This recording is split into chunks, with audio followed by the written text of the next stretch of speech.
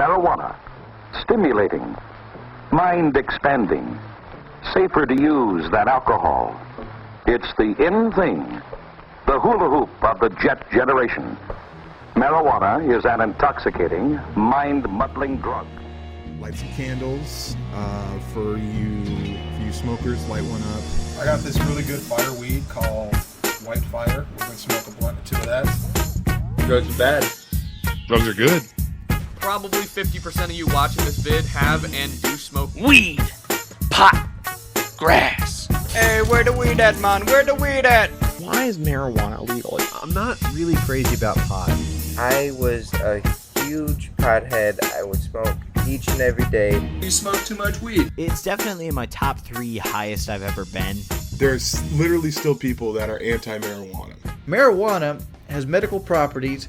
It's pretty much not really listed for killing anybody, and you get stupid, outlandish statistics. Like, what's some of the stupid, outlandish statistics that you get with marijuana? Oh, it's the number 2 cause of traffic accidents. Fuck no, it's not. You know what the number 2 cause of traffic accidents is? Motherfucking texting. You know, unneeded speed, texting, like U-turns. These are the things that cause traffic accidents. You know, eating or applying makeup while driving. These are the things that cause traffic accidents. You know what drug actually causes more traffic accidents than marijuana? Which is way the fuck above it? Alcohol. Alcohol is a perfectly legal drug that you can go and get shit-faced as long as you don't mess with somebody else every day of the damn week. And it goes hand in hand with you know why alcohol is not illegal? Because it's a multi-billion-dollar industry. That's why alcohol is not illegal. I mean, but the fact is, marijuana, it has medical properties where alcohol has none. Marijuana, you can actually function where alcohol you cannot. I mean, but the fact is, let's look at alcohol in the Prohibition era. I mean, this came way back in the thing, just like a bunch of other stuff. You know, religious and state actually get together and do stupid stuff. Like, for example, outlaw alcohol. This was back in, like, I think the 40s, where they outlawed alcohol, and it was called the Prohibition era. And people were getting sick. They were getting killed by people making, you know, bathtub gin. I think that's what they called it. And, you know, bootleggers would run booze from Canada into the northern United States and down in and sell it that way. And that's where the gangsters like Al Capone and like the Valentine's Day Massacre happened. And crime rates went through the damn roof when they outlawed alcohol. And now you get today, you spending $20 billion a year on drugs. I'm way the hell off topic right now. So I'm going to get back on it in just 20 or 20 seconds. But you spend $20 billion a year putting non-violent people in jail over fucking possession of drugs. 75% of every drug-related charge on the war on drugs or the DARE campaign or whatever the hell you want to call it is simple possession.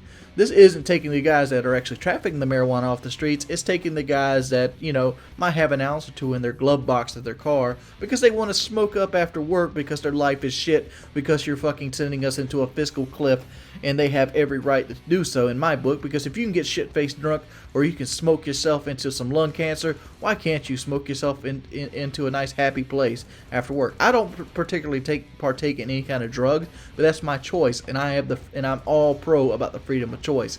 But as video games being a murder simulator, you're full of shit, son. I'm gonna have to use a cuss word here. Shit. You're full of shit.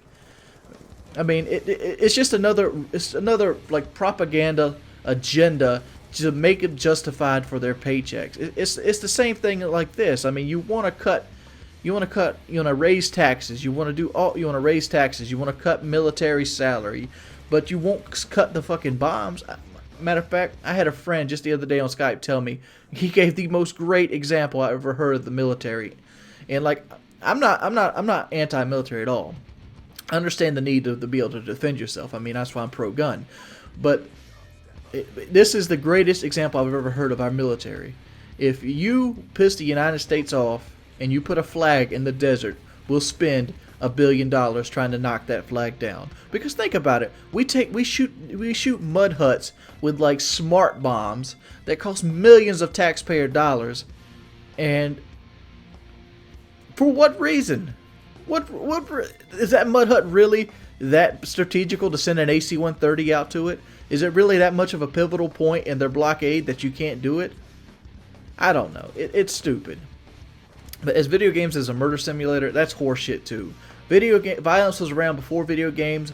Violence will be around after video games. Matter of fact, violence has dropped since video games came inception. Maybe because the criminals that have poor lives can forget about their lives when they're on Call of Duty playing gun game. Maybe when they're getting owned by me in this free-for-all game, they're not thinking about maybe all those bills they pay or how their wife is cheating on them.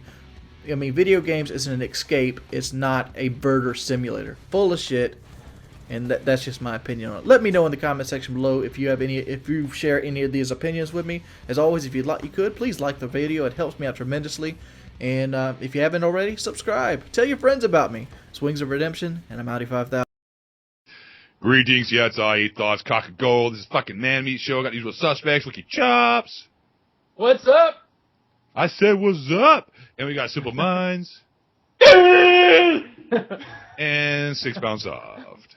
Grenade! Grenade! Grenade! And John's supposed to go, all right, guys, so, drugs, man. I've never done drugs for a long time because I'm a clean living individual. I just drew the alcoholic drugs as we speak right now. I'm fucking hammered. It's beautiful times. But I did smoke the old weed back in the day, ate some brownie bronies, and got fucked out of my mind, and I got scared to shitless, and I quit using drugs, man, to be honest with you guys. But, I don't know. What do you think about drugs? Drugs. Drugs are bad. Drugs are good. I have never done drugs in my life, never smoked a cigarette, never smoked any marijuana. The only thing that I've done is fucking alcohol. That is it. Alcohol is probably worse than marijuana. Ricky? No, I've never done anything worse than marijuana. And like, I smoked cigarettes before. I've had liquor, all that stuff. But I'm actually straight edge. If anyone doesn't know that. But I don't know, dude. Drugs. I can't say that drugs are. Yeah, drugs fuck up your body, but so do So is alcohol. Triple baconators. You know what I mean? How dare you? So How dare you? Eat enough triple baconators, it's gonna give you a fucking heart attack. Hey, is that because I made a triple baconator pizza the other night? No, I was unaware that you did, but that must have been delicious. Yeah, the only drugs I've done, I mean, this is back in the day, but like early high school or late high school, early college, I mean, I abused the living fuck out of steroids for like 3 years of my life, and that was about it. But that's necessary to get into college sports. No, I'm just fucking around. Especially with chess. Jeffrey was on the chess team, and he definitely did some steroids. But yeah, I used the fuck out of those for years, and I don't regret it at all. I don't, one bit. But hey, so did it make your balls shrink and your penis bigger? Because that's what it's supposed to do. No, everybody's so full of shit. I mean, I never got roid rages. Your balls don't shrink; they just go up into your sack higher because your body doesn't need to produce testosterone, so you don't ever have saggy balls in the morning or anything like that. I like saggy balls in the morning. Yep. Me too, dude. I mean, it's just fucking, I did it.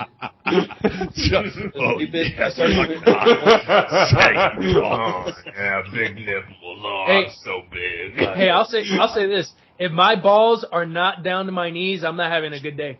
Oh, my God. I almost spit my drink all over the land.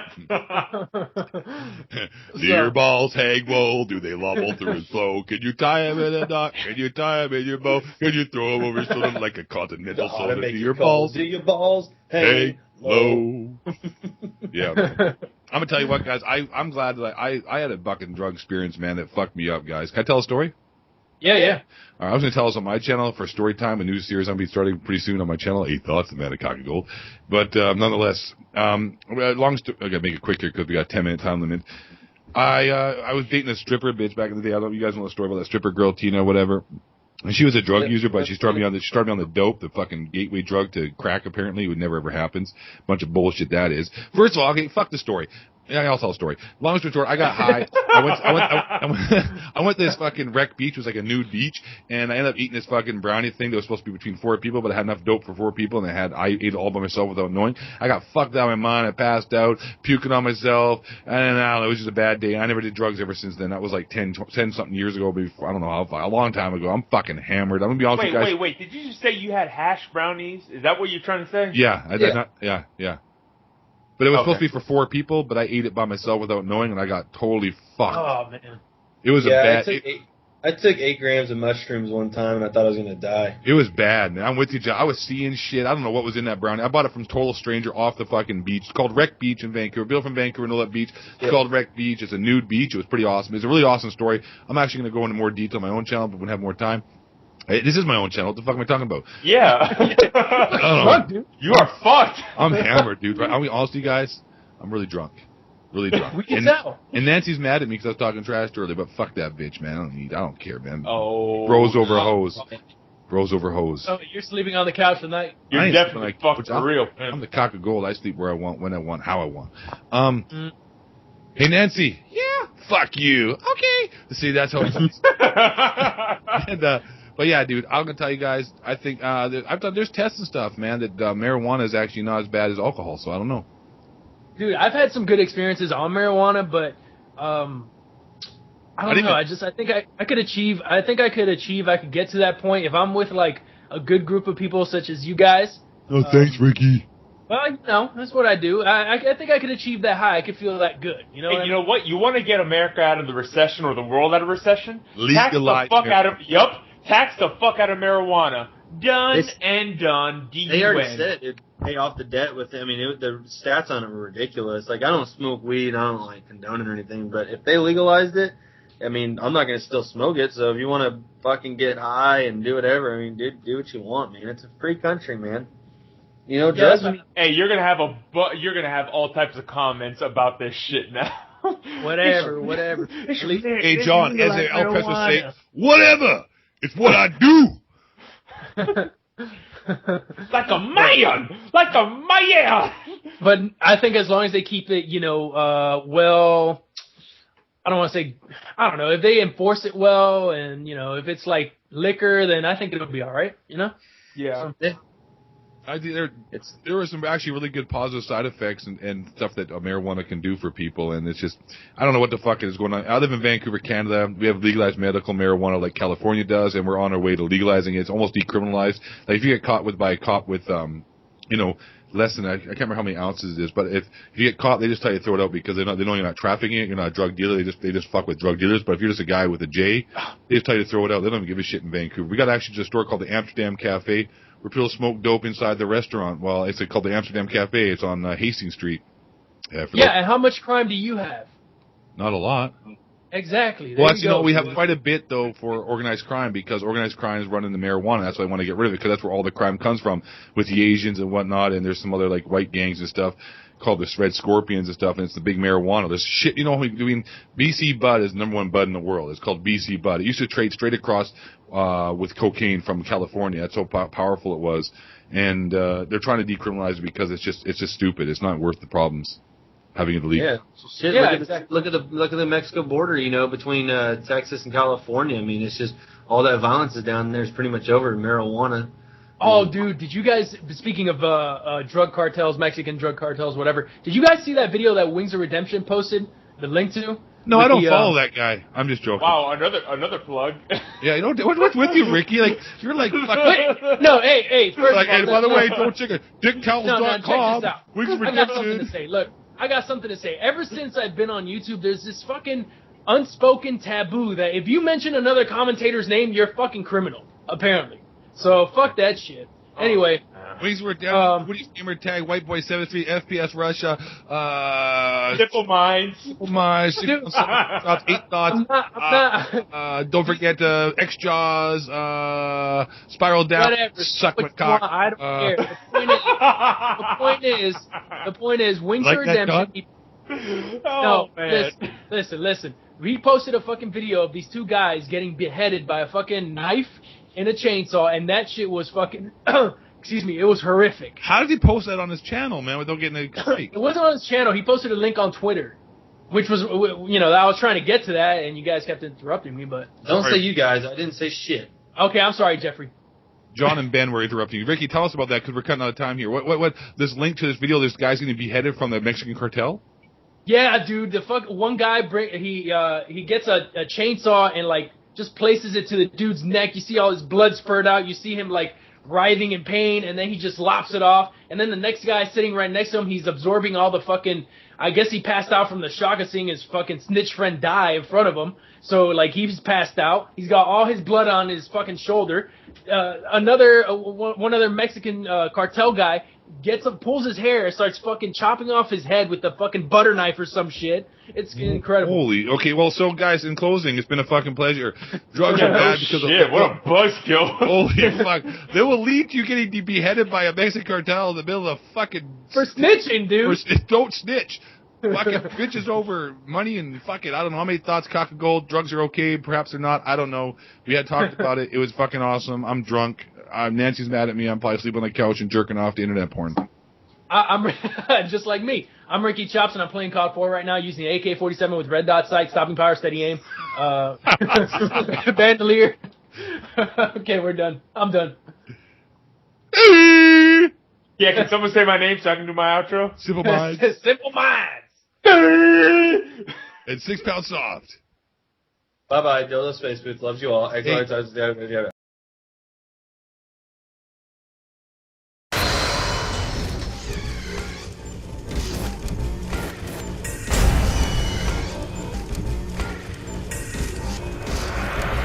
What's up, guys? ONLYUSEmeBLADE, and basically I've been playing Portal 2. I got it for the PS2, and it's not really something you can make gameplays out of, but I wanted to use this as a backdrop, talking about the satisfaction you get from accomplishment in a video game. And also, I want to read to you guys a letter that a gentleman sent me. Now, not a letter, a YouTube message. Most YouTube messages are, hey, could you like my video? Hey, can you add me? A lot of it is just people kind of wanting something out of me, or just wanting to talk, or asking questions that I've already answered a lot. If you kind of watch the videos a little bit, most of the questions will be answered, or a lot of times people in the comment section will let you know. But basically, this is the letter or message that they wrote. It's nice to get intelligent, well thought out messages amongst all the stupid ones. Now, they're not stupid ones, but basically amongst all of the less thought out messages.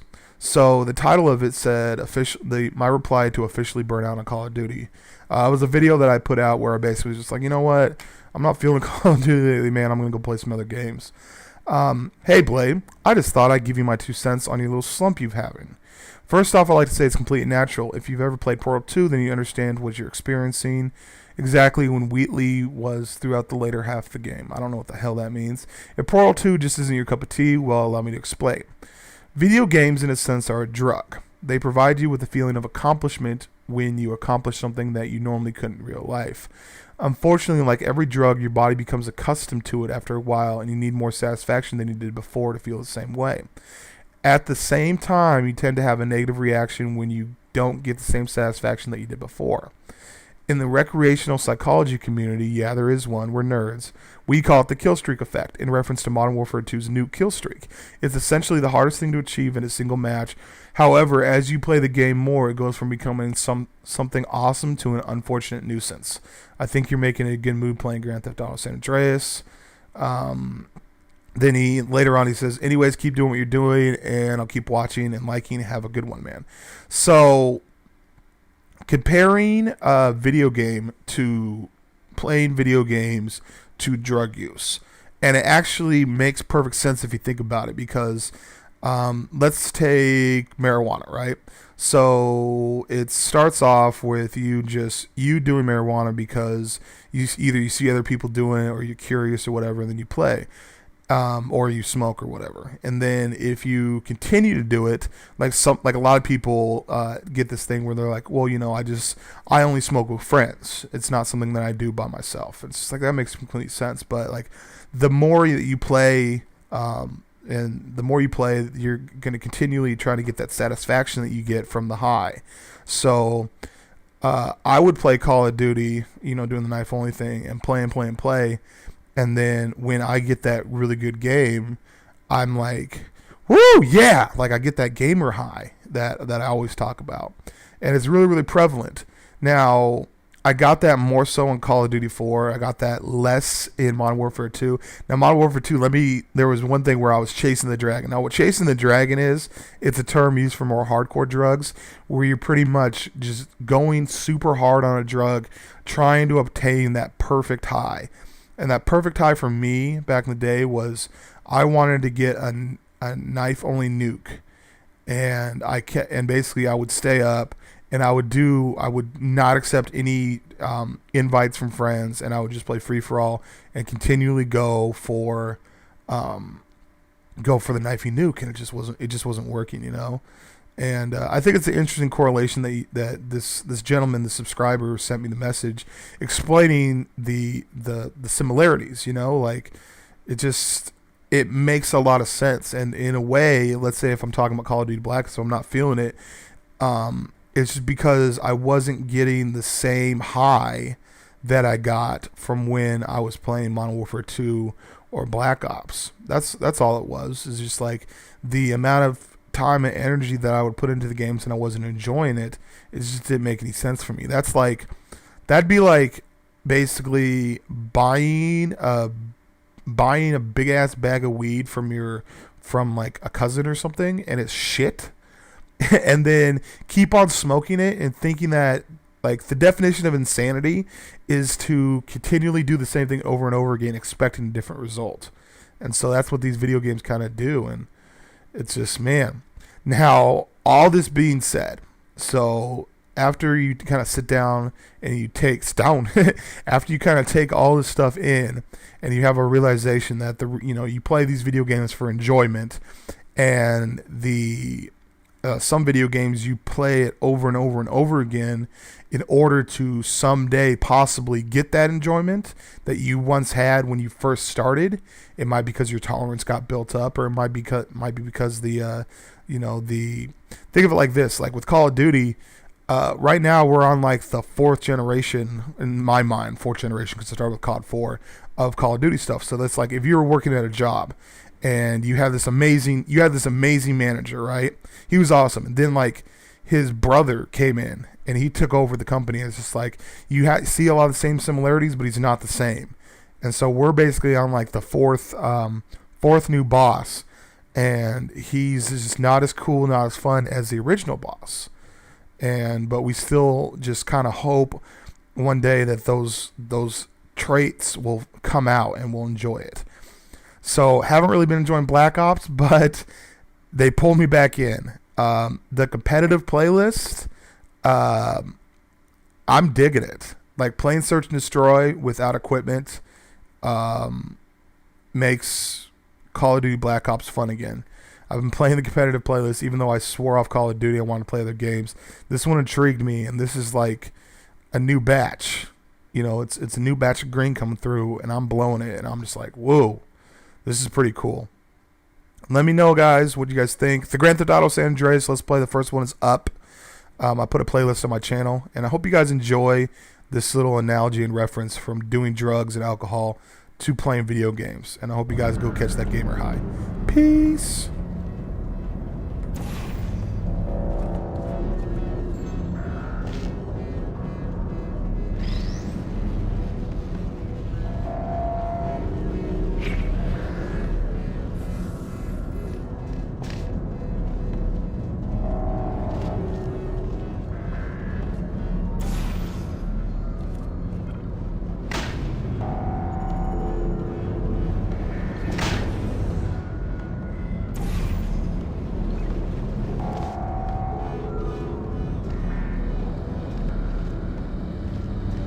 I thought about our dilemma, and I came up with a solution that I honestly think works out best for one of both of us.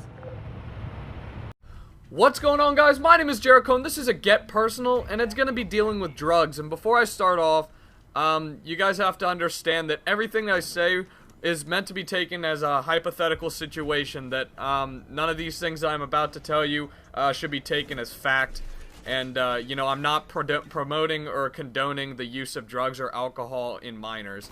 And the reason I say that is because I don't want to, I'm trying to do these videos to help you guys, but I don't want to, I don't want this to come back and bite me in the ass, if you guys can understand that. So I guess, you know, I should start off by saying this. I'm not your mother. I'm not your father, I'm not your parents, and I'm certainly not your drug teacher who's going to teach you all about the dangers of drugs. What I am is I'm your peer, I'm your friend, and I'm, you know, kind of around the same age as you guys, and I know what it's like to be in high school, and I'm going through / have gone through all the things that you will, and I think that puts me at a unique position to kind of give my 2 cents on drugs and kind of where I stand. And for those of you guys who do drugs, you guys may think that I'm being a hard ass and just like, oh, you're such a bitch, you're a little pussy, a straight edge pussy. You know, this is just my opinion. You don't have to be like, yay drugs to be cool, and you don't have to be fuck drugs to be cool. So I'm gonna start off by saying that I don't think I think every single person I know, or at least have met in public, has either tried or regularly does a drug or drinks. Now, there are a select few that, you know, maybe they don't do it very much, or maybe they've only done it once. But, you know, in society and in high school, it's very prevalent. You can't go to a party without having both present, I guarantee it. Unless it's a parent party and the parents are home, and then you could probably get away with not having either of them. But, I just wanted to start off with the easy one, which is alcohol. So you're going to experience alcohol. If you're in middle school, high school, college, you're going to be around it all the time. And now I say middle school because, you know, 8th grade you're probably not going to be. But starting in high school, definitely. Every party you go to, there's going to be alcohol involved. It's going to revolve around alcohol, and that's just the way it works. And some people may not like that. A lot of people are uncomfortable with it. But, in general, I think that alcohol is the least of your worries. And you may think that it's a big step to either start drinking or refuse to drink, but no one gives 2 fucks. Really, here's what's going to happen. If you go to a party and you're not comfortable with drinking, then if you just say, nah, I'm not drinking tonight, everyone will understand. Just say you're driving. Even if you're not driving home, just say you're driving or your parents are picking you up. Not a single person will give you shit for that. And here's why.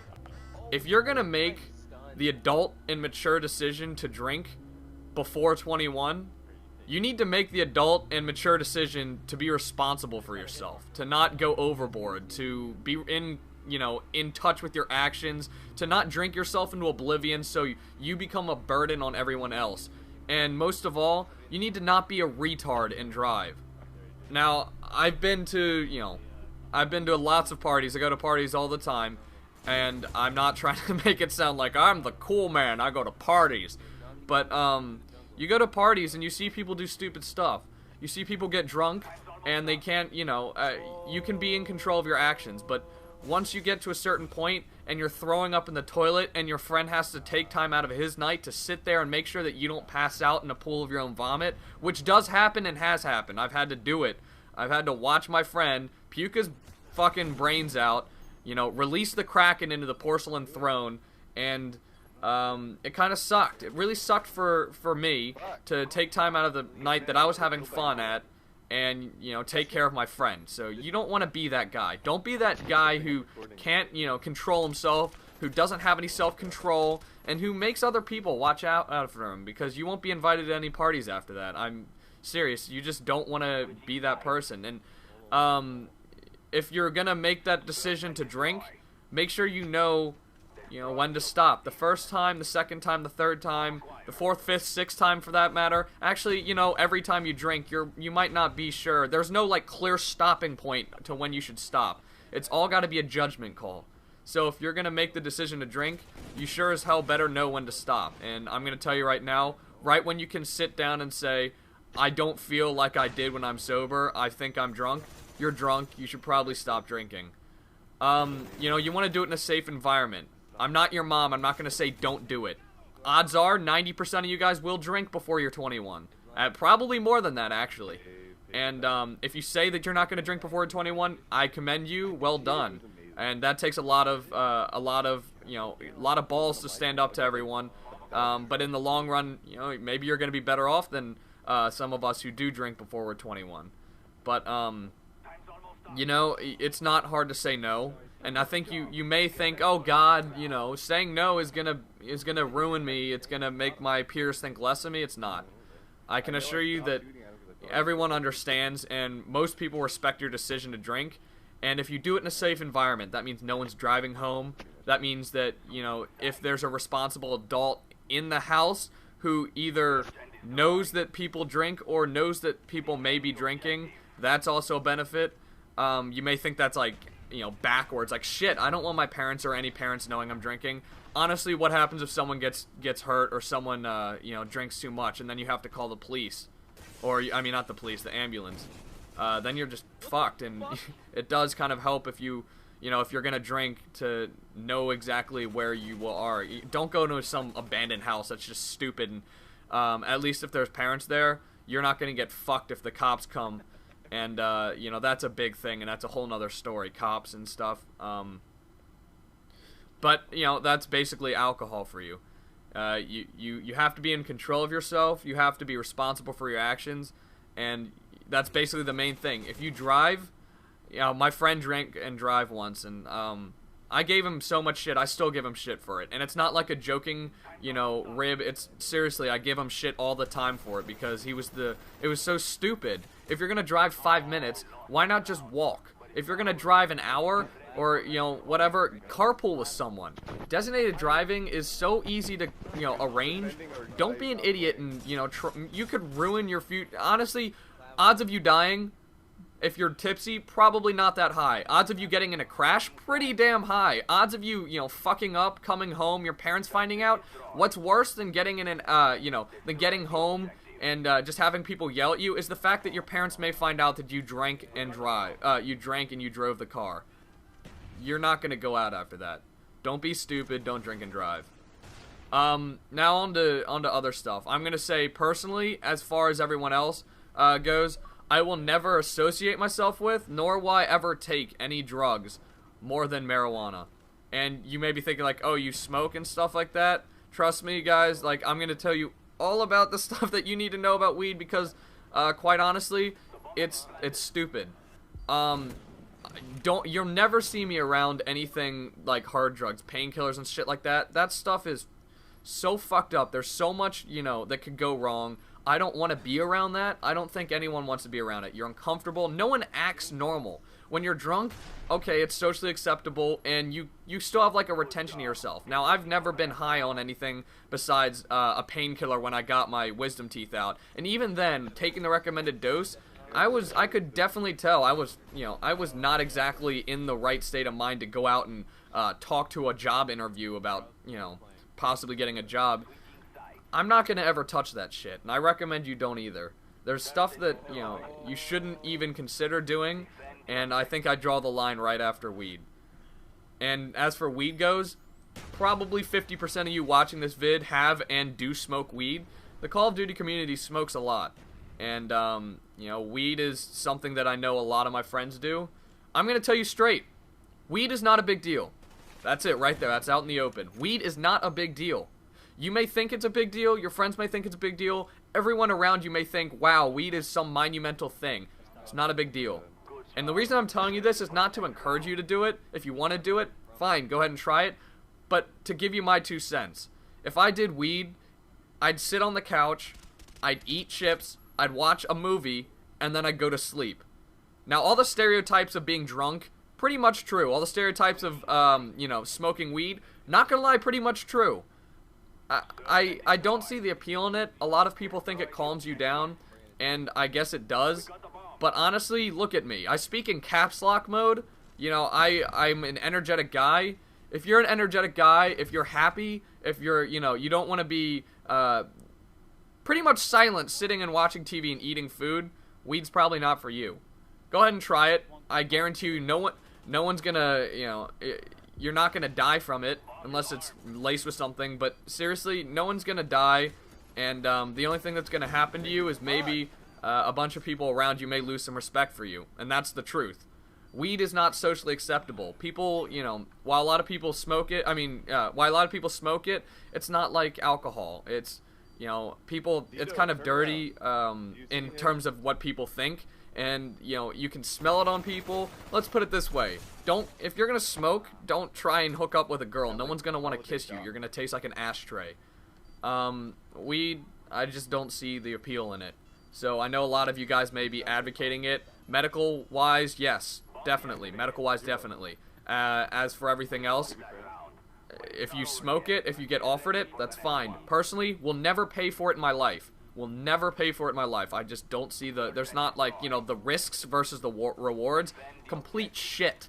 You know, it's just like you get probation, you can go to jail, etc., etc., for smoking weed. With drinking, a little bit less, and people are definitely more lenient, and people don't hate you for it. And I guess finally I should go on to like cigarettes and cigars. I will never smoke a cigarette in my life. That is disgusting. Let me put it this way: if you're gonna smoke and, you know, fuck yourself up, you might as well get high. That's the dead honest truth. If you're gonna smoke a cigarette, don't be around me. It smells disgusting. It's ugh. I don't see why would you do that? It's just a nasty habit. And you know, in all honesty, smoking weed is better for you than smoking a cigarette. Cigarette has all these chemicals and shit. It's got tar. And, you know, weed, it sucks. Yes, it does burn your lungs. You get scar tissue. It's bad, but it's definitely not as bad as a cigarette. Cigars, legal to buy at age 18 in the United States. Same with cigarettes. I've smoked cigars before. I've smoked quite a few. I don't smoke by myself. That's retarded. It's a celebratory thing. And you don't inhale the smoke. Yes, you can still get cancer from it.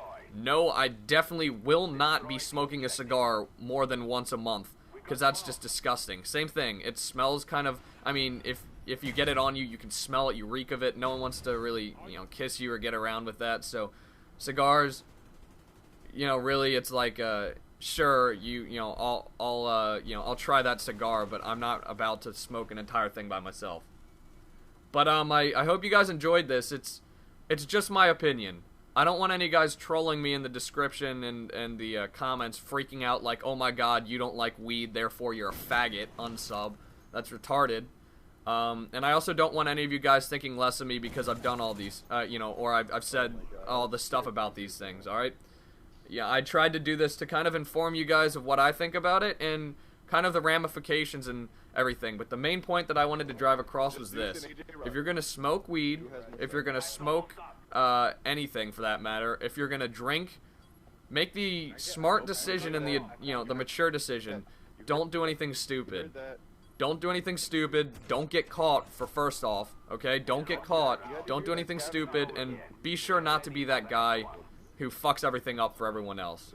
Because you can do it, all your friends may do it, but if you fuck it up once, I guarantee you, your relationship with everyone like that, it's gone, it's over. So thanks for watching, guys. My name is Jericho, and this has been a Get Personal. Please let me know in the comments below, like, what you guys think of weed, and what you guys think of drugs, and what you guys think of cigarettes and alcohol. And for those of you guys who will never touch it, I applaud you. You guys are very, very strong-willed. And for everyone who does it regularly, I think no less of you. You guys are fine to hang out around me.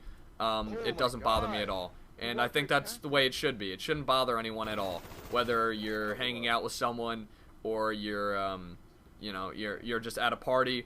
Really, if you don't like it, don't be around them. And definitely don't do it. Alright, guys. Later. Hello. Hello. Hello. Hello. Ladies and gents. Best intro ever. Yeah, I recorded all 4 parts and synced them together and put them as a ringtone. But welcome, ladies and gentlemen. This is Bill Nye, the Science Guy, and I'm expecting a presidential phone call and a visit to the White House after this game, because it's got to break all world records. It's got to blow your minds. It's got to knock your socks off. Oh, I love running around with the Camo Scorpions and doing just crazy off-the-wall stuff. For example, the way I start off this game is unheard of in this community, and we should take a moment together to appreciate it.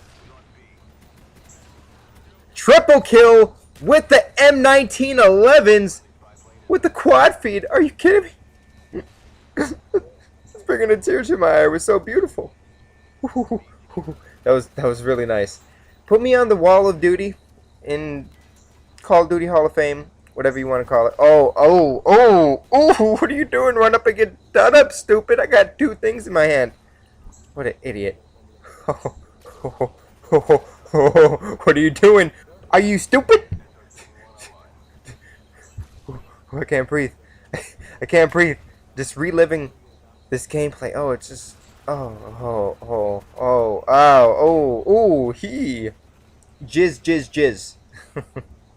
But, strangely enough, this video is not about the gameplay. You guys will enjoy it in the background. But, we're going to be doing episode number 4 of High School Stories, and the second most requested topic for the High School Stories was my first encounter with marijuana, and that's what I'm going to be talking about today. And as you guys know, or may not know if you're new to the channel, I was a huge pothead. I would smoke each and every day. It felt like it was part of my life. I would wake up, smoke, take a shower, smoke, eat cereal, smoke, play Call of Duty, smoke some more. Like, it was just a part of who I was for the ages of, I want to say, 18 through just recently, 20. I quit for my New Year's resolution, and ever since the start of 2011, I have been pot-free, and it feels really, really good. And to be honest, it changed my life for the better. I'm thinking a lot more clear. I'm a lot more healthy. I'm a lot more active, a lot more social. As for those two, and keep in mind, I was dealing with the passing of my father and my mother in a year period. And honestly, weed helped me through that. I wasn't a strong individual, so what I would do is I would smoke a lot of weed and I would play Call of Duty a lot. And when I would do that, I wasn't, Alex. I wasn't thinking about what was going on in my real life. I was White Boy 7th Street, and all that mattered was my video games. And it helped me. It helped me get through it. And I guess I had to go to that place to get to this one. And looking back on some of my older videos from that time period, whether it be on the second channel where you can see my face, or just the Call of Duty commentaries, I'm kind of embarrassed of the decisions I was making and just how I acted and whatnot. But then again, I do understand what I was thinking at that time period. That's why I have little to no regrets, because if at that point in time you know that you're doing the right thing, I don't regret anything when it comes to that. Unless you know at the time that you're doing something wrong and you can change it, and you don't, that's when I have regrets. So I know what my state of mind was back there, and honestly, I don't know how I made it through, because that was a scary period in my life. Oh, this is a nice little double kill. I remember that. I just put 2 bullets through that wall on that guy and got that double kill. And I'm right from my dogs right here. Anyways, so you gotta understand, I really didn't have a big family growing up. I had a few uncles, 2 grandmas, and my mom and dad. And to lose pretty much all of them in a 4-year span. My grandmas died within 2 years of each other, and then my mom and dad passed away within 2 years of each other, and then it was 4 funerals in 4 years, which was just crazy. That's my whole family. So, I went through some things, and honestly, I don't know how I made it through. I could give a lot of props to Call of Duty, YouTube, of course, my subscribers, having somebody to express my feelings and just talk to, and have people look up to me and enjoy what I do and want to listen to me. And I know I have a big influence on a lot of my subscribers, and they look up to me. And I just want to tell you guys, be good in school. Oh, this is this is a good move right here. Oh, this was fantastic actually. I have to stop the inspirational talk, because this was inspirational gameplay. Watch it. We're playing Ring Around the Rosie. He's on fire. There's 4 people around me trying to get me, and it was just so pure. It was look at it looked like that Scooby-Doo when they were going through one door and a hallway, and then they come out another door across the hall. I don't know how they do it. Physically, it's impossible. Probably witchcraft. But that Not many people could have survived that situation. As not, I don't think not too many people could have got through what I went through. So, anyways, getting back to the topic. I know I'm really fortunate, and I'm gonna use this position that I'm in for the best to better the youth of the world, as many people as I possibly can, because I'm really lucky, like 1 in a million chances of, really having like a 2.0 grade point average in high school and smoking each and every day. That really isn't the formula for success, and if I can show you guys that, hopefully you guys won't go down the same road, because I know a lot of my high school friends who did the same things that I did, who had the same lifestyle, wasn't as lucky. Actually, as I'm out here, one of my good friends from high school, he just got locked up for a year and a half, and he might have a daughter on the way. They didn't take the fraternity test yet, obviously, but it's got to be scary for him because he doesn't got a high school diploma. He dropped out like senior year. He smoked every day. He's locked up now, but before he used to smoke all the time, and I'm scared for him. I don't know what he's got to do. And my other high school friends, they have the pick and save jobs. They have I think that got him in his butthole. Like it bounced between his legs off the wall, span up, and he tased him in the butt. Oh, I throw it on the ground. Anyways, so guys, it's not worth it. It might be fun in the moment, but I'm gonna link you to a few videos in the description after this video if you want to go check those out and just see the monumental change in myself as a person. That should speak worlds for you. And I waited honestly till I was 17. My first smoking experience, actually my mom caught me. We were in the alley, and I they had a blunt. There was like a little circle of us, and I decided to smoke. And my mom was down the alley cleaning, and then she seen me, and then we tried to hide it, but my mom actually smoked as well, and she knew it. She wasn't stupid. And then she found my stash, and I would smoke before high school out of like a can, which was really unhealthy. And just the ways that you smoke, it's not better than cigarettes. It's just it's like you smoke out of a blunt. You know how much tobacco is in there and how much cancerous stuff. I actually had a friend that he would smoke a lot, and he actually he almost died. He went to the hospital from just people say, oh, you can't die from smoking weed.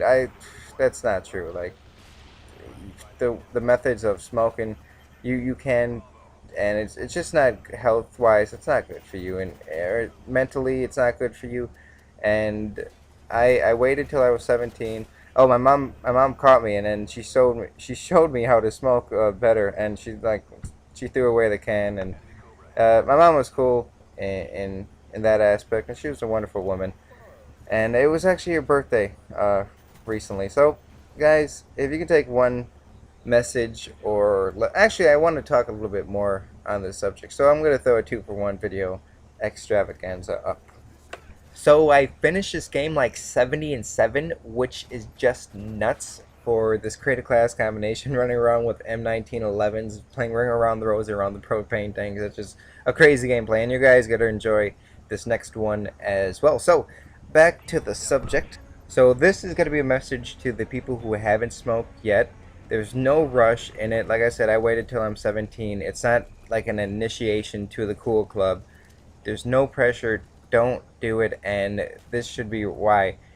You ever hear that people who go to college make $1 million more during the course of their lifetime? I mean, just think of it. Do you want your high school years to be the best moments of your life, or do you want to have a long, prosperous, fun overall life from the age of 25 through 75? And it's just got to improve your quality of life in the long run, not only financially, but mentally and physically.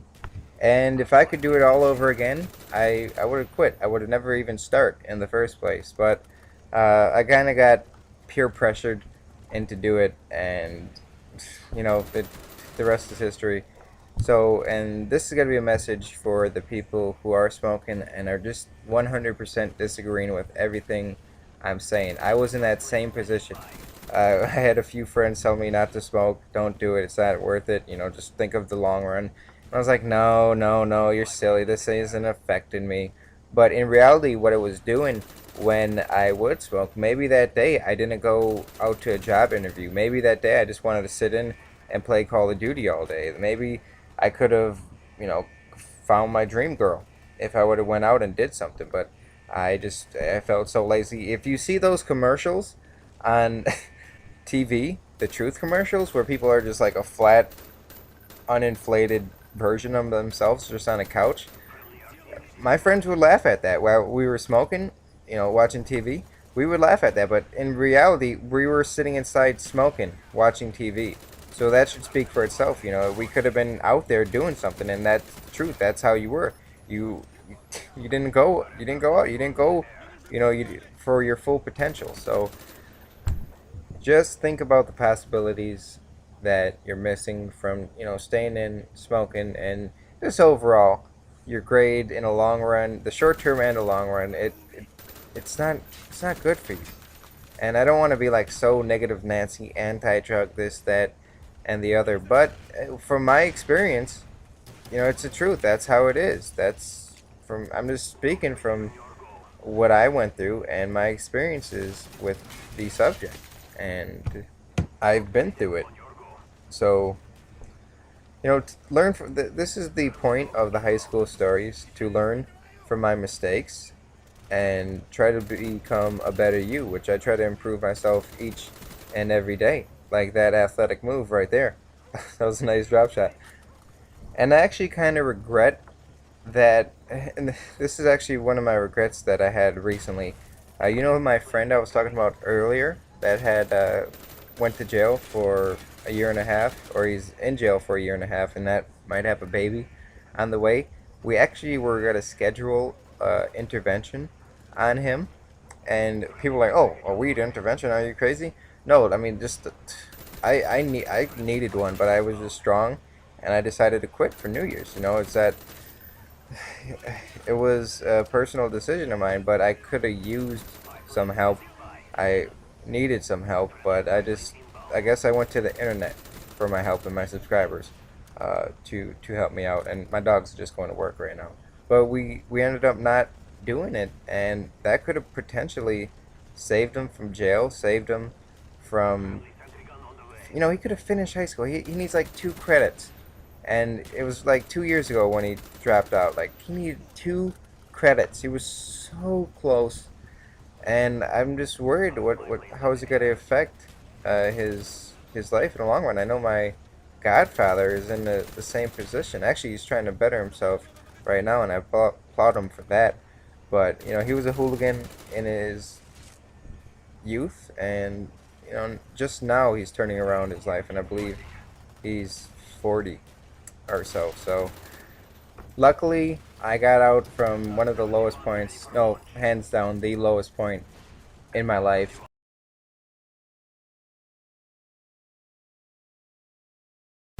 Yeah, it's Redneck. Oh my god, people, we'll talk about some marijuana, weed, the wacky weed, all that bullshit. Let's do it. Redneck, should marijuana be legal? In my mind, yes, and I'll tell you why. I don't care what you do in the privacy of your home, as long as it don't bother me. You smoke weed 24/7. I don't care. As long as it don't bother me, I don't care what you do, when you do it, why you do it. Okay? If your pursuit of happiness involves sitting around smoking on a bone 24 hours a day, brother, I salute you. Why isn't marijuana legal? Well, here's the bottom line. Pharmaceutical companies cannot make money off of it. Big industry. It's all about money, people. All about money. If you think it's about anything other than money, you have a lot of reading to do.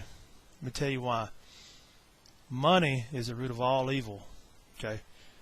Your doctor, I have a good doctor, but most doctors, and mine's the same way, he pushes pills for a living. That's what he does. And the drug dealer is the pharmacy. Okay? Your doctor pushes them, the pharmacist fills them. Okay, you got people with taking chemo and radiation, cancer patients who can't eat, they don't have no appetite, they just start shrinking, they get small, they die. The ones that use marijuana to help urge their appetite, make them hungry so they'll eat, those are the ones that do well. Okay, yes, they make pills for that to kind of help you, but here's the bottom line. Those pills are designed to do the same thing that marijuana does, make you hungry. Munchies, that's all it is. But the difference is, I could grow weed if I wanted to. I can't make them pills. Yeah. Do you see anybody putting lobbyists on Capitol Hill, pushing for marijuana legalization? Are there any big companies, Fortune 500 companies, that are pushing for marijuana to be legalized? No. It's all about the money. Next question. Redneck, how you going to tell your kids about marijuana? Daughter 14, a son 12, and an 8-year-old. The oldest two know about marijuana. They know about weed. They also know what I've told them. Stay away from it for now, till you get older. Because when you're a teenager, and I was one of them, when you're a teenager, you don't really have an idea of what it's doing to you. You don't really understand what it's making you do, how it's making you act. When you get older, you're able to understand what you're doing and why, and what the hell? You understand all that. So, me personally, I support marijuana. I don't do it right now. I've always had jobs since I've been an adult where you get drug tested, you know. I like my job. It ain't much, but I like it. The biggest thing with marijuana is when, as a person, you can't use a drug and still function as a normal citizen. When you can't smoke that joint and still get up in the morning and go to work, that's where I have a problem.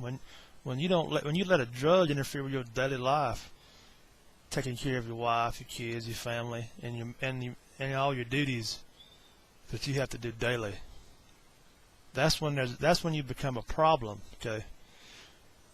You do what you handle your business. I'm fine with it. Okay.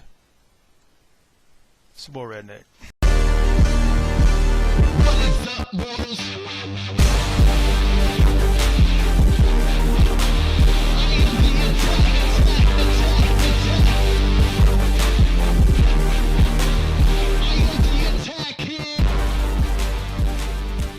Hey, what's up, mortals? I'm IZEDNECK here, and if you guys can kind of tell, my voice is kind of gone, my throat's a little bit sore, and no, you fucking perverts, it's not from blowing a bunch of people. Just, you know, the late nights since MW3 and the lack of sleep that IZEDNECK has been getting, because this game is absolutely great. I actually had to just rage quit from it, and I thought I would pop on and do a little commentary for you guys talking about drugs. Now, a lot of you guys may have seen my first time smoking pot. That was back in the golden days, the golden era of my commentary prime. Now I'm all washed up, an old wrinkly ball sack and stuff, so I'm gonna come back and relive that story and kind of go over my experiences with drugs, and maybe give you guys a different perspective, because I know, as I was, a lot of you guys get peer pressured to do drugs, mainly pot, in high school. I mean, in grade 10, which would be freshman for the US and other countries, you don't necessarily have one of your friends coming around trying to get you to do coke and stuff, but pot was mainly the one that kind of was going around my school, as well as tobacco, but I'm mainly focusing on the marijuana in this video. So one thing that I never really mentioned in the story about my first time smoking pot was, after the fact, I'd become this little stoner, and this is back in grade 10 for those of you guys who didn't see that video. So just imagine, you know, a sports kind of guy. Like, I've always been a sporty type dude, and I had PE first block every single day, and we would actually meet at the school at 8 a.m. in the morning and go into the bushes and get absolutely baked before PE. This happened for about 3 to 4 months, and just kind of thinking back on it, you just think, wow, like, what a fucking loser. And that's how I feel about it now, at least. So that was back in the days of trying to impress the older crowd, to try and fit in. And that's what a lot of people, that's the reason a lot of people do turn to drugs, is because you see these older people and somewhat see them as a role model, not necessarily, but you figure that if they're doing it and they're, you know, gaining all these friends and it's a cool thing to do, if you do it, then you'll become cool as well. And I think that's the problem with society nowadays. And maybe if I tell you guys my experience with drugs, it may waver your decision. Now, I know, you know, purely based on this video and this commentary, it won't make your decision, it won't change your decision, because in your mind you know if you're going to do drugs or if you're not going to do drugs. And I'm just hoping that my experiences may make you just think about it a little bit more. So what had actually happened after my little stoner phase, the pot had triggered a heart palpitation of mine. Now, it has nothing to do with the actual pot, it didn't cause it, but it triggered it, and it's something that I was, you know, had with me from birth. Thanks, Mom. And I mean, anyone at any age, it's a scary thing when something with your heart goes wrong. And let me tell you this, guys, those were some of the darkest days of my life. I remember, for instance, there was a moment where I had to go to work, and what a heart palpitation is when your heart, it feels like it's skipping a beat, but it actually does 2 beats in the time of 1. This is my knowledge, I'm not an MD, but what it does is it almost gives you, for a split second, an out-of-body experience. And when you're having this, you know, for little episodes during the day, it can be an extremely scary thing. And there was a moment when I was getting ready to go to work when I was 16 years old, and I was literally lying on my bed face down crying because I was having heart palpitation episode for about probably 10 to 15 minutes, and I literally thought my heart was going to burst and explode. And this is a scary thing for me because I'm one of those people that extremely enjoys life. I love being alive, and you know, when you're put in a situation where you're literally scared for your life for a stupid decision that you made, it's a terrible feeling.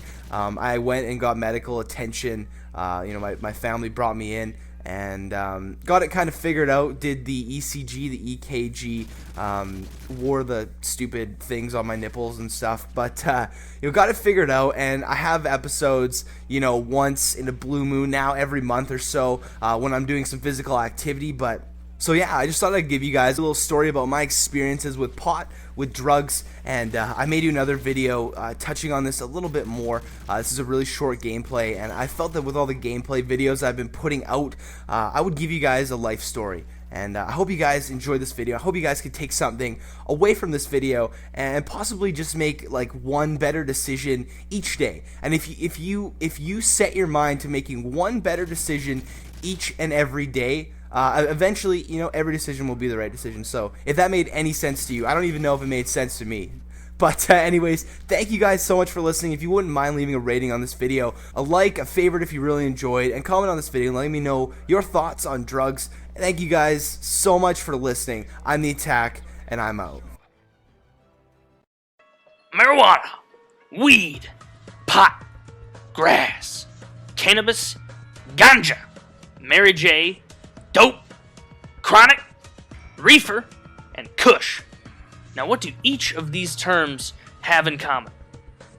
Bam! Trick question. They all mean the same goddamn thing. They all mean weed, marijuana, dat kush. That's what they're talking about. And despite the fact that I talk about politics and stuff pretty often on this channel and pretty controversial issues, or at least what I hope are some controversial issues, I haven't talked about marijuana legalization yet, or really marijuana or drugs as a whole. And so I constantly am barraged with this as a topic that people want me to talk about. I'd say like 1 in 5 suggestions are like, talk about weed! And so here we are. Here I am talking, and you guys will probably watch it a few hours, weeks, months, years later down the road. Who knows? Maybe this survived on some alien spaceship, and it'll be the lone archive of human knowledge to an alien existence. Who knows? That's positive perspective, but that's fine, you know? Optimism is what makes the world go round. Not really, I think it's gravity. But anyway, so, into weed. The reason I don't like to talk about it that much is because nobody takes me seriously. And it's not to say me personally as an individual, it's my demographic, my age group, my gender in this regard. I mean, nobody takes a young guy seriously when he talks about politics or weed.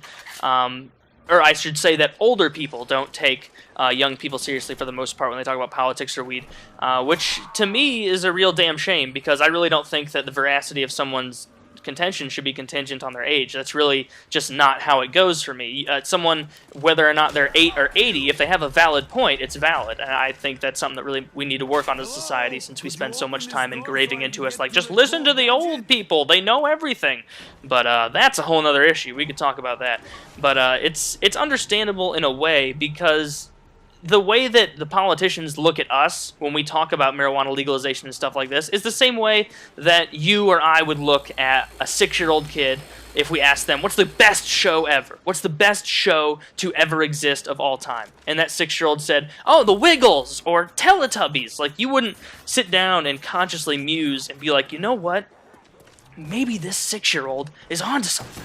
Maybe the Wiggles are a great undiscovered show that is really better than everything I've ever known. No, you don't think like that, because you realize they're just a kid.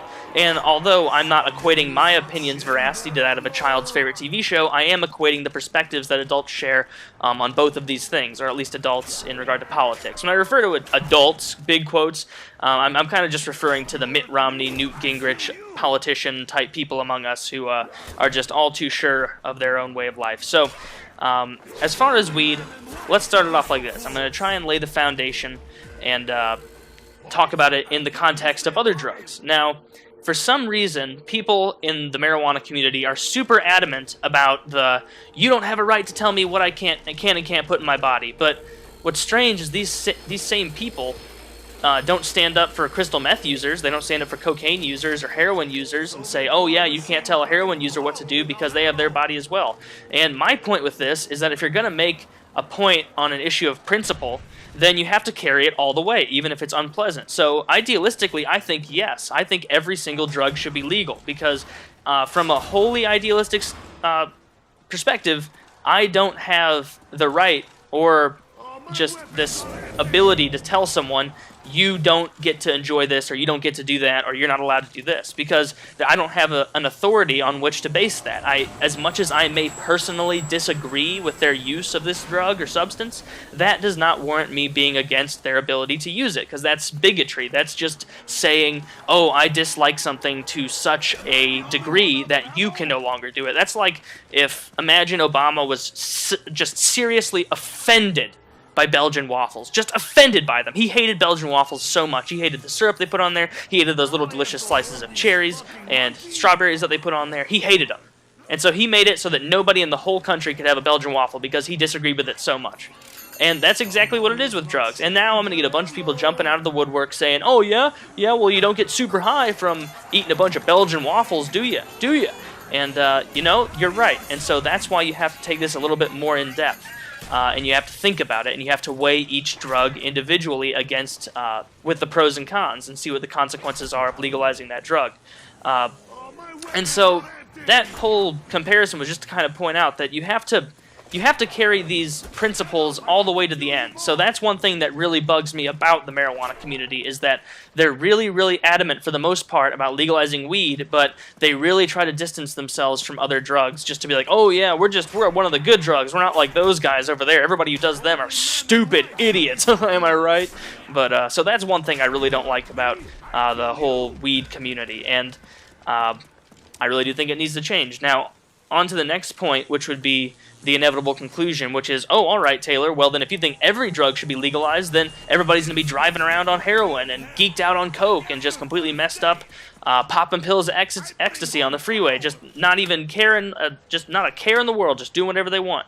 And, that's different, because there's a distinct, not even a fine line, there's a broad brushstroke between enjoying a drug responsibly in your home and endangering others with it. Now, if you legalize marijuana, you would have to find a way to regulate it, just like we've regulated alcohol. Now, anyone who has had any experience with marijuana or alcohol knows that alcohol messes you up a lot more. Alcohol is damaging. I mean, you can go out at the age of 21 in this country and 18 or even younger in most countries and buy a half gallon or a handle or whatever you call it in your region of vodka and kill yourself. If you just drank all that, just kill yourself, end it all. And that's not illegal. I mean, clearly the capacity is there. People drink themselves to death all the time, and that's not illegal. I mean, that option wouldn't even be there for marijuana. You can't smoke yourself to death with it. I mean, you could on the carbon monoxide, but that would be akin to saying you could smoke yourself to death on cigarettes just by inhaling enough smoke that you asphyxiate. So it's not a very reasonable argument there. So the next kind of logical conclusion is to kind of decide what parameters can we use to decide which drugs should be legal and which should not. Because, I mean, idealistically, as I said, I'm in favor of every drug being legalized, but reasonably and rationally, I know that heroin, crack, crystal meth, those aren't going to assimilate very nicely into a civil society. And so you kind of have to weigh each drug on their own merits, even though I've already said that I hold the idea that I can't tell anyone what they can and can't do with their body. So even if I see someone using crystal meth, I still don't feel that I am justified in saying, oh, you're doing something wrong. But so really, then you have to look, as I said, at weed's own merits. And what are weed's merits? It's been demonstrated to be perfectly fine and just great for medical uses. I mean, glaucoma, lots of people are using it for pain relief. People with cerebral palsy, lots of people are benefiting from it. So it's not as though it's still to be decided whether or not that's available and a reasonable method of healing ailments. So, I mean, its benefits have already been proven sufficiently.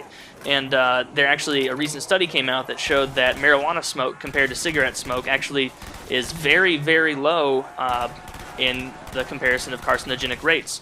And so that's a good thing. And once again, from my perspective, that doesn't matter at all. Even if weed had 1,000 times more carcinogens as cigarettes, that wouldn't mean that we would keep it illegal. It would just mean that people would have to use it at their own discretion. Just like, I mean, heart disease is the #1 killer here in the U.S. You don't see the government sprinting to shut down Burger King and McDonald's. They kill millions more people than cigarettes or any drug at all, probably including the cartel counts. I mean, it's ridiculous. So don't think for a second that the reason they keep things illegal is to keep you safe, because nobody gives a shit about your safety by virtue of the fact that you could drive to a Hardee's right now and get a sandwich with 40 grams of fat and eat one of those a day and you'll be dead in a week. So that's good. But so then you have to kind of ask the question of like, all right, well then if you're in favor of weed and you want weed legalized and all that, then I mean, how do you think we should get people to use it? Like, how do you think we should have regulation? Should we have an age limit on it? What should we do with it? And so, I mean, I've actually had a talk with a lot of people about this, and most of the people said that they think it should be 18. Now, 18 is a little bit too young for my tastes. I still think that drinking and smoking, if marijuana were legal, I think all that should be at the age of 19, just because when you're 19, you're out of high school, so you're not going to be buying a bunch of that stuff for like really young kids who are just paying you a bunch of money for it, and you're into college, so you're not really going to be buying for a bunch of underage people. So for me, 19 sounds like a pretty good age for alcohol and weed legalization, if they did have that, which I don't know why so many people wanted me to talk about the age limit. That was kind of an anomaly. Usually you don't hear people talking about that, but for some reason people wanted to know. So that's my take on it. I think 19 would be a good age for that. But yeah, so that is my take on the marijuana scandal, the weed conundrum floating around in the zeitgeist here in the U.S. and actually in the world. So all this, let me just summate real quickly. I think that it should definitely be legal, not just decriminalized and not just for medicinal purposes. I think that it is 100% within each individual's ability to decide for themselves whether or not they think marijuana is a good drug for them. And really, once you weigh out the pros and the cons of it, it's really easy to see that it's by far way, way less harmful than alcohol, which has been legal for years.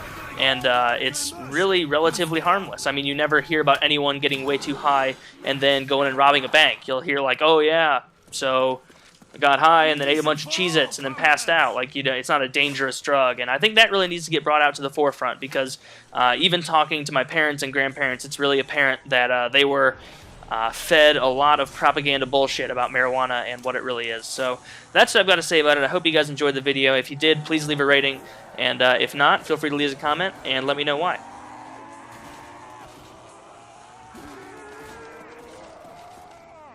Hey, what's going on, guys? It's Samurai xJawz, and today I've got a Ground War Domination gameplay for you guys on the map Cracked. This gameplay right here, I'm using the L96, which I'm using because 2 days ago I put up a video with the PSG-1 where a lot of people left comments and said that they wanted to see the L96 in the next sniper gameplay that I did for Black Ops. So because Black Ops 2 is almost here, I thought I would throw on the L96 on a class and try and get a good gameplay, and this is right here what I ended up with. The final score is 77-2, and a lot of those kills, admittedly, are going to be from the kill streaks that I used in this gameplay, the Blackbird, the Chopper Gunner, and the Attack Dogs, but that's pretty much always going to be the case when you have a gameplay that's this high scoring and also has as good of a kill-death ratio as I got in this gameplay, so I hope you guys don't mind it too much. And with that said, today I want to talk about a very specific issue that a lot of people are talking about in the United States right now because of the election that we just had and the voting that happened in Colorado and Washington, which is marijuana and marijuana reform, legalization, decriminalization, stuff like that.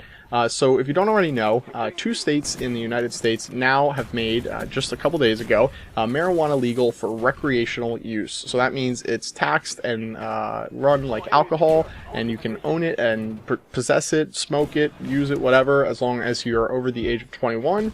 And it's still illegal, however, on the federal level, which is a really weird thing. And it's also really weird because we currently have a president in office who just got re-elected, who admits to smoking weed, or admits to smoking weed on several occasions, and also even doing cocaine, who isn't supporting widespread marijuana decriminalization, reform, whatever the case. And yeah, so that's just a gray area and a little bit weird. But anyway, the reason why I want to talk about this is because I started asking a question when I started finding out about marijuana and hearing about it from friends and peers and the school when they were doing the DARE program, the anti-drug program, that they would come to my school and give speeches and stuff about how bad drugs were. I started asking this question that I could not get the answer to. And it was, why is marijuana illegal? Like, what was the reason why it was made illegal? And people couldn't give me a straightforward answer, and people didn't know. It wasn't like they were trying to lie or hide it, but they just genuinely didn't know. And I couldn't believe how many people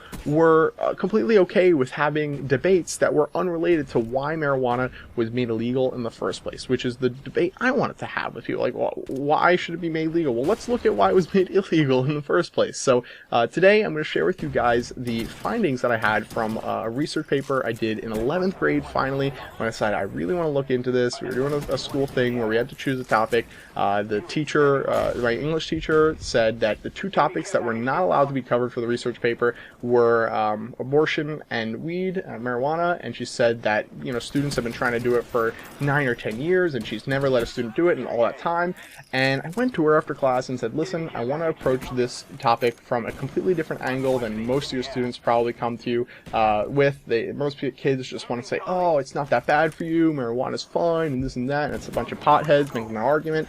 So I said and convinced her that I wanted to, you know, approach it from this other way, looking at why it was made illegal in the first place, and she actually let me do it. So let me now share with you guys what I found. I found that 2 guys were almost entirely responsible for the criminalization of marijuana in the 1930s. Harry J. Anslinger and William Randolph Hearst. Harry J. Anslinger was the director of the Federal Bureau of Narcotics, which had made cocaine and heroin legal not too long before marijuana. And William Randolph Hearst was the owner of the very popular Herald Sun newspaper in the United States. And the reason why these 2 made a perfect pair, and they complemented each other so well, their assets and connections complemented each other so well, was because, one, William Randolph Hearst had money and connections in the business world, and also had a lot of influence because of his newspaper, and 2, because Harry J. Anslinger had the connections in the government that needed to be made in order for it to be made illegal. So they paired up, and what they did was they ran articles that had a lot of racism and a lot of connections drawn between marijuana and immigrants and minorities who people were heavily discriminating against in the 1930s, and made it seem like marijuana was this terrible drug that only the blacks and Mexicans and people who were discriminated against were using. And I'm actually going to read you a quote from an article written in the Herald Sun that would blow your mind if you read it today in an article that was anti-marijuana. There are over 100,000 total marijuana smokers in the US, and most are Negroes, Hispanics, Filipinos, and entertainers. Their satanic music,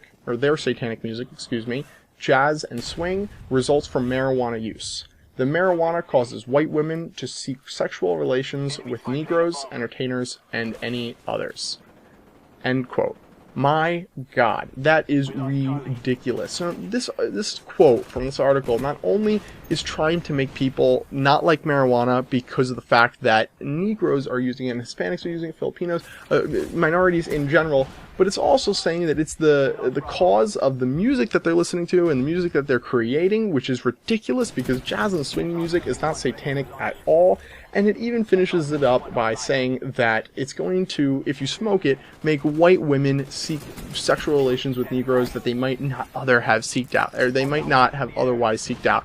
Which is absurd because number one, that's not at all what marijuana does, and number two, that is not a bad thing. That's fine. If people, we now understand in culture across the world that it's completely fine to have mixed race relations, and it's fine for any races to date each other, marry each other, live together. It's completely okay, and I'm almost a loss for words here because it's so simple. The argument why this is so, excuse me, but retarded. This is ridiculous. And these were articles that swayed people to vote for marijuana to be reformed in the 1930s. And it actually ended up winning. This was the mentality that won in the United States. And I know not everyone here is from the United States, and that's just going to make you think less of our country. But it honestly, it should make you think less of us, because that's a terrible, terrible part of our past, that marijuana was criminalized across the United States, not because of studies that were done to show that it was extremely, bad for you, or that it had terrible effects or made people go crazy. No,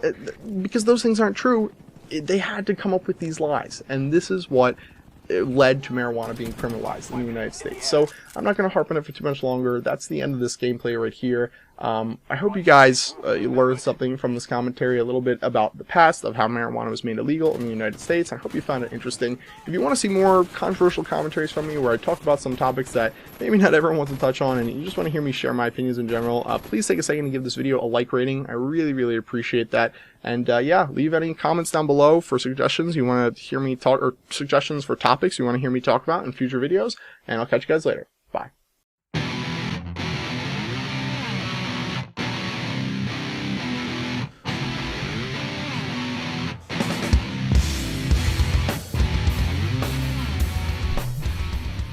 Welcome back, everybody. It's your boy WingsofRedemption, and we're going to go ahead and go on a rant here today. And that rant's going to mainly consist of about drugs. I did a video just yesterday called Politicians Degree Video Games Murder Simulator. So I basically went off on a rant in that video, and that rant was basically laying on marijuana. Everybody's heard about the war on drugs. The war on drugs is just a term. It's one of those terms they want to use to make it sound like it's this big important thing. Like they're going out there and ripping out Pablo Escobar's heart and taking down drug cartels left and right. But let's go ahead and look what they're actually doing. The war on drugs is nothing but more than like a money fishing scheme. It doesn't really take away anybody that really hurts anybody else. And I went into that video and I said that statistic that 75% of everybody that's arrested for drug-related charges are actually hit with what you call a thing called simple possession. What is simple possession? Simple possession is when you basically have a small amount of whatever it is, cocaine, heroin, marijuana. I mean, don't get me wrong, cocaine and heroin are bad drugs, and they destroy lives and families. Hell, I recently had my truck stolen because a guy wanted to get some crack. And, it sucks. It does suck. And the city loses resources, basically pushing officers, to go out there and look for stolen trucks or crack. But we're not talking about crack. We're talking about marijuana. I've never had my truck stolen over somebody wanting to hit a marijuana. I've never heard anybody breaking into a house to buy, to get money to buy marijuana. If you don't have money for marijuana, you know what you do? You be like, damn, man, we need to get a job. I'm hungry and ain't got no bud. I mean, those people that smoke marijuana aren't really violent people. And when you put non-violent prisoners in criminal, not only do you maybe tarnish their record and make them look bad for the rest of their life and actually hurt the job scheme even more, which in my book, I believe that poverty and unemployment are the real culprit of violent crimes or crime in general. And I don't know, I might be right, but who knows? But when you put non-violent people in prison, all you're doing is hitting it back on the taxpayer. What do they want to do right now? They want to raise our taxes again.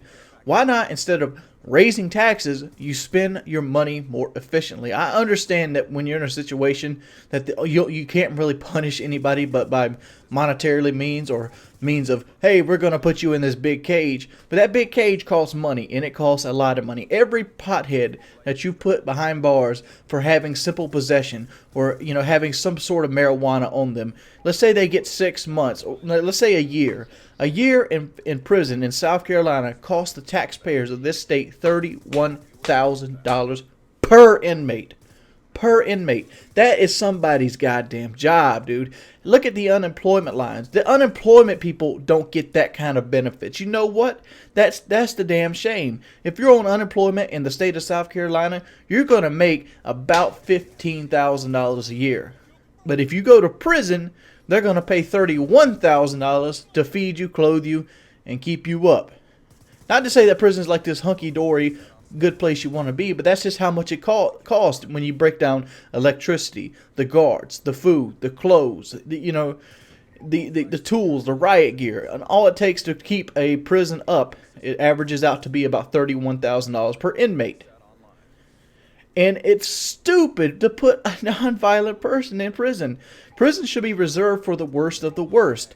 I understand that you have to have penalties for smaller, more petty crimes, but those penalties should be monetary. They should be monetary. That's what they should be. I mean, prison should be the last resort for what you go to, not the first. I mean, how many times have you have you seen just somebody go to jail for something petty and stupid? I've seen a show of cops where somebody touched a cop on the shoulder and he arrested them for assaulting a police officer because she came up behind him and touched his shoulder right after he power bombed her into the sidewalk. But that's a whole different story onto the side of itself. Marijuana should be legalized, and people, the first thing you want to think of, like, well, if it was legalized, this is something somebody said in the comments now. If marijuana was legalized, he wouldn't want his cab driver to be high. You know what? I don't want my cab driver to be drunk either. And you know what? He usually doesn't show up to work drunk. You know why he doesn't show up to work drunk? It's perfectly legal to drink. He doesn't show up to work drunk because he'd lose his goddamn job. That's why he doesn't show up to work drunk. Don't you think the same consequence would be showing up to work high? That you maybe would lose your job if you were blazed out of your mind the entire time you're driving a cab?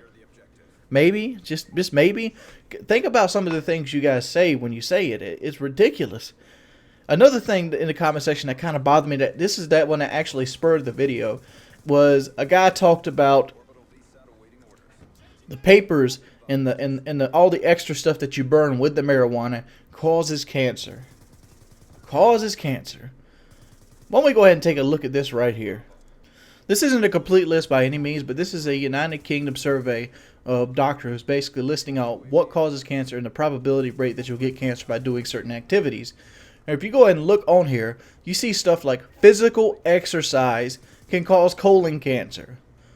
If you're overweight or obese, you're 13.6% greater to get colon cancer. What else is there? Meat. If you're a female and you eat meat, you have a 16.4% greater chance of getting cancer than somebody that doesn't eat meat. But what about vegetables? Well, if you're a female and you eat vegetables, you're 43.5% to get a thing called larynx cancer. Tobacco, you're 79% greater chance. Almost everything causes fucking cancer. Everything in the goddamn world causes cancer. I'm literally, like, if you look at these lists, they're like reading the dictionary. The fact is, life is uncertain. Life is risk. You can walk down the steps and break your neck. You might not walk down the steps and break your neck, but guess what? It might happen, it might not. You can't live your life wondering, well, am I going to live to be 100? I don't want that. I don't want to live to be 100. You know why I don't want to live to be 100? Because I don't want some cold-ass nurse wiping my ass when I can barely do anything but watch the TV and listen to the news telling me how the world sucks. Because, you know what? It's bullshit how we have these laws. I mean, another one that bothers me is hooking. Why is prostitution illegal? Seriously. Give me a goddamn reason why prostitution is illegal. I can pay I can pay two people to have sex. I can get a man and a woman. I can pay them money to have sex on camera, and that's called porn. But if I paid that woman to have sex with me on camera, that's called prostitution. Well, the first thing out of people's minds will be like, well, some people prostitute underage kids. Why not just make it illegal for underage kids to be prostituted? Why not get it off the street, tax it, and basically make some money back for this government that has a failing economy, has a huge problem with money. Tax the pussy, and then have little brothels and whorehouses that will basically be sitting outside in the county anyway to make money. And this will get people off the streets. This will get solicitation off the streets, and everything will be fine. Marijuana does not need to be illegal. If marijuana is illegal, why not make alcohol illegal? Why not make smoking illegal? Smoking kills 7,000% more people than marijuana does. What is up, ladies and gentlemen? It's your boy Goblin, and today I'm coming in with a story time for you guys about the most dabs that I've ever done at one time in one sitting. Not like taking a break, not like, in one day, in one sitting. And this is pretty crazy. This is definitely probably one of the times where it's definitely in my top 3 highest I've ever been, definitely, which is why I wanted to share it with you guys. It is a pretty interesting and entertaining story that I remember pretty fondly. So let me know if you guys enjoyed this video. Drop a like if you enjoy some more Call of Duty Ghost gameplay. I really love, uploading this game. It feels a lot better to play than AW, and that's weird to say because I really used to hate this game, but after AW, anything's better. So this is pretty cool compared to AW. If I play any other CODs, maybe I'll hate this game, but so far I've only been playing AW recently, so this is a real step up. Props to Call of Duty Ghost. But anyways, so the most dabs I've ever done. Now, if you guys don't know what dabs are, it is called, the formal term for it is wax, and it is basically, it's like weed on steroids. It is concentrated THC. Literally, people strain the THC out of weed and make it into a wax that you can then heat up and smoke. So, for example, like one dab could get you as high as smoking a blunt. So if that gives you an idea of how potent wax really is, then yeah, and if you've done it, you know what I'm talking about. How much, how can I put it?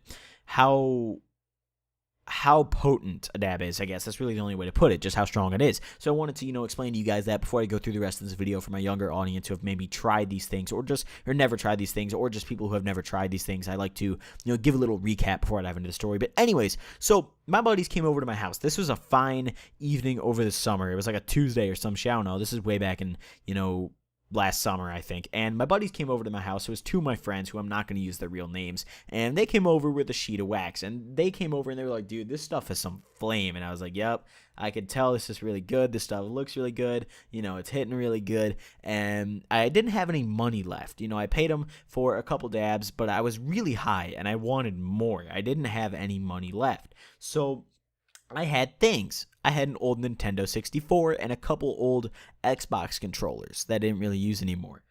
And a couple Xbox games, a couple 360 games that if I were to sell them at like GameStop would get me like $2, so I didn't really care. They were nothing to me. So, I told them, I said, hey, you guys trying to throw me a lot of dabs? And they were like, for what? And I said, I've got this Nintendo right here. I've got some games for it. I've got some controllers. I'll throw you some random miscellaneous stuff laying around my room, and you'll throw me some dabs. And they were like, all right, that's cool. That's straight. So they did that. And I even had dabs left over after this on my own little sheet, on top of the stuff that I did immediately then. And, dabs, typically you want to do them off of a rig, but you can also do them off of a vape. You can actually put dabs on the coil. For you guys who don't know this, you're learning something new today. You can actually put them on the coil and hit them off of a vape, and it works just fine. It heats up just fine, and you hit it. And that's what I did. My friend brought his box mod over, and he basically took the cotton out of it. It was literally, and still to this day, is used only for dabbing, not at all whatsoever for vaping. So, he had that over here, and I gave him a bunch of games, and he gave me dab after dab after dab. He told me I can keep going till I can't do it anymore. So I did 12. I did 12 dabs back to back, just to the face. I just hit him, and it was ridiculous. That was the most dabs by far that I've ever done in one day. And in terms of THC, probably the most THC I've ingested, at one time. Or inhaled, I guess that word also works. But either way, dabs, TV has an idea of the high. It's a really different feeling from weed. It's a really intense high. It's a big head rush. When you smoke weed, you're very calm, and when you smoke a dab, it's kind of the same calm, but it's a really more intense and aggressive kind of high, if that makes any sense. It's different, and I personally like it a lot.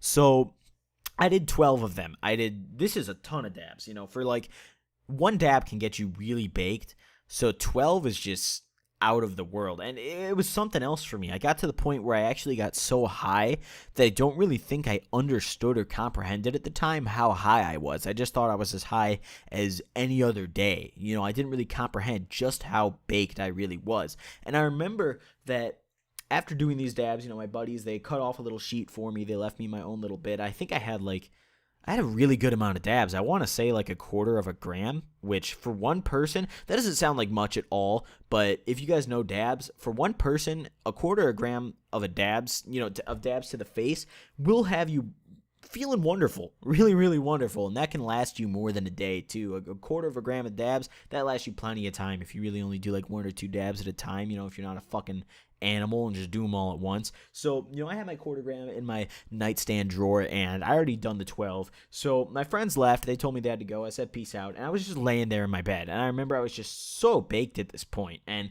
I was laying there looking up, and I was thinking to myself, food, that sounds cool. So I went into my kitchen, and I pulled out like 3 bags of chips. I had like a bag of Ruffles, a bag of sour cream and cheddar Ruffles, and then like a bag of Lay's, and I downed them. I smacked those bitches. I ate the fuck out of those chips. You could bet your ass you never saw those chips again. I have French onion dip in the fridge. Oh, you could bet your ass that was gone immediately. Never saw that again. MIA, rest in peace on that French onion dip. I had that good ass salsa in the fridge. You could bet your ass I dipped the Lay's in that salsa too. Yup, yes, boy. You know what I'm on already. But I wasn't done.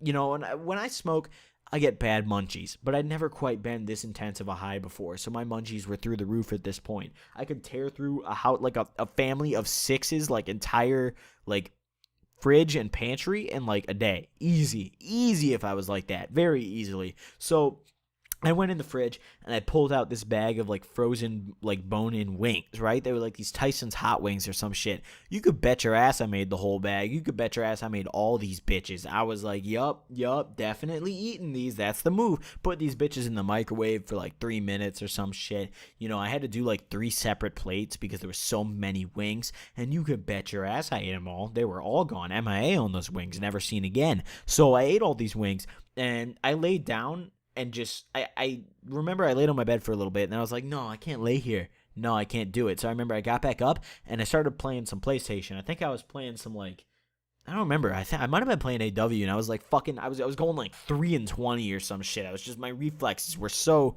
fucking through the roof shit at this point. Just absolute, like, down the gutter fucking ass reflexes, 1 sensitivity. I just couldn't function. So I was like, fuck this. I went to sleep. I woke up like an hour later. I was just, I don't really know why I woke up. I think my dog was barking actually, and that woke me up. I think my dog woke me up. But either way, I was high. This is the longest high I've ever had actually. Off of weed at least. I was high for, I want to say, 8 hours.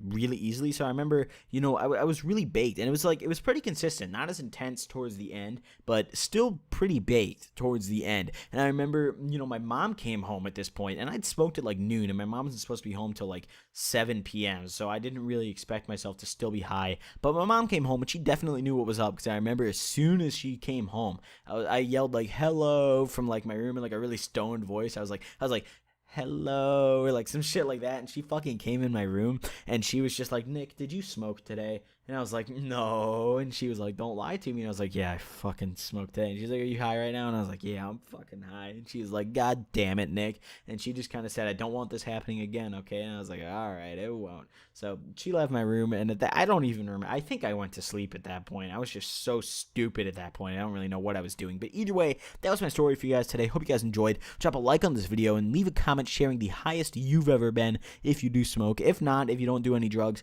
good for you. Keep it up. you're living a responsible lifestyle. I'm proud of you. Don't follow in my footsteps. Either way, drop a like if you guys enjoyed, and we'll see you guys next time. Peace.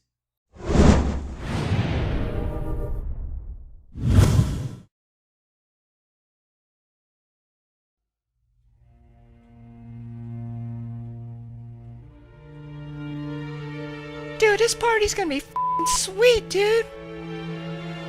Yeah, no, I told Sarah to come. She got some big ass titties. Yeah. Hey, where the weed at, man? Where the weed at? Man, why'd you invite him? He's a f***ing specter. Where the bitches at? Where the weed at? He's kinda right. When are the bitches gonna show up? Hold on, you guys. I'm gonna call him right now. Hey, man, check these out. Wow, how'd you do that? Hello, Miss Johnson. May I speak with Sarah, please? I bet you I could do that. Let me see your knife, dude. Come on, give me some weed first. Hey, Sarah, are you coming to my party? What if I don't got any weed? Man, I need the weed, man. I need the weed. Sarah, you should come right now. There's so many people here. I need the weed, man. I go crazy right now, man. Dude, chill out. We'll break out the weed when the bitches get here. You guys shut the f*** up. I'm trying to call some bitches. I need the weed, man. Damn, dude, chill out. You guys shut the f*** up. The number or code you dialed is incorrect. God damn it. Hey, yoink. Hey, check this out. Oh, yeah, your knife feels so good. Man, give me back my knife, man. I will slap the shit out of you. Whoa, his voice changed. Yeah, man, that was just a ruse to get weed, man. Everybody knows Jamaicans love their weed. Hey, Jennifer, hey, what you up to, girl? What you doing tonight? Alright, dude, here's your knife back. Yeah, that's what I thought. Psych! Oh, hell no. Alright, okay, here you go. Too slow. Alright, dude, I'm done playing around. Whoop! That's it, man. F you too. Yeah! Hey, where'd he go? Hey, man, looks like I gotta go too. Come on, you guys, I was about to get some strippers in his party. Wait, where's my weed? Hey, you asshole, you took my weed. Hey, Sarah, you're totally missing out on this great party. I'm tripping balls right now. Crunchitize me, Captain. Son, you high something.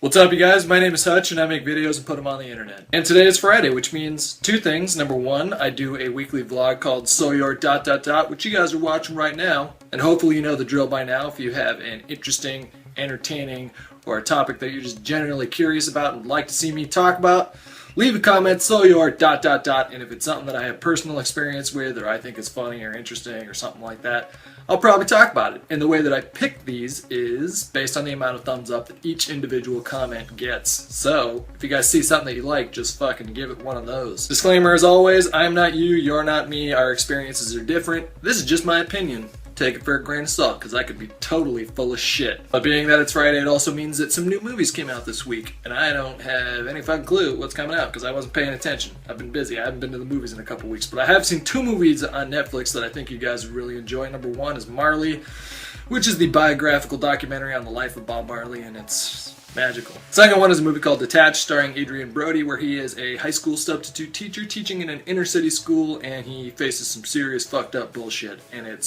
super sad, and you're gonna cry. I cry during movies. That's my shameless admission. I don't cry during real life stuff all that much. People fucking die, shit goes down in my life, stuff gets hard. There's this blockade, but commercials, movies, man, waterworks. Before we get into this week's series of questions, I want to thank Mr. Robaz for stopping by last week and sharing his personal perspective on depression. I think it's fantastic when people in any kind of public light come out and talk about their experiences with personal hardship, something like depression or anxiety, things like that.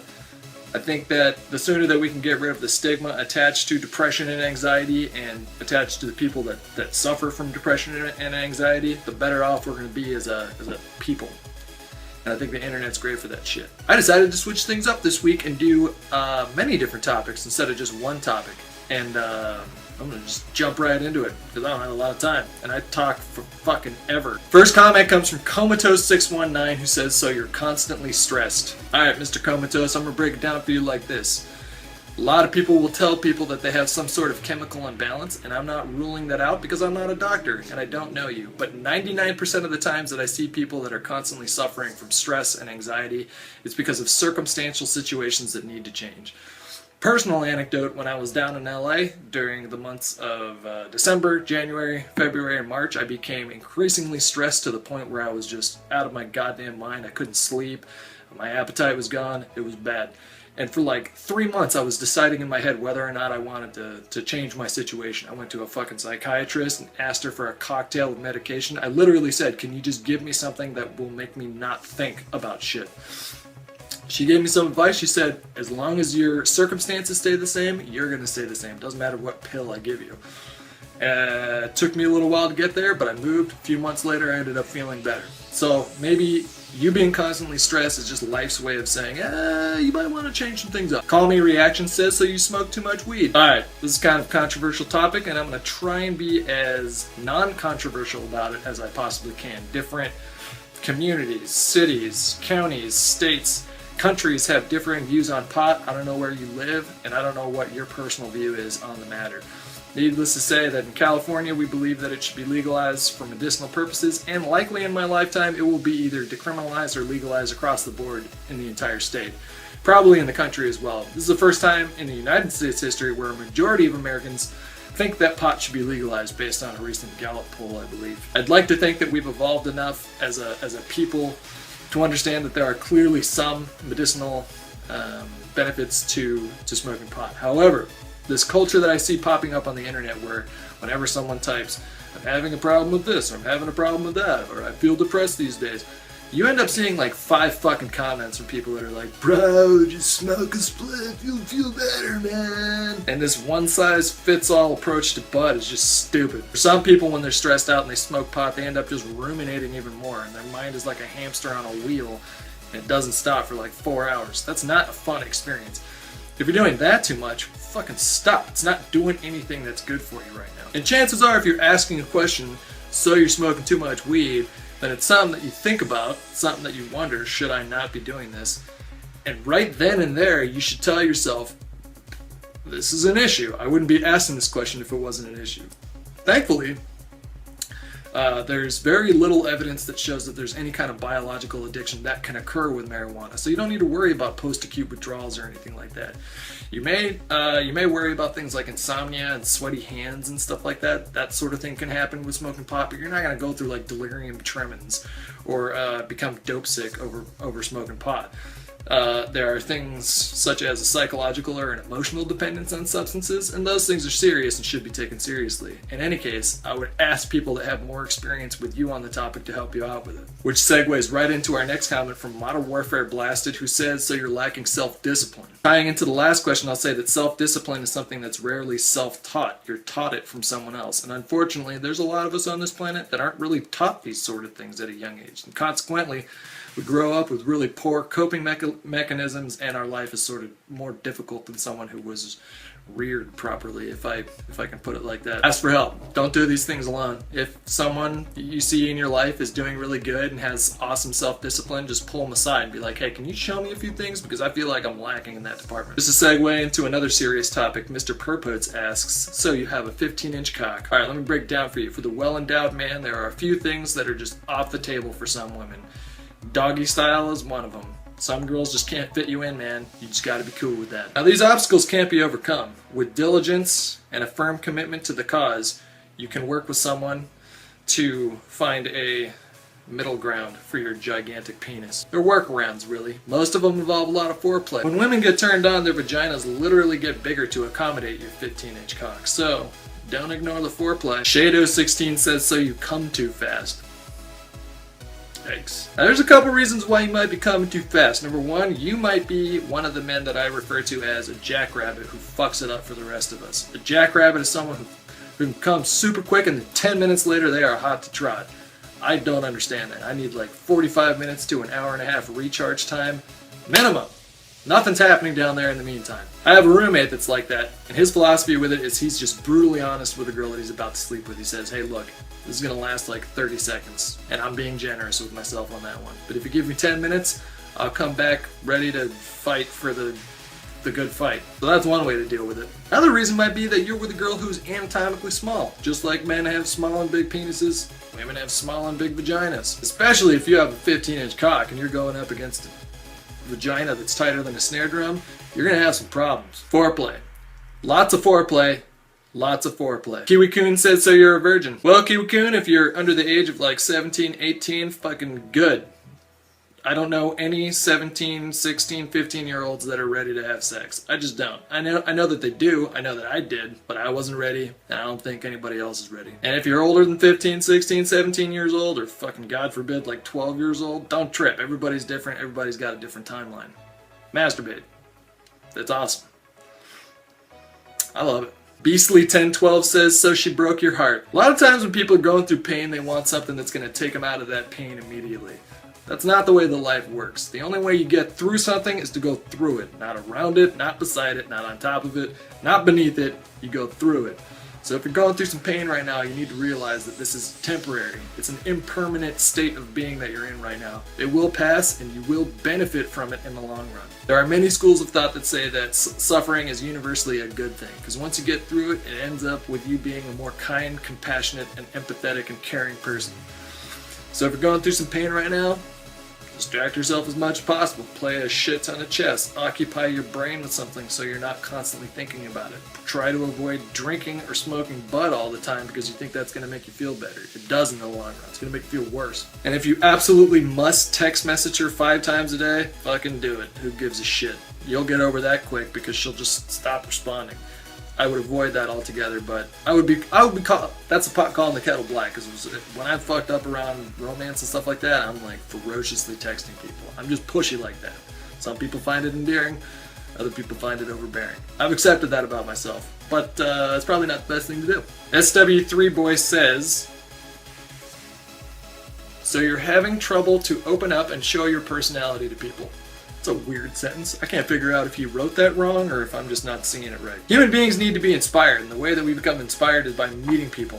So everybody's got a freak flag. Everybody's got to get weird every once in a while and just let that shit out. And the way that they do that is by meeting people that bring it out of them. I don't believe that there is this approach where you can just hole up on a mountaintop and pray to the gods of whatever you pray to help you open up, and that's going to help you do your thing. Human beings help other human beings open up. I was lucky enough in my 20s to meet a series of, I call them muses, people that just came into my life and taught me that it's okay to be a certain way, and you should just rock that shit and go with it. I have a feeling that if you open yourself up to the universe and say, hey, can you please put someone in my life that's going to show me how to be okay with these sort of things, the universe has a way of providing those things at the right time, the right people. If you're not ready for it, I don't think it's going to come. Even if it did come and you weren't ready for it, you probably wouldn't even see it. Entertainment Kid 231, yep, says, so you're living on your own for the first time. I want to end it on this one. This is a good one. If there's one piece of advice above all other pieces of advice that I would give to someone who's getting their own apartment or studio or house and they're not living with any roommates and this is the first time they've ever done that, music. You're going to walk around, you're going to have a lot of alone time. You're going to have a lot of quality self-time to just walk around. And you will drive yourself absolutely fucking crazy if you're just sitting there thinking all the time.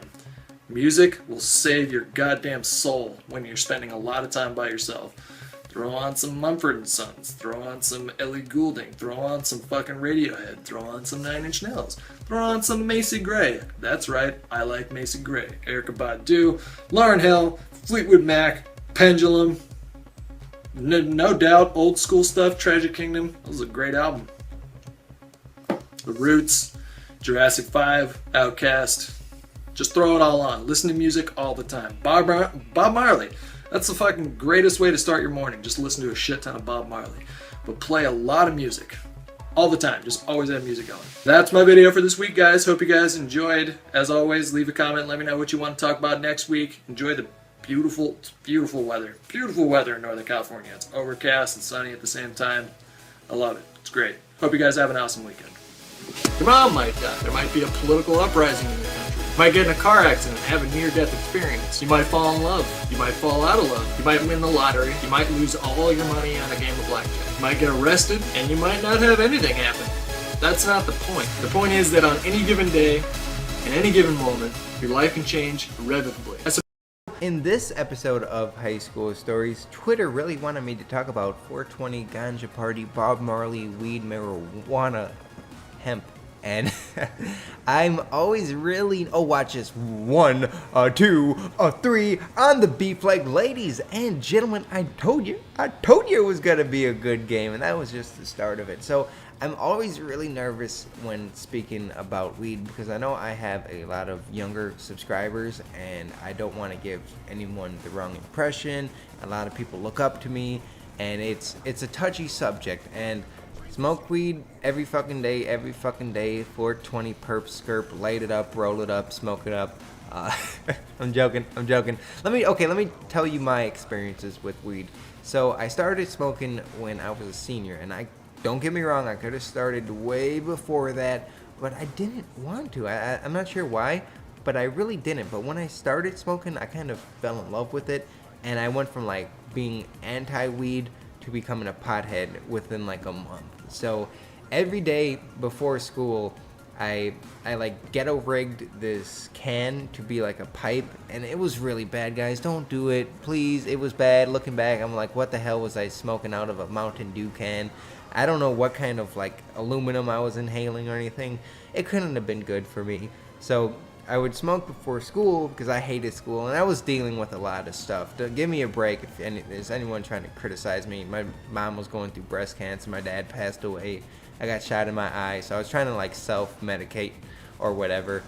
So I would like smoke out this can, and I was like, every day I would lean out the shower window so my mom wouldn't smell it. And my mom actually eventually found out my little weed stash. I guess she was going through my room or something, and she told me how to smoke. Like, she showed me her pipe. I think she gave me a used pipe, and I didn't know my mom smoked. And then she showed me like, oh, this is how you do it. You got some.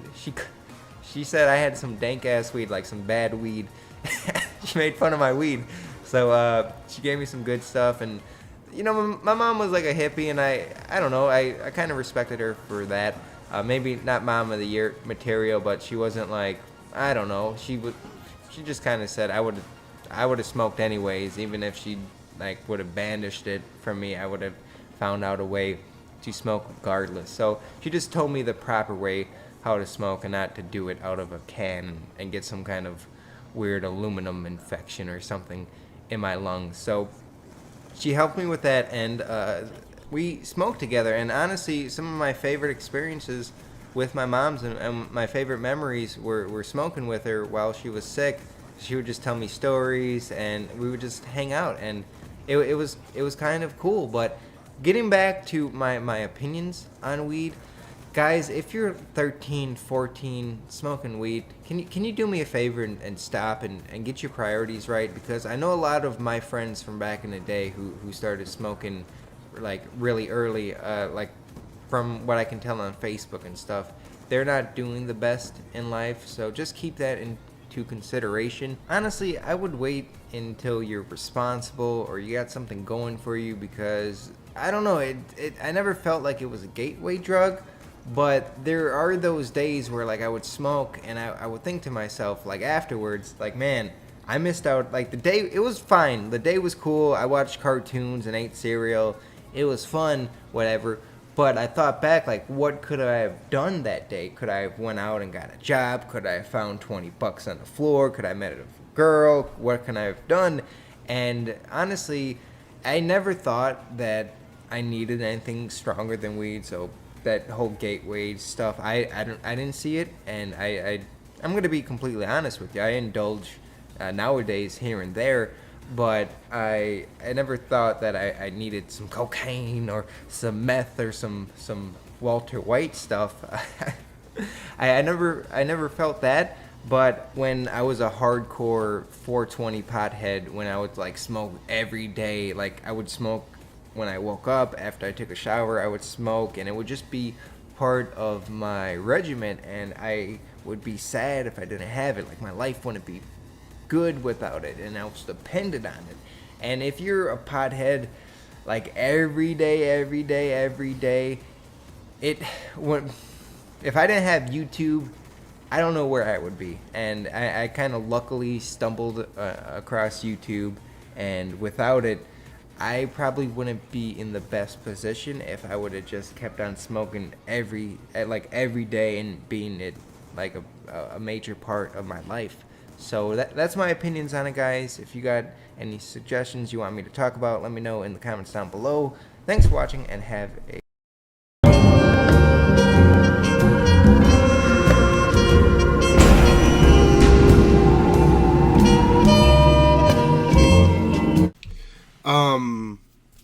So I went on Facebook and I saw about the dumbest shit. I saw two things that were just, it had me feeling some type of way. First off, it's 2014 and there's literally still people that are anti-marijuana. I just imagine those people hanging out at the party, everyone's gone to sleep, and they're still hanging at the party, and they're talking to the people that think gay marriage is wrong. And the conversation is probably super fucking boring and lame and not anything you want to do, because everyone else passed the fuck out and we're getting ready for the next day, and they're still living in the previous, because that's ridiculous.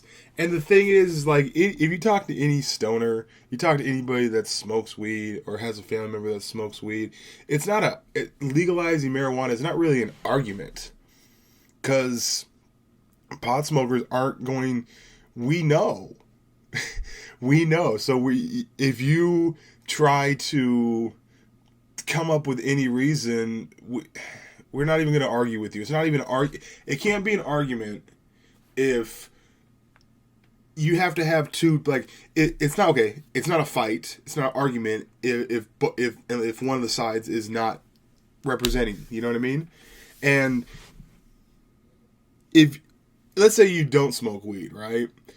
How does it affect you if someone does? Okay?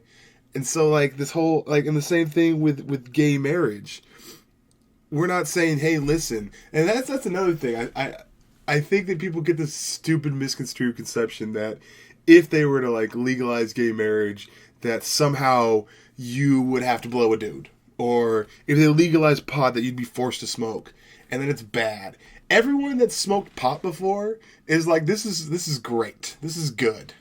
Maybe don't do it a lot, but this is fucking pretty solid shit. Okay, cool. This is a better way of living. And the people, honestly, people that don't smoke weed don't make any fucking sense to me. I'm like, why would you put yourself through that, you know? And I'm not talking about heavy every single day smokers. I'm talking like, no, I just never. It's just like, now if you have a job that requires you to take like a piss test or whatever, that's one thing, man. If I were to take a piss test right now, I'd pass. Just because there's just the weed out here in New York's garbage. If you guys want to send me some weed, I'll smoke it. But I was reading this Facebook thread of these fucking nerds, these irrelevant nerds that are going back and forth on the negatives of marijuana, and none of them were negatives.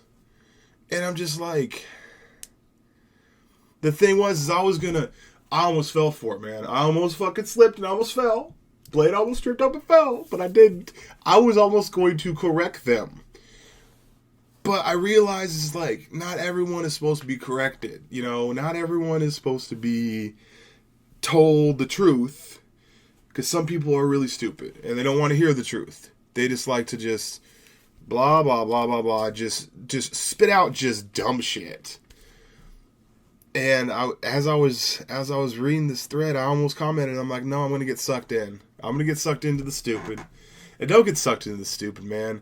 That's why, like, every once in a while, like, that's why I, like, think before I tweet. Because, like, I'll have an initial snap judgment on all kinds of stuff. Like, sometimes I'll make a quick assessment on a person's life. I'll just be like, you know what? I think you should die in a fire. If I had the superpowers at that moment, I would make that person die in a fire. Obviously, I'm not going to make that happen. But for that snap, if a decision had to be made in the first half a second of me coming across half the people I come across, I'm thinking, hey, it'd be good for you to go. But obviously, I don't do that. I honestly think that people make snap judgments, and some of these people don't even make snap judgments. That's how they feel.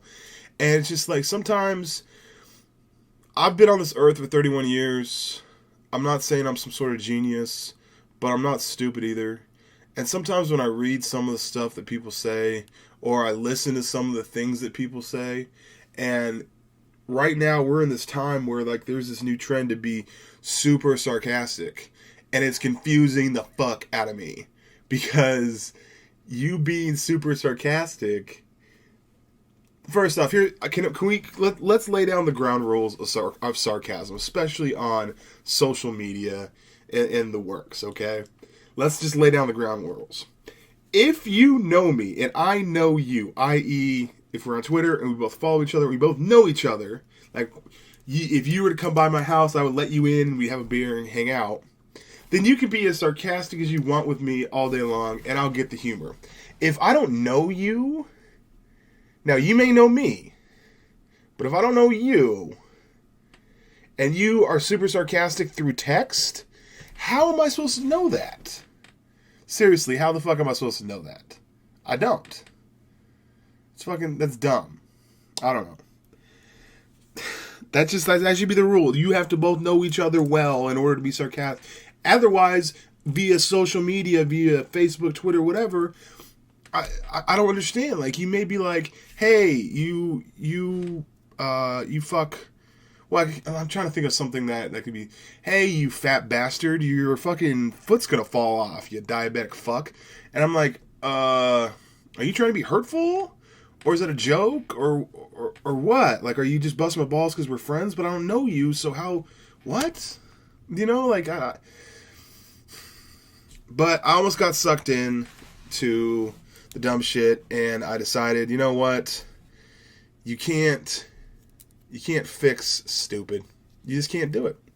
You just can't fix stupid, and the thing is I worry about myself that I'm even worrying about fixing stupid, or even like trying to be like, oh, wait a second, no.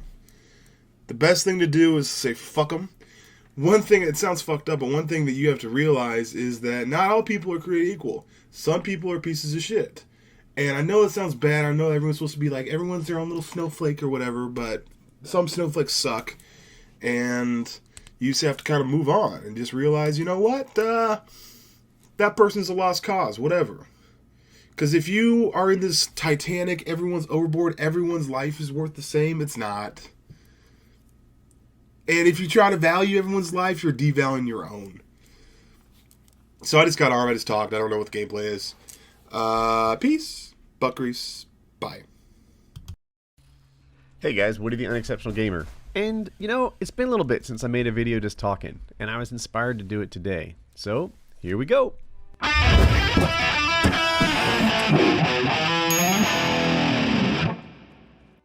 So, I'm going to talk about legalizing pot. I'm going to talk about smoking pot. I'm going to talk about the topic in general. First, on legalization, I'm for it.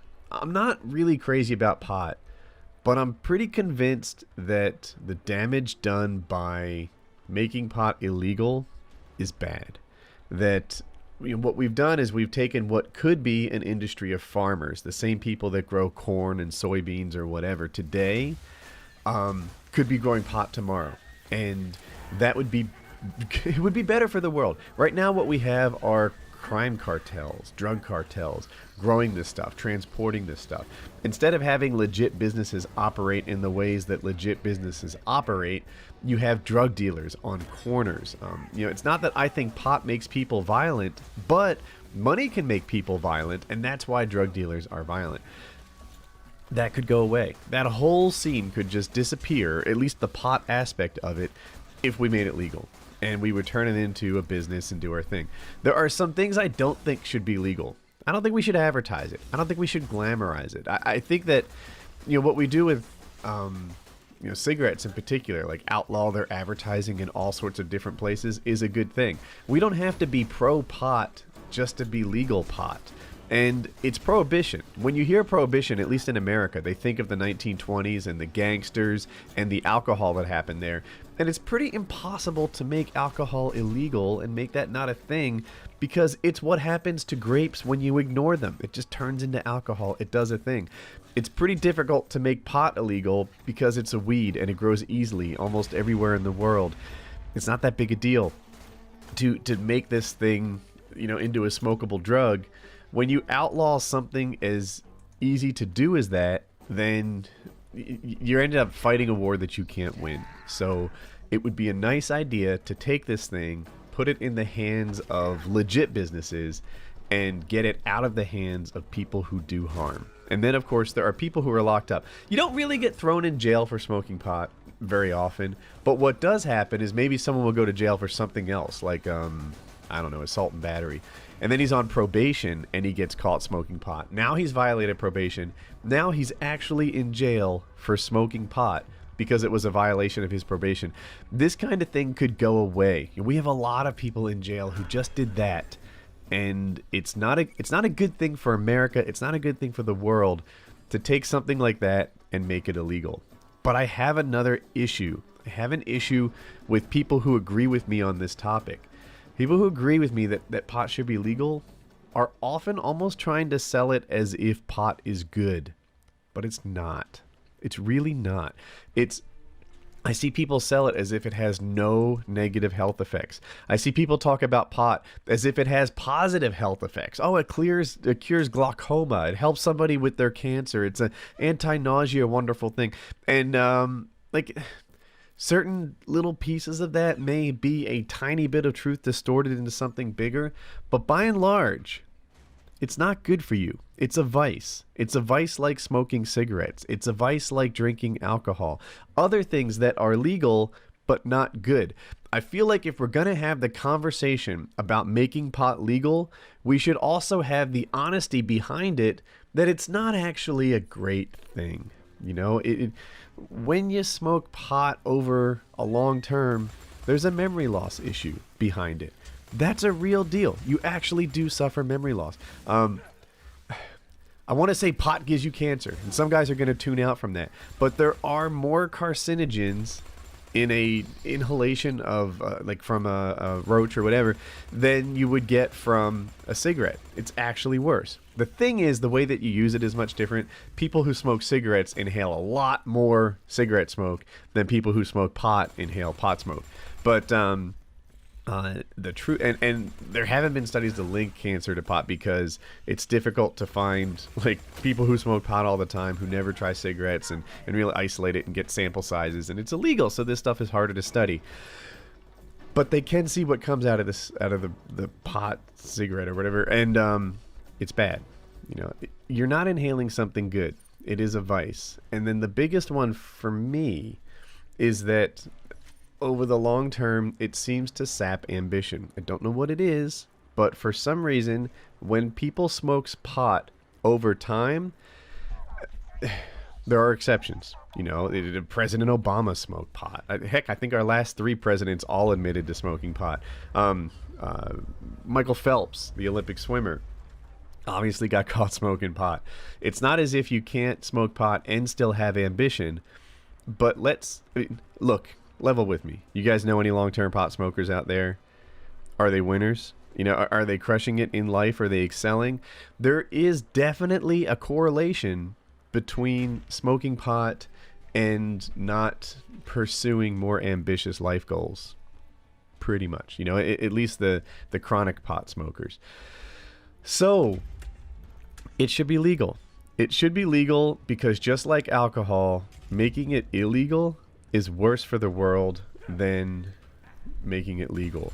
Having said that, just like alcohol, using it is worse than not using it for the individual.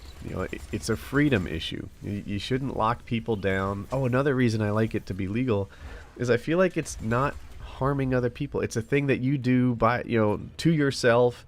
It's a decision that you get to make, because if you smoke pot, You're not hurting me or my family or my neighbors or my world.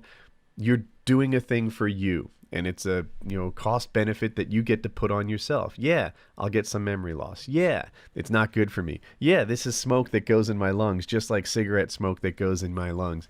Yeah, these things are all true, but I've decided that the high is worth it. And that's a thing that you can decide without imposing it on other people. Therefore, it's a freedom issue. I just wanted to put a video out there that said, you know what? Let's not pretend that this thing, just because it's quote-unquote natural, is good. Arsenic is natural. Poison from snakes is natural, and toads. There are lots of things that are natural that aren't good for you, and pot is one of them.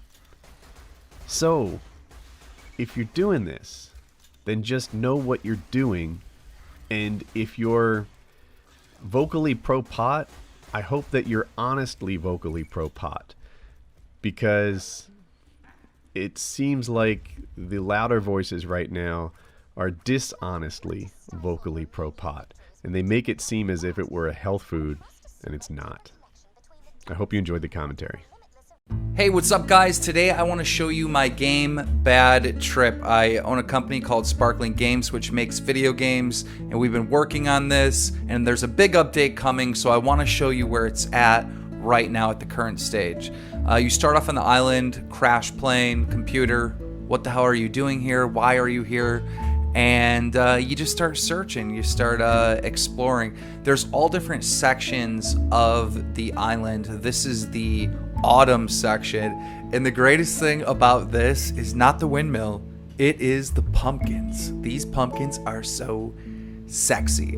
But the point of this game really is we wanted to create like a DayZ PC game, huge multiplayer, but instead of weapons, your ability is traps, and that's some of the coding that we're working on right now.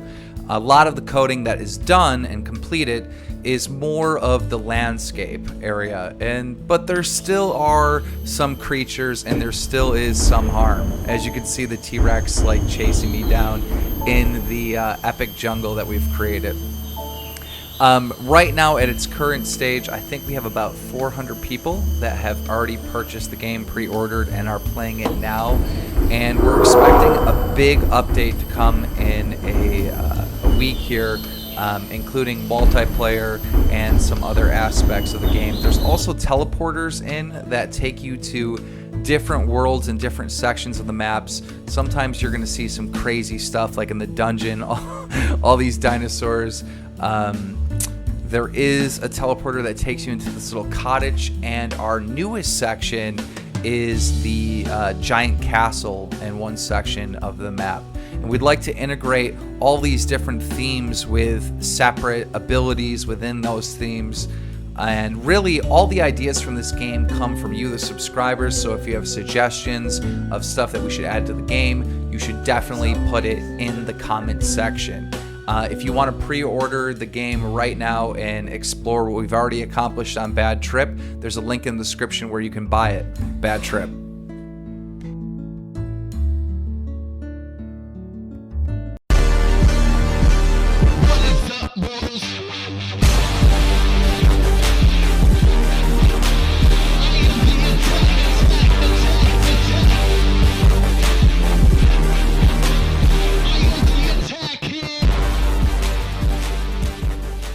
What is up, mortals? I'm EightThoughts here, and welcome back to the His First series, the series where I find other YouTubers that have had equally exhilarating first experiences and bring them onto my channel to tell their magical tales. And it's honestly really hard for me to get guests because a lot of people don't like spreading their personal life over the interwebs. But Ryan just really has no standards whatsoever. Whoa. I have low standards. Not no standards. Like at all. Just low. So today we're going to be talking about his first time doing drugs, like hard drugs, like that Lindsay Lohan shit. Serious Lindsay Lohan shit. Alright, thanks for bringing me on, Lane. I think this is a story that your fans are really going to like because I've never told it to anyone.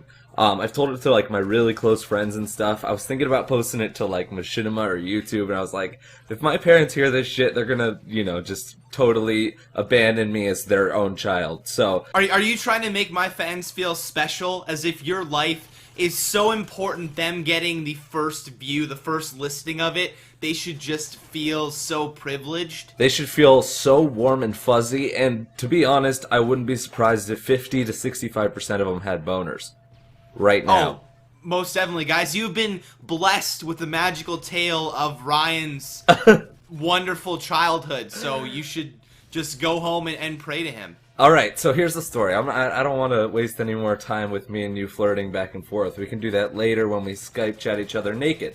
But, okay, so here's what happens. So it's freshman year of college. Keep in mind I'm a senior now. Freshman year of college, you know, everybody goes out and they're like, oh my god, let's get fucking hammered, let's get belligerent, let's fucking go fuck as many girls as we possibly can. Right? Guys, you mean? Guys, yeah. Let's go fuck as many guys as we can tonight.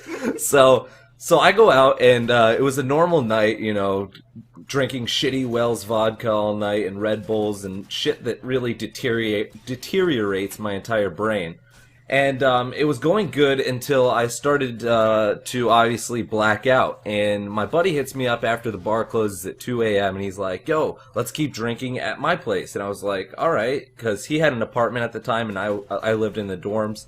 And I was already... And you just wanted to go have sexual intercourse with him. Right, and weirdly enough, Lane, you really know how to pick them because I was already on probation for alcohol, so this is a whole nother story in itself. But anyways, get back to the drug story. So I go to my buddy's house, and he's got 3 random roommates, and these guys were hippie fucking weird asses. Like, they all played World of Warcraft and did all sorts of weird drugs and shit, but I was so hammered, I didn't give a fuck. I was hanging out with my buds, and there was a couple girls over, whatever. Yeah, okay, sorry, I'm going to interrupt you. I know when people hate when I interrupt people I bring on to tell stories, but you just said these people were hippies and they played World of Warcraft. I thought hippies were like, let's save the world, not let me get my macro, let me go buy a custom-build PC so I can be a fucking gnome prince. Well, I don't fucking know what hippies do. I'm not friends with any hippies. I mean, I would assume they just get stoned and get fucked up and play video games, wouldn't you?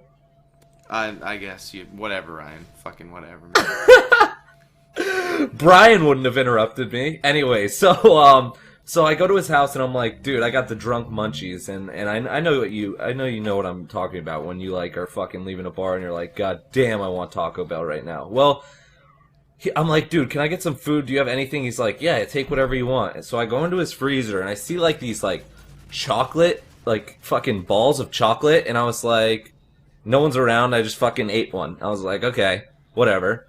So then we leave, right? I didn't think anything of it. That ball of chocolate was just a fucking ball of chocolate.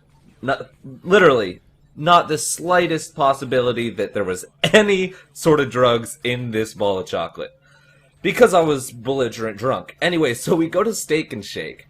And it's an all-night Steak and Shake. And all of a sudden, I'm sitting there with like two or three of my buds. And I just start tripping out, dude. I just start fucking tripping out. Like, everything's moving. The table was just so white. And my friends start filming me because I wouldn't get off the case that the table was too white. Like, they took the fucking menus away, and all I could focus my attention on was this fucking table. And I'm like, dude, laughing my ass off. You know, my friends are like, dude, you are so fucked up. I'm like, guys, I'm really not that fucked up. I have no idea what's going on. So then I start thinking... No, bro, I'm totally fine, but why is this fucking table so white? What the fuck, man? Exactly. So I'm like, fuck, man, I'm really freaking out. I'm like, well, did I get roofied? And then I'm like, no, this can't be what roofies are like. And they're I'm like, not that they're good like, looking yeah, for some girl to put something in my drink. I'm like, Come on, man. I'm not good looking enough to get roofied. I'm like, did I fucking take someone's drink that they fucking put some X in? Maybe that's what it was. I don't know, because I felt amazing. Everything was hilarious. Everything was like moving around and shit. So we go back and my buddy, he drops me off after they film me for like hours on end. So there's also video footage with this, which I'm definitely not showing because, yeah, I don't want to be on the front page of YouTube viral for the tripping kid. The kid trips out at Steak and Shake. That's subs and views, baby. Subs and views. Subs and views. No, I don't want it that much. I can't get this. Can't have this going back to my family. Anyway, so I get to my apartment, and this must have been where the peak was. And I'm just gonna spoil the surprise, guys. In that chocolate ball were mushrooms, shrooms. Trippy ass fucking shrooms. Something that I would never probably do in my entire life. And I say probably because I'm open to a lot of things. Like, as you look on your table, there's like a line of Coke, some Xanax, and like 8 trust me, bottles guys, of fucking I tequila. would never do shrooms. Anyways, back to the commentary. So I get into my dorm, and I swear all the walls were moving. And you know that, like, you know those bedding, the things you put over your bed to make them more cushiony, that they're like egg crate shaped? No. Well, we don't have that up in Canada. Well, maybe some people do. All the walls were made out of that. I'm not even joking. The walls were made out of that. So I was like, fuck. I'm like, what is going on? So I go into my room, crank on the TV. Well, guess what's on? Fucking Cartoon Network, like Tom and Jerry shit. I am literally crying, laughing, and enjoying myself so much. I am having the time of my life. Like, I'm fucking watching Tom and Jerry. These colors are coming at me. I swear, if you could feel colors, well, I felt colors. I don't know how else to put it. I mean, a bunch of people are gonna be like, wow, I'm definitely gonna do shrooms. This sounds awesome. And no, do not do shrooms, because what happens next scared the absolute shit out of me. I look over to the wall at my poster, and I had a Boondock Saints poster, and it's these two guys who are holding guns. All of a sudden, Lane, and viewers, you're like, oh, you're super special and privileged, I'm telling you this story, and then it's just as if it's just you and me here. That's just super rude. That just shows how strong our relationship is. Brian wouldn't be that rude. You know what? Blaine wouldn't have interrupted me, so fuck you. Anyway, so all of a sudden I'm watching him, and then I get this feeling like, oh shit, I think I might be on shrooms. Like, I just was like, this is all the signs. I think I'm on shrooms. So I start tripping myself out. All of a sudden, the fucking guys on the poster start growing horns. And I'm not talking about like little fucking baby horns. I'm talking about these guys were coming out of the poster to fucking drag me to hell with them. It was the most scary thing ever. So I'm like, fuck this, I'm going to bed. I thought I went to bed. No, I didn't go to bed. I woke up at 9:30 in the morning, shower running, in the shower, with an entire bowl, and I don't mean just a bowl, like a pan, like a pot, of macaroni and cheese. Just sitting on my lap, macaroni and cheese all over the place, just thinking, what in the fuck happened last night? So I find out later on that my friend told me I owe his roommate some money because I told him what had happened the night before, and he apparently tripped on the shrooms also. So yeah, that is my first story. That is my first time tripping balls, and I hope you guys really enjoyed that one, because I have not shared that with really anyone. I think, all of us listening to that, Ryan, we could all feel the colors in your story, and we could feel just a little part of you inside of us. You know what, Lane? I really just want to be inside you and all of your viewers. But not in... You know what I mean. I know exactly what you mean, and so do they. But anyways, guys, if you learned anything from this story, is don't go over to hippies' houses that also have some sort of weird addiction to World of Warcraft and eat their magical chocolate that they leave in the freezer that just somehow happens to have mushrooms in it. So if you guys enjoyed this episode and want to go check out Ryan's channel, he's also one of my bros on Brocraft. We have just some undying gay love for each other on our Brocraft series. So if you want to go check out his channel, he has some amazing content. There will be a link in the description as well as on the screen right now. If you enjoyed this video and wouldn't mind leaving it a thumbs up, it would be super greatly appreciated. But anyways, thank you guys so much for listening. I'm the Attack. He's Brian, and we're fucking out. You're a Brian. jackass. You're such a jackass. Ryan. You really had to end it like that with Brian? You know what? I'm gonna go fucking call Blaine right now and see what he's doing, because I feel like recording with Blaine. Asshole. Hello! The end to your Labor Day weekend. I got you covered. I got this really good fire weed called White Fire. We're going to smoke a blunt or two of that. And I got the Fireball on sale. So you too can witness the drunk stream. If not, why'd you click on the video? Hype, hype, hype, hype, hype. Can I take your order? Give me 15 cheeseburgers. Can I take your order? Can I pick your number? Can I take your order? You got any egg? Can I take your order? Man, I don't have any money. I don't have any money. All right, well, all right, go. Man, watch out!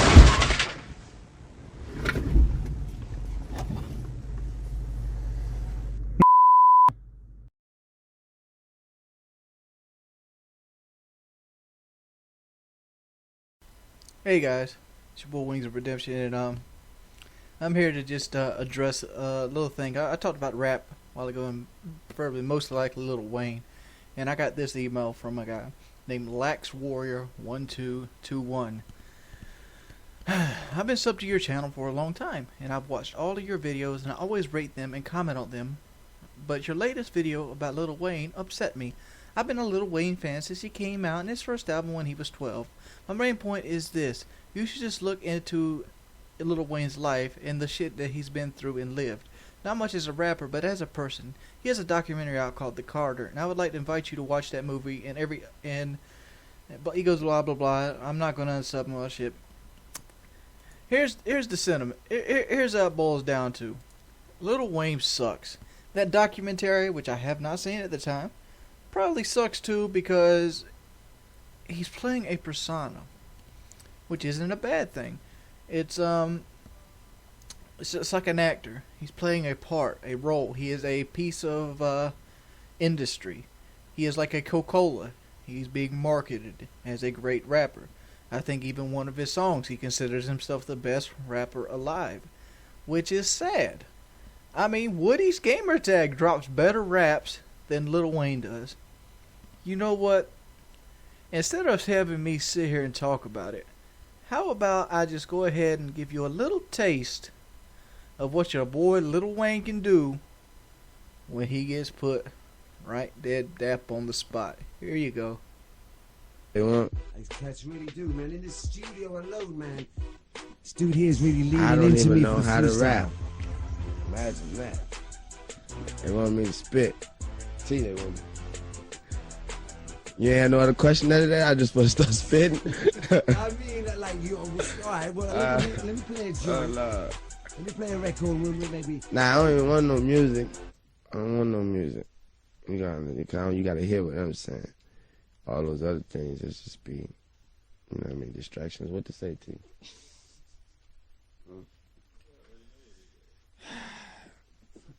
Let's see.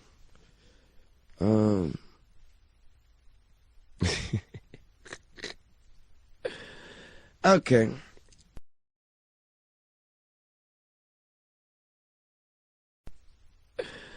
Okay.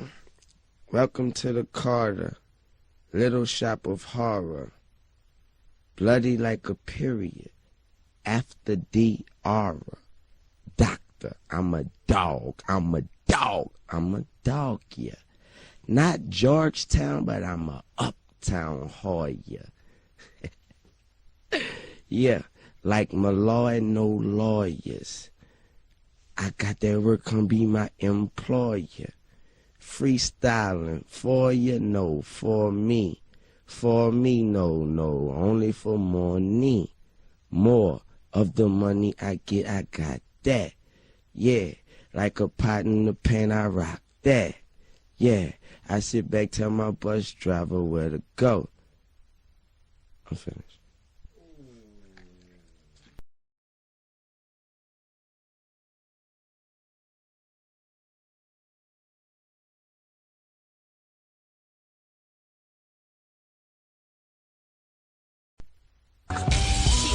And they diminish, I replenish, scientific, I'm out this world, ho, and I wear bright red like a girl toe, no homo, my fingernails dirty, cause I've been counting dirty money since 12:30 a.m. Weigh them if they short, take them right back and spray him. Amen. Yeah, I just do my Wayne, and every time I do it, I do my thing. Yeah. Wow. Impressive, Lil Wayne. I mean, the way you basically stuttered through your first, attempt at freestyle and finished with, I tell my bus driver to go where she do, that was a classic line. I'm so amazed by your skills, I'm going to attempt to rap a freestyle myself, as it sits right here. I'm going to start it off just like you. I can't rap. Yeah, dog, that's a fact, because Wings of Redemption's here to lyrically sack your fake city of lies and tripe. Like you're every other fake MC out there that's blessing the mic. You're all hype. Milli Vanilli of the rap game. It would be a downfall if every other rapper didn't do the same thing of the game and agenda. It's like Martha Wash, dog. You're a little pretender. I don't even rap, and I'm trying to rhyme. I'm the 2010 white version of Heavy D. I'm a fat fuck, but guess what, Lil Wayne? You'd probably copy me. I mean, freestyling is more of a... it's a gift. Everybody has their little pre-written freestyles. I mean, even the greats do it, like Eminem and Immortal Technique.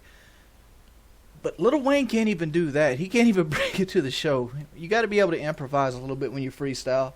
And I'm not claiming to be a rapper at all. I mean, I have a little bit of, vocabulary, so I can put together simple similes and shit. I can't do nothing like, a Wax or a Nurple T. But I don't pretend that I can do that kind of shit. And another thing that gets me off on the whole idea is that fucking hat he has on in this picture. Baseball caps have bills on them for a reason, and they come straight so they're easier to stock and ship. They're not designed to be wore straight. Why do you think all the baseball players that wear baseball caps bend them to help shield their eyes from the sun? It's stupid looking, and it should fucking die. Done. What is up, ladies and gentlemen? This is Goblin, and today I'm coming in with a pretty entertaining story for you guys about the most awkward detention that I've ever gotten / served. And this one's actually a kind of embarrassing story. However, I wouldn't really count it as too embarrassing to tell you guys because I didn't really realize what I was doing until it was kind of too late. So I don't know, that kind of, I guess you could say it kind of redeems myself. But before I start the commentary, let's go for 120 likes on this video. I'm aiming high because lately my videos have been getting some really, really awesome ratings, especially the story times. And thank you guys so much for supporting me, especially since I joined Dooms. My ratings have just kind of skyrocketed, and I just had Dooms, my bad, but either way, it doesn't matter. So yeah, let's go for 120 likes on this video, and without further ado, let's dive into the story. So basically, the most awkward detention that I've ever served is kind of an interesting story, because it's borderline embarrassing, I guess. I don't really know how to put it. In a sense, it's kind of gay, but I don't really know how else to put it, so I just put it as the most embarrassing, because quite frankly, it's awkward and it's embarrassing, and it was really, really weird to have to talk to the office about. So here's how it went down. Basically, I was at lunch and it played out like a normal day. I sat at the table with a bunch of fucking dickheads and jackasses who really kind of did whatever the fuck we want. We were kind of like the lunch ladies' arch enemies, I guess you could say, because we would pretty much just kind of do whatever.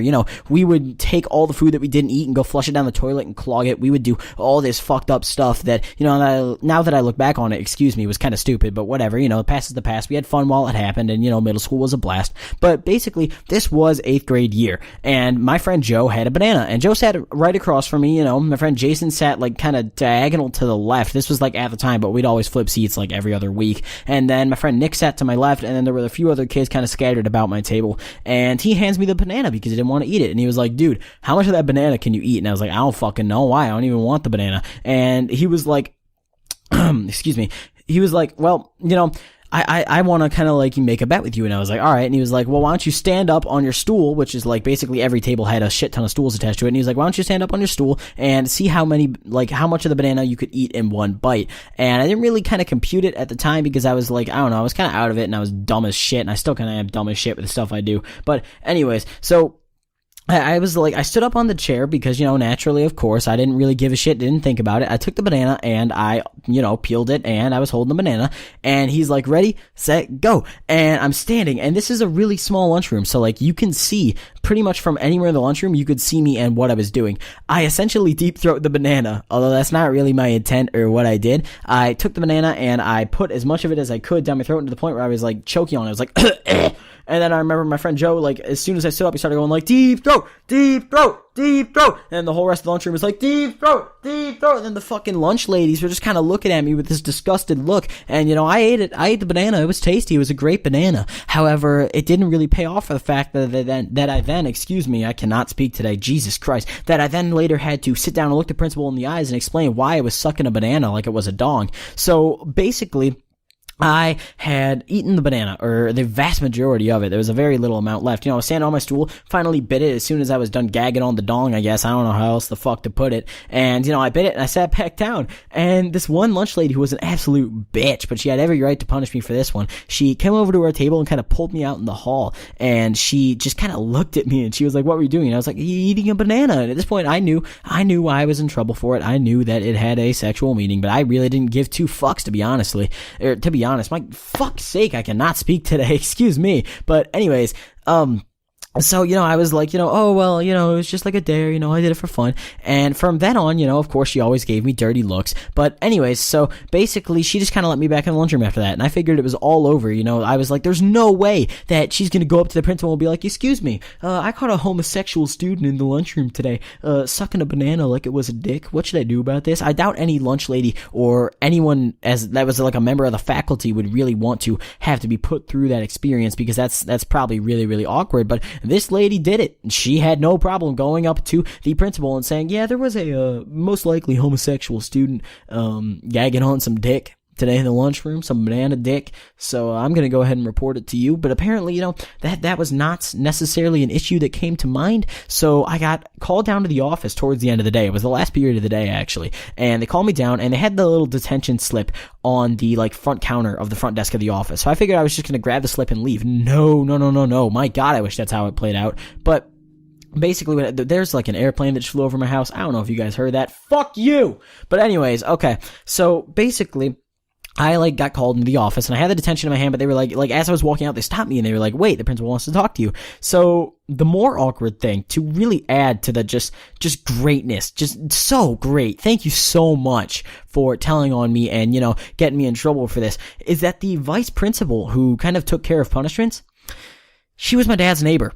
And that made it a lot more awkward getting punished and having to talk to her about it or getting like caught doing it, because she would tell my dad. So my dad would know everything that I did. And I was like, all right, well, now my whole dad's side of the family is going to think I'm gay. This is not good. Technically, I guess I have to go back into the closet now. It's reversed. I have to somehow get myself to go back into the closet, because I apparently came out of the closet today by gagging on some banana dong. So I went into the office and she was sitting there and we sat down, you know, and she was like, oh, how are you? And I was like, oh, good, how are you? And all polite and dandy. And, you know, in the back of my mind, I'm thinking I'm just going to go home today and be like, hey, Mom, I sucked some cock at lunch. And she's going to be like, oh, great job. And I'm going to be like, hey, I got a detention for sucking cock. And she'll be like, fuck you. And I'll get grounded. But anyways, so basically, she sat me down. She was like, oh, well, you know, why did you do this? And I was like, oh, well, you know, it was just like a little dare. It was like fun. She was like, well, there was kind of like an inappropriate symbol to it, or like a meaning to it. And, you know, I was surprised that she even brought that up, but at least she didn't straight up say, you were gagging on some fucking dick, homie. You're fucking gay as shit, fam. I'm telling you right now, fuck you.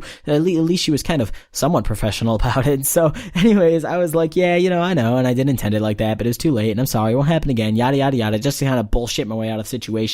And I made it out. I got my detention and I went home, and it didn't really compute with me beyond the fact that I already got in trouble for it, that I would then have to show my parents the detention slip to get it signed in order to serve the detention unless I wanted to get suspended. And on there it wrote that I was using a banana for I swear to God, this is what it said: using a banana with sexual intentions. And this, I can't even finish the sentence. Just remembering this is so fucking awkward and funny at the same time. I remember handing the detention slip to my mom, and she just gave me this filthy look as if I was like this disgusting serial killer, and she just signed it and asked no questions. Just no fucking questions. Because think about it, if you were like in her position, let's say you're a girl right now and you have a son, if you find out that he was sucking some fucking banana dick or pretending to suck some dong at the lunch table, you're not going to sit him down and be like, now Jeffrey, why were you sucking cock at lunch? You know, you're just gonna kind of let it slide. So I mean, it was I still think she gives me that dirty look every now and then. I still think she questions my sexuality. I swear I'm straight. I like titties. I like vagina. I like booty. If you have any of those, please apply to be my bae in the description below, aka just follow me on Twitter, and that's your application filled in right there.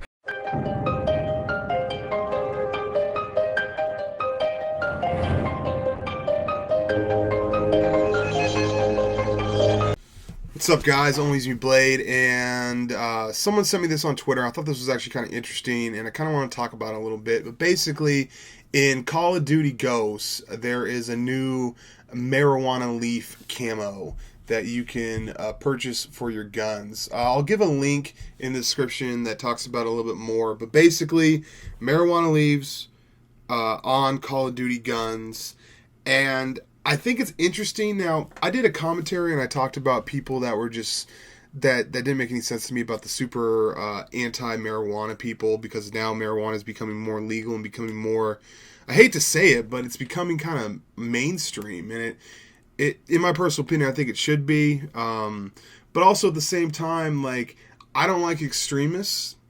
And the thing is the fact of if I want to smoke or not or whatever, I don't think it's really anybody's business, and what I do shouldn't be an inconvenience or forced on to you. So, like, you know what I mean? Like, I don't think anybody really has problems with smokers. I think they have a problem with people that the offensive odor and the and just constantly flashing it. I don't know, but it's Call of Duty. Who really cares? Most people who play Call of Duty, I think, smoke weed anyway. Who knows? But yeah, I just thought it was interesting. There's a marijuana thing. I can't wait for the cocaine camo. ONLYUSEmeBLADE. Peace and buckries. Hello, ladies and gentlemen. It is your host with the most, White Boy 7th Street, with an incredibly athletic, impressive performance, WMD Ground War Domination, and we're gonna start off this game with a triple kill. It doesn't get much better than that. Well, if it was a quad kill, maybe. But like I said, hopefully you guys enjoy this gameplay. I get 73 kills using the UAV, Napalm Strike, and the Mortar Team. So a lot of kills with the low kill streaks, taking out the stakeout on WMD. It's gonna be a good old time. So enjoy the gameplay, and I hope you enjoyed this episode, this fantastic episode of High School Stories. I uploaded one earlier this week, and the people went crazy. They absolutely love High School Stories, and I will include that link in the description just in case you missed it. It was 30 minutes of, I wouldn't say high school stories. It was more of a movie.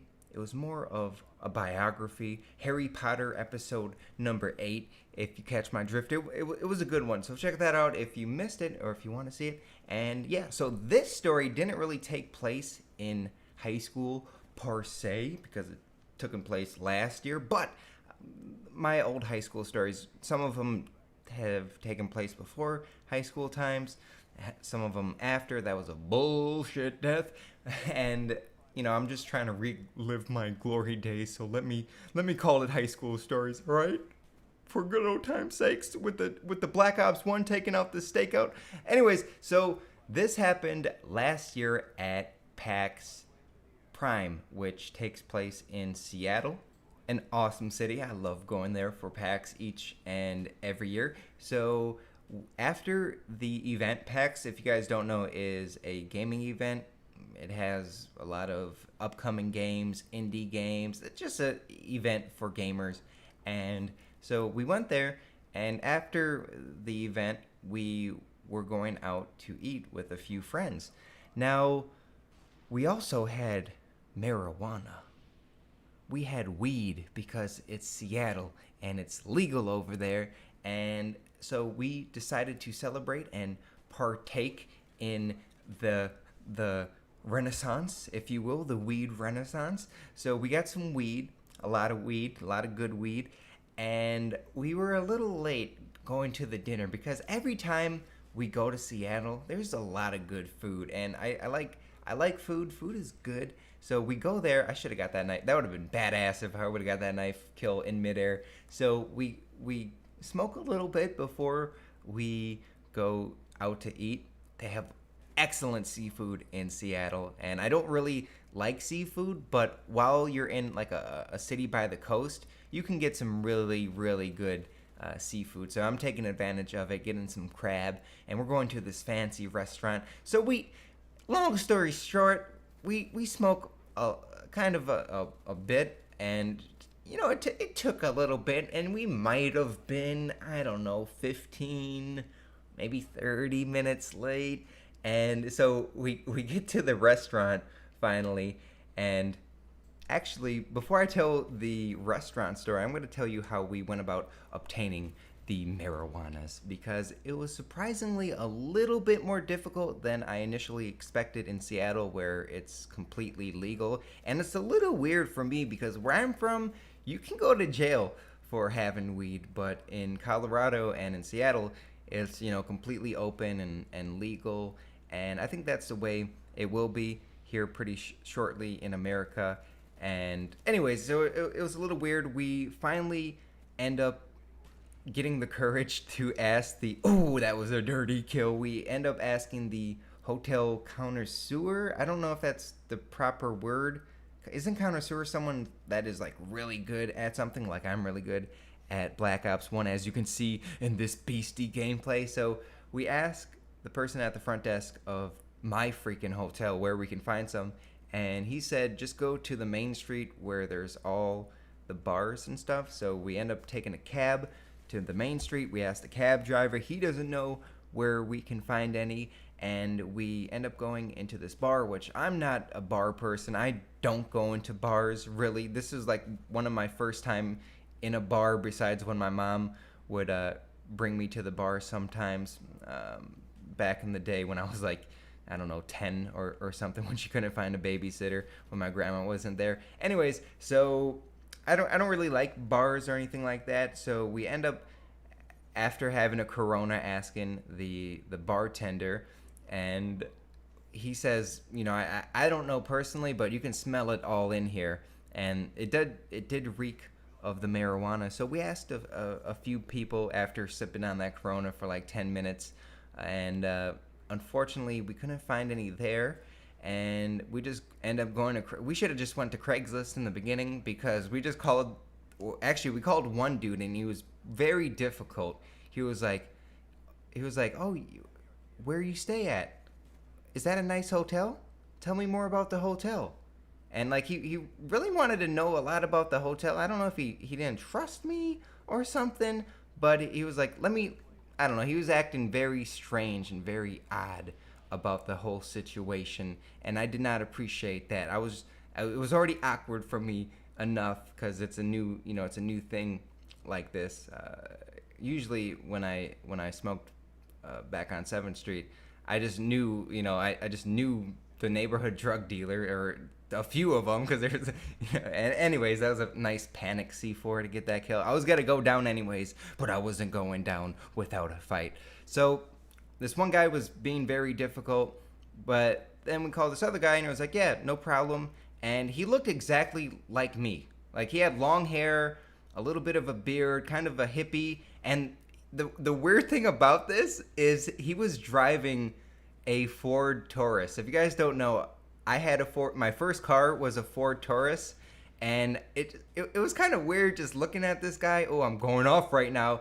And I was like, this could have been me if I moved to Seattle and, I don't know, and never found YouTube or something. Who knows? But he had this, like, I don't know what it was. It was like 2-3 pounds of weed, and he just literally got a handful, and it was like, yeah, that's good. And it was probably more than we paid for, but it was really good weed, and he was very cool about it. We talked a little bit, and I thought I was going to get kidnapped for a little bit. I made sure the door was unlocked. I don't know. So we met in the hotel parking lot.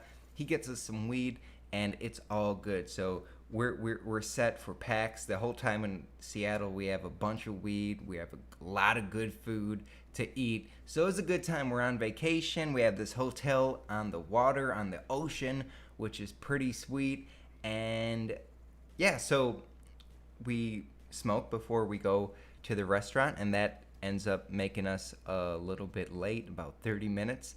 And as soon as we go into the restaurant, we said, oh, we're waiting for a party. And oh, that was a nice tomahawk. And they're like, oh, we know who you are. Okay, like it felt kind of bad because they knew that they were waiting for us, and I felt really bad that we had other people waiting. But I don't care if I don't know why they have to wait for everyone to be there. We told them we might be a little bit late. You guys can start without us. But like the guy, he was like, oh yeah, we know who you're talking about. So I felt like a little weird about that. So we need to make an excuse why we're late, or maybe we don't have to because we're legends, but we end up doing it, and we end up making we tell the story to the entire table, and I don't know how we got away with this because I'm super baked at the time. I'm not even talking at this point.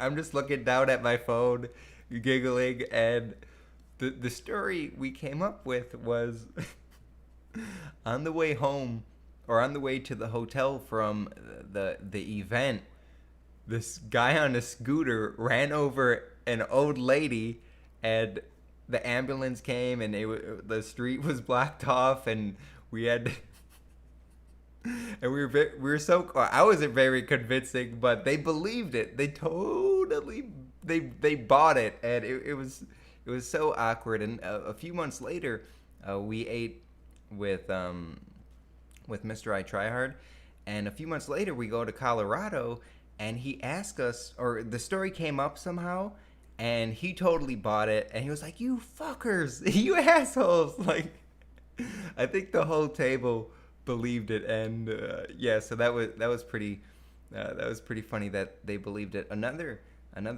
story, same time in Seattle, we have another friend who doesn't really smoke too much, maybe once or twice, and I think the one time that he did smoke back in the day, it was like laced with crack or something. He said something about some white stuff on it. I don't know, but ooh, a double C4. This is a sweet gameplay. So I say, because he's an amateur, like he hasn't smoked before, and I know some people freak out when they smoke, and I probably shouldn't have said this to him, but I was like, whatever you do, don't freak out. And I think that was the worst thing that I could possibly say to him, because he started freaking out. And yeah, I'm not gonna go into anymore.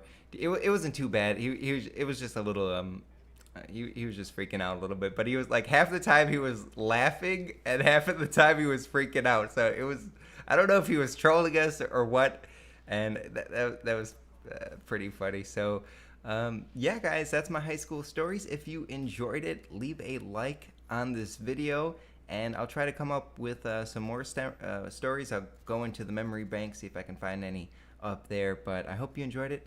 I appreciate the support, and if you missed last week's episode, I'm going to include that link in the description down below. Be sure to check it out, because it is 30 minutes of awesomeness. Alright guys, thanks for watching, and I will see you later.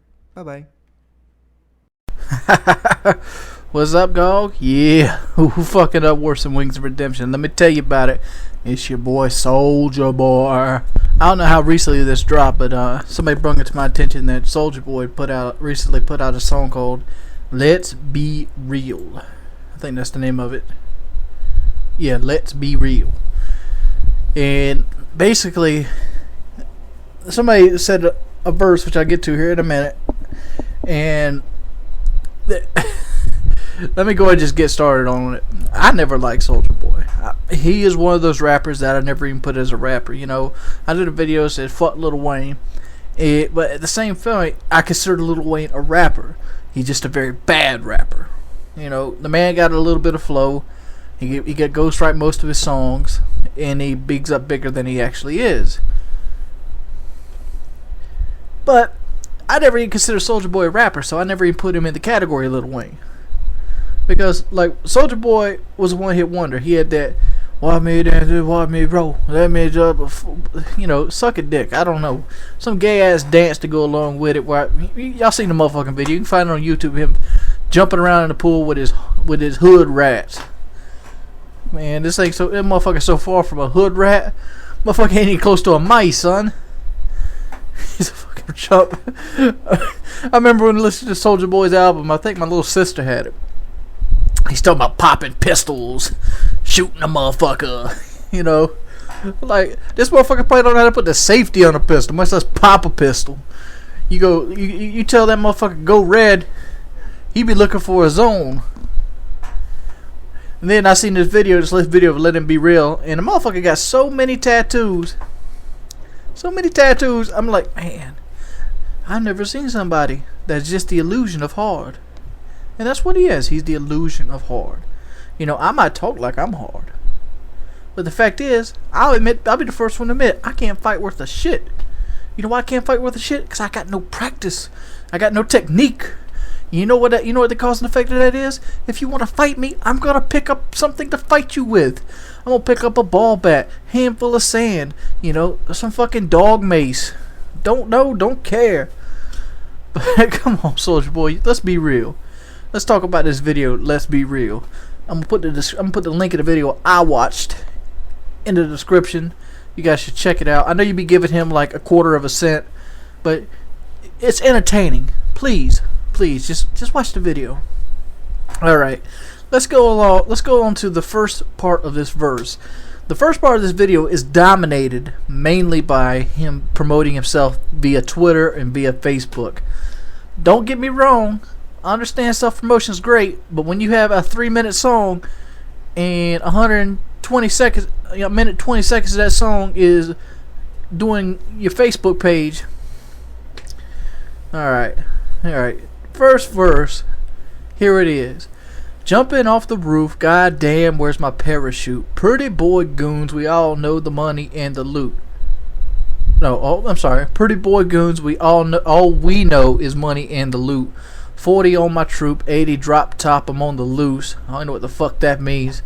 Fuck the FBI and all the army troops. Fighting for what, bitch? Be your own man. Come on there. Come on now. That's some cold-blooded shit you just dropped right there. I mean, even your fans turned against you. Look at your motherfucking dislike bar on your video. You think that happens by chance? And for those of you who don't really know, Soulja Boy actually already got in trouble for this line, but let's make it worse. Retired Marine and currently LA County Veterans Advisor Commissioner Fred Florence demanded an apology from the ungrateful artist, and Soulja Boy almost immediately complied. An excerpt. Here is what this motherfucker said. When I expressed my frustration with the U.S. Army, not only did my words come out wrong, I was wrong to even speak them. So I write this to give my sincerest apology to all members of the United States and military services, as well as their families that were offended by my most recent lyrics. Bullshit. Bull fucking shit. You know, if this Let It Be Real song was a hit song, your next song would be like, I hope the Mujahideen roll over in the USA. You probably can't understand, but it's like, motherfucker be supporting the Mujahideen if the motherfucker give him, $10,000 or maybe a new fucking pinky ring. You are a joke. Period. The United States Army troops put their life before yours, and they don't even know you. What they fight for, they fight so you can live your fake ass ghetto life. You ain't a ghetto bitch. You 14 when your fucking shit drop. What are you like now? 16? Dude, you ain't pop pistols. I know you got those tattoos. You probably get that shit with a guitar string. You young punk. Fuck the army troops, dude. You ever had a grenade land in your lap? Hell no you haven't, because you ride in a fucking Bentley. You ride in a fucking Escalade. You got like 8 bodyguards.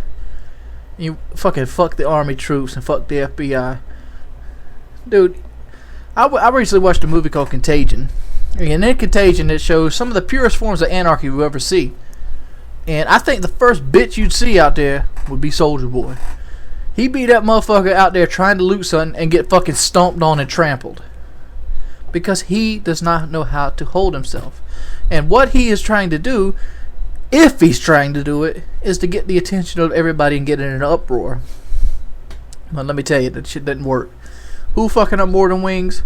Soulja Boy fucking up more than Wings. I could go on with the rest of this gay ass song, but I don't need to. Just listen to the motherfucker. The shit sucks ass. I'd rather watch paint dry. I'd rather watch paint dry in a room full of retarded babies that are crying. So I'm sitting there confused, don't even know what the hell they're crying for. It's retarded. Soulja Boy, you sucks. I'm out. Audi 5000. What is up, ladies and gentlemen? This is Goblin, and today I'm coming in with a commentary about my first ever nudes. Now, before I start, I would like to ask for 90 likes in honor of titties, and also 90 likes in honor of the fact that my goddamn cold has yet to go away, and it's been a week, so I'm a little upset with that. I'm still stuffed up, I'm still coughing, and speaking of coughing, give me a second. Oh, sweet Jesus, excuse me. But anyways, yeah, let's go for 90 likes in honor of this interesting commentary, some titties, of course, and my cold, which is currently tearing my soul apart. Now, moving on, I would like to talk about the story of how I got my first ever nudes. Now, this actually happened a few years ago, before like Snapchat was ever around, or Vine, or any of those big apps where people would send nudes, back when sliding into DMs on Twitter wasn't really like a well-known thing to do, and it was just kind of like back before the internet turned into just titty fest, pretty much. This was back in, I want to say, maybe 2011 or early 2012. I was in 7th grade at the time, and I didn't get these from anyone at my school. This was actually kind of an interesting story as to how I met this girl. I'm not going to drop any real names because, you know, confidentiality is kind of a big thing that I kind of want to represent in my commentaries because I don't want to, like, call people out for anything. But anyways, this was this girl, and she was, like, 16 at the time, I believe. I don't know how old she is now, probably 18 or 19. But anyway, she was 16 at the time, and I played PC games a lot more than I played Xbox games. I didn't really play Xbox or COD, excuse me, as much as I did more PC games like Garry's Mod or, you know, lots of stuff like that. And this girl was one of the people who was in my little group that I played games with. And she had a boyfriend at the time of this, which is, now that I look back on it, kind of fucked up that she sent me this because, like I said in commentaries before, I don't like people who cheat or do stuff like that. But I didn't really think much of it at the time, and I was fully aware too. I just didn't really think much of it because I'd never had a girlfriend yet, or like even a first kiss or anything like that. But anyways, I was talking to this girl, and we were kind of talking back and forth, and back then, since I was younger, and, you know, I was also not necessarily big shot playa, I wasn't really the guy who would kind of go out there and, like, hit on girls or, like, ask for nudes or stuff like that, especially because I was, like, 12 or 13, either 12 or 13 at the time, I don't remember exactly. But anyways, we were talking over Skype, and we were just kind of sitting there chatting, and we're like playing the game together. I believe it was Garry's Mod at the time, and we were, you know, just chilling out, and it was like a one-on-one kind of Skype call, and she had to go, so she hung up the call because she had to go Skype someone else. However, she was still like PMing me, and we were talking back and forth and stuff like that, and we had been playing together for a few hours that day. We'd been talking to each other for like a long time before that because, you know, same group of people, stuff like that, and I was way younger, and it was kind of nice to know that these older guys that I played with, guys and girls, didn't really mind that I was young. That was pretty cool. So naturally, you know, I got kind of like, I guess, like, really close to these people because we were tight. We talked for a while, you know, and I was like one of the youngest kids in the group. I think the second youngest besides me, and like the group of kids that I played with was like 13 maybe at the time, and I was 12. But anyways, so I'm talking to this girl, and she brings up how, like, I don't know, her bra's annoying her or something like that, or how, like, she's horny or something like that. And I was 12, so I didn't really know why she would bring that up to a 12-year-old. I figured it was, like, nothing significant. She never even seen what I looked like before, so I doubted that she was trying to hit on me or anything.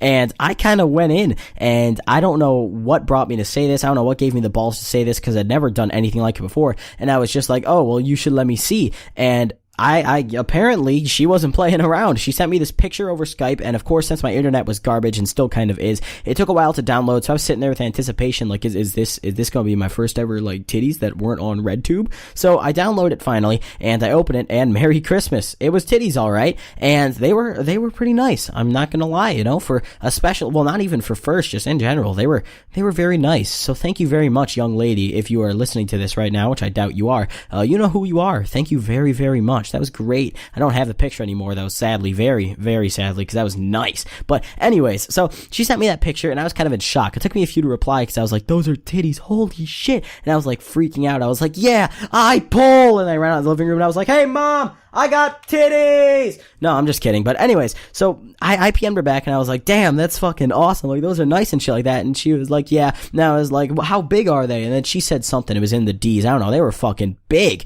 But anyways, I was naturally impressed, and I was all, like, hyped up over this. And then she had to get off almost right after that. So I was like, all right, see ya. And now I just had these kind of titties in my hand. Not like literally in my hand, you know. But I had these titties in the palm of my hand to pretty much do anything I wanted with. And it was my first news. I didn't really get how it worked. So I just kind of go, when I I went and saved them on my computer because since it was sent over Skype, I was on my laptop at the time. And I don't have the picture anymore, like I mentioned earlier, because that was a way older laptop than what I use right now. But I saved them in some little folder that I made. I don't know. I think I just called it like boobs or something like that because I was like 12 and I never got anything like this before. So then the next day rolls around and I talked to the girl again, and we're kind of talking more and more, not necessarily like getting to a flirty level or anything. She wasn't flirting with me. I wasn't like sending her pictures or anything. No, I was like 12. I wasn't going to send her a pic of my dong, you know? But anyways, we were talking and she did it again. She literally, like, without even asking, she just sent me another and she's like, what do you think? And I was like, oh shit. And now that I look back on it, it was kind of sort of like slutty of her to do that because she had a boyfriend and she lives in Canada. I lived in the US. I didn't know she lived in Canada until like 2 days after she sent me the first picture, and I was kind of raking them in like that paper, you know? I was just raking in these nudes, and then we were chatting, and I was like, oh, so where do you live? And then she was like, Canada. And I was like, oh, well, shit, that's some fucking Canadian pussy right there, you know? So we were talking for a bit after that, after I kept getting pictures, and then one day we just kind of stopped talking. I don't really remember how. We just kind of stopped talking to each other, and we stopped Skyping, we stopped PMing each other, you know? She stopped sending me pictures and stuff like that, and I was just kind of let down, because I was like, well, there go my titties. That was my source of titties right there. I like that a lot. However, it's gone now. It's too late. Rest in peace. You know, I mean, now by now that I think about it, you know, she's probably showing them to like 200,000 more guys. So if I Googled her name, I could probably find some tit pics by now, judging by the I guess lack of hesitation she had to just whip a tit out, you know? But anyways, I hope you guys enjoyed this commentary. Please drop a like and a comment and share your experience getting your first nude. Or if you haven't gotten one, then I don't know, just share your titty preference. I don't know. Also, let's go for 90 likes on this video in honor of my cold, which is still being a piece of shit. And I said nudes in this because it wasn't only tits. I got some other pictures too, you know, later on down the line before we stopped talking. But, you know, I felt like the first ever picture I got of any girl's like private part, I would focus on more than like the other rest of the kind of saga of titties, you know? So anyways, thank you all for watching. Once again, let's go for 90 likes. Drop a comment sharing your experience with your first nudes, or if you've never gotten nudes, share your favorite flavor of Gatorade. I don't fucking know. Thank you all for watching. I hope you enjoyed, and we'll see you guys next time. Peace.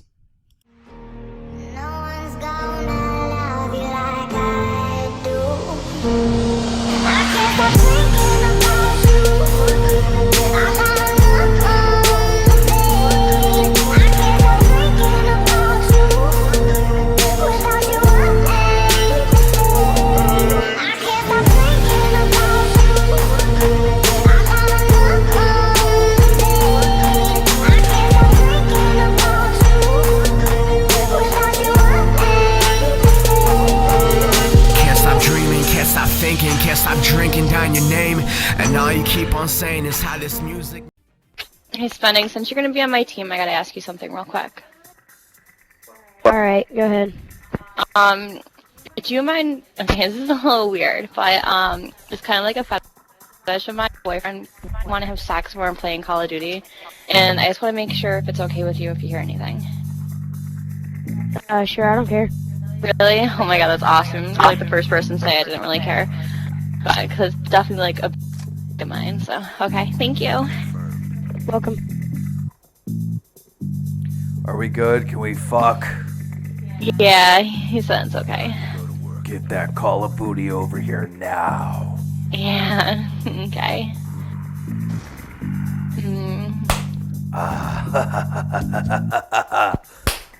You've been a bad, bad girl, Susan. Yeah. How bad was I? Ooh, you have a bad KD. You made us lose the game. Yeah, I've been like getting shot. It's okay, you're definitely gonna get the hard point. Oh yeah. Who's the kid listening in? Racer. Yeah. Racer, tell her she's been a big slut.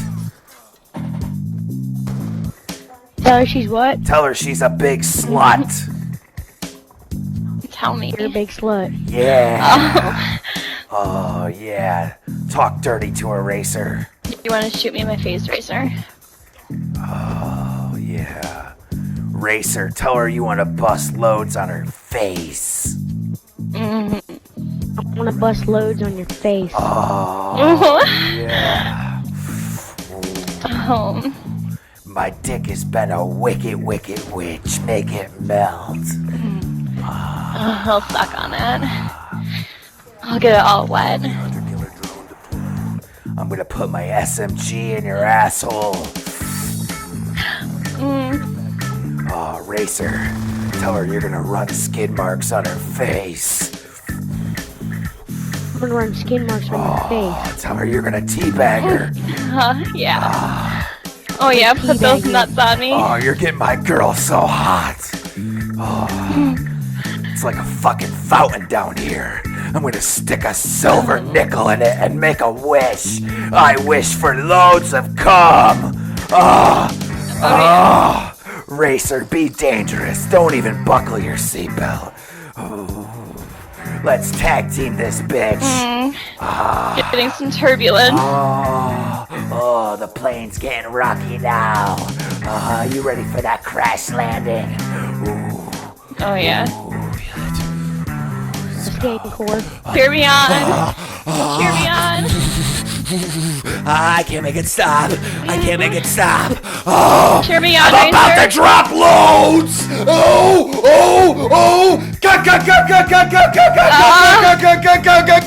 KEEMSTAR. Are you guys having sex? Racer, how old are you? I'm 14.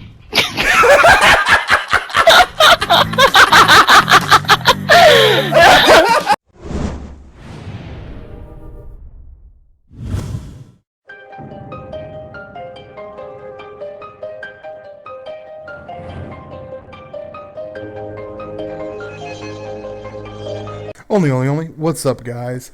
I wanted to share with you the creative process that sometimes I have with other people that accumulate to make idea babies. This gameplay is a late arrival search and destroy. Obviously I missed the first round, and I come in and I face against some rat shielders, and rat shielders annoy the shit out of me, but actually I don't want to say that. That's negative. I want to say that everyone annoys the shit out of me in Call of Duty. I wish I played against bots. That is my only death of the game. So you know what that means. Super fast one. Okay, here we go. And then there's like there's one part that's really cool, and I hope I don't miss it in the amongst of telling this the greatest of all creative processes that go down. So I'm outside calling a customer cab at work. A bartender is outside. He's smoking a cigarette. We start to talk. I reach in my pocket, and I grab these handy wipes from the bar. And I was joking around. I was just like, well, I guess I don't need to grab any condoms, because it feels like I just thought of a scenario if I was with a girl, and I was like, okay, do I have a condom? Grab my pocket, because these little handy wipe things that come in little packages, they're these little square packages that are exactly the same as condoms.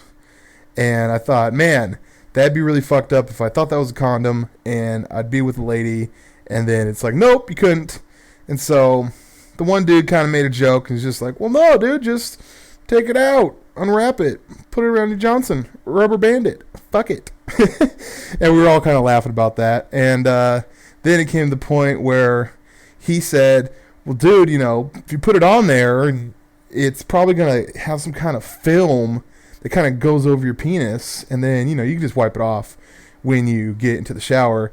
And I was just like, I took it one step further, and that's where the story is going. It's always going to go one step further. I took it one step further, and I was like, what if I were to pour magic shell on my cock?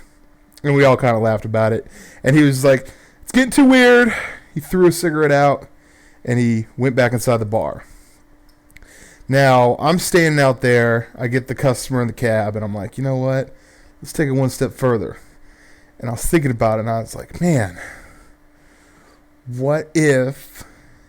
Yeah, that's it. So I go back into the bar, and I go straight to the bartender. I'm just like, dude, this is kind of serious. And he looked at me as if I was going to talk about maybe there was something happening in the bar, there's a security issue or something like that. And he said, what's up, dude? Like, he looked worried. And I was just like, bro, I'm not a fucking weirdo. And it's a good story when you, before you preface this, you have to be like, I'm not a fucking weirdo, okay? But I just had this crazy thought. What if I were to pour magic shell on my flaccid penis, okay? and then let them. I don't know if you guys know what Magic Shell is, but basically Magic Shell is this. It's like a chocolate topping that you put on ice cream, and when you put it on the ice cream, it forms like this, this shell around the ice cream. It's very, very thin. And I was like, what if I were to pour, Magic Shell on my dick when it was flaccid, and then get an erection, and be awesome to have my dick just like grow, and then it just like breaks free, And then he looked at me like I was crazy, but then he looked at me like he got the greatest idea. He's like, your penis should be green. And I'm like, we'll call it the Hulk. So, from me talking about having a handy wipe instead of a condom, it grew into this beautiful thing where I say this. I want to pour Magic Shell. I want to paint my penis green, pour Magic Shell on my limp dick, get an erection, and call it the Hulk. Isn't that magical? I think so. The gameplay is wrapping up, and I forgot to tell you about me trying to grab the throwing knife off the dude that with the right shield. Like, it was in his right shield the whole time, and I went to grab it. I meant to point that out, and then obviously the 3-piece. So go back and check that out.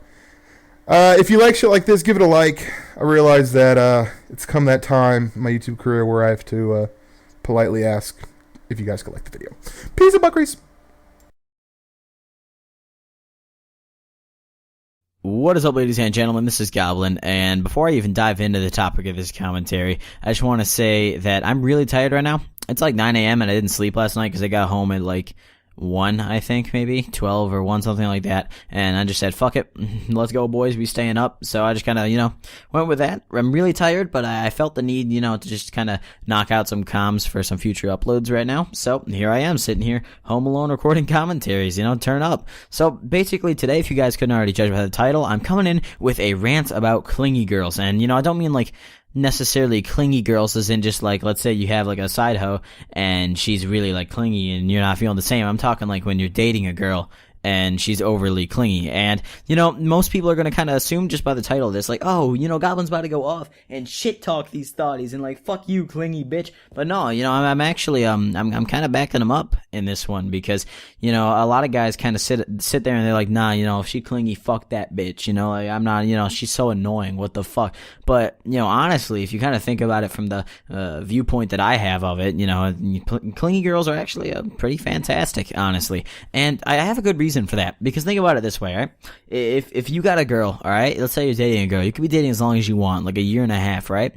And let's say, maybe you think she's cheating with your best friend Jerome, right? Your name's Jamal, your buddy Jerome's probably fucking your bitch and you have no idea, alright? If she's not clingy, naturally, she's probably not gonna like text you like a ton. So like when she goes out for quote unquote girls night out, when she's really going over to fucking Jerome, let's say one day you got plans with your boy Jerome, alright? So you he completely forgot about these plans. So, he has your bitch over. You come over to Jerome's house, you're like, hey Jerome, I'm on the porch.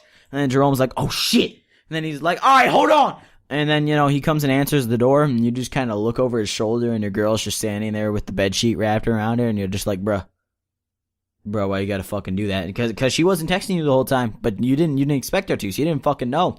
You had to find out in person that Jerome's fucking your bitch, Whereas if you have a clingy girl, okay, they're gonna be hesitant to cheat, because if they're clingy, that means they give a shit, okay? And clingy girls, like, at least from what I've seen, they like to talk a lot, so they're gonna text you a lot, they're gonna FaceTime you, they're gonna Skype, whatever it is, and, that's like that verification, like, alright, she's not sucking dick right now. Or if she is like really good at hiding it, because, normally if you're typing with one hand, the other hand on the dick, let's say, like when I'm typing only one-handed when I'm text, I can't type for shit. So if she's pulling that off, that's impressive. That's, you just keep sucking that dick. I don't even care. That's impressive performance right there. Nah, but so, if she's clingy, she's just going to be kind of like contacting you more, I guess. And that gives you like that reassurance that she's not going to pull some hoe shit and cheat on you, Whereas if you just have like a regular girl, or not, I don't even call it regular. If you kind of have a girl who's like semi-hoe, let's say, or let's just say you have a girl who you like have kind of been fighting with lately and shit, girls who aren't really clingy, naturally they're probably not going to have as much of like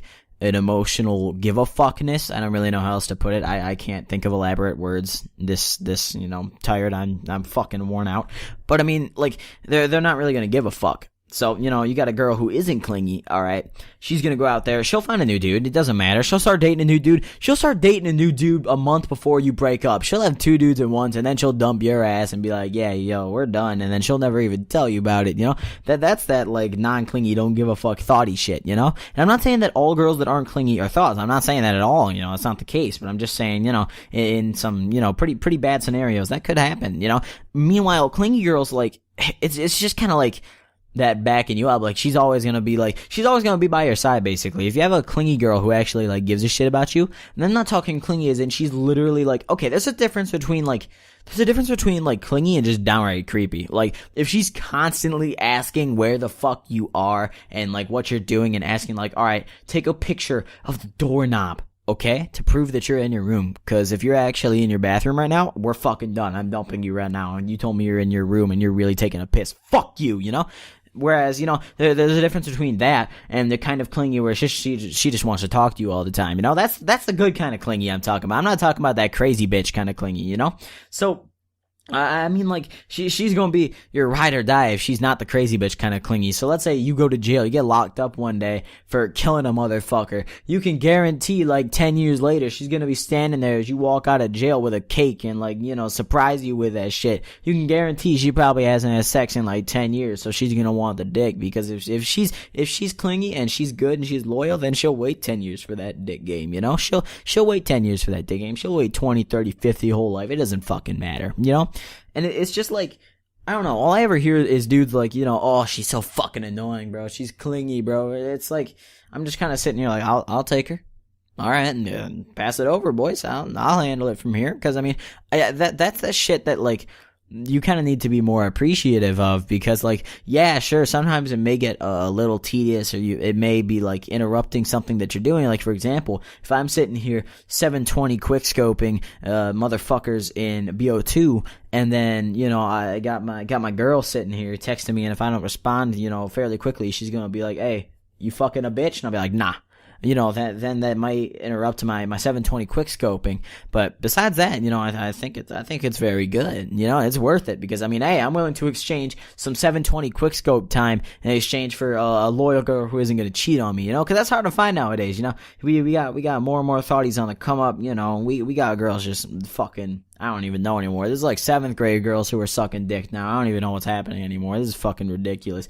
You give me 20 years. I swear to God, give it 20 years and girls are gonna have like nudes as their yearbook pictures, and that's just kind of what's gonna happen. That's how it's gonna be.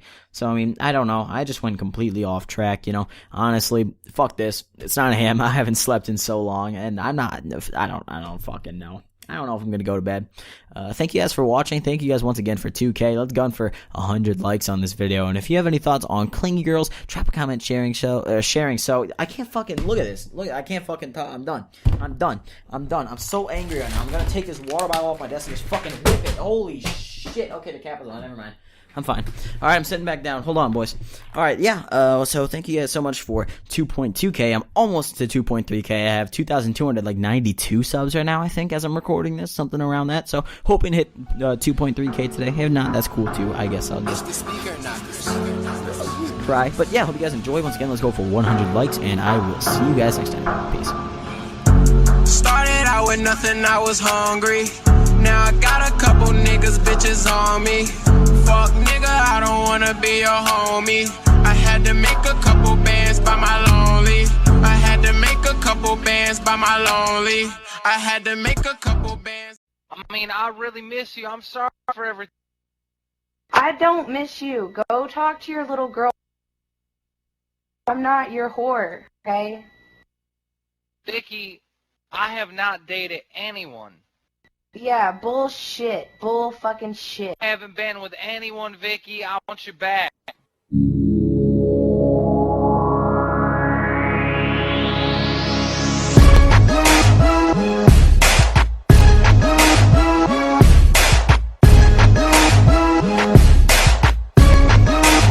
don't want you back. I've already told you Beautiful this. girl I've ever been with. I love you. Yeah, Yeah, well, you know, you gotta go creep around behind my back, cheating on me. Why do you expect me to take you back? I cheat on you, Vicky. Bullshit! You're a fucking liar. I never did anything to you, Vicky. I just want us to be together and be happy. I don't want to be with you.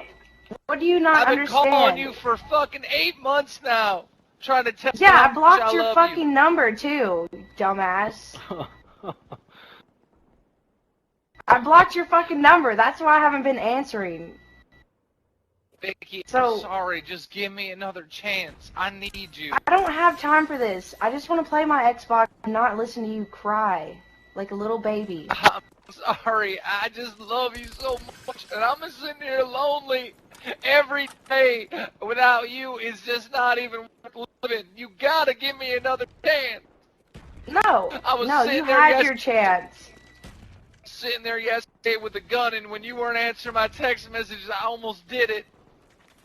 Please. Wow, really? You're gonna really threaten me like that, like you always do. I'm not threatening. I'm miserable without you. I'm gonna do it. Fucking do it then! I don't fucking care anymore. I'm fucking sick of you. Oh yeah? Are you seriously? Is that how you feel? Is that how Yeah, you that's feel? how I feel. Wow, crybaby, like you always are. Fucking crying Don't all the fucking time. talk to me that way. I'll fucking talk to you any way I want. That's what you get for What being if a I cheating do ass do it fucking then? liar. You won't even I'm go not to gonna my funeral, care. would you? Would you go to my funeral? No, I'll go to your fucking funeral and spit in your face.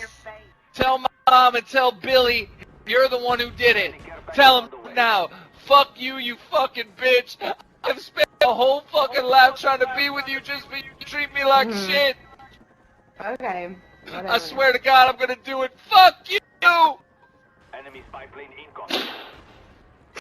Our spy plane's in the air. Wow, did he? What? Hold on, I'm gonna call my cousin and see if he fucking did anything. Always having to check up on his stupid ass. Really?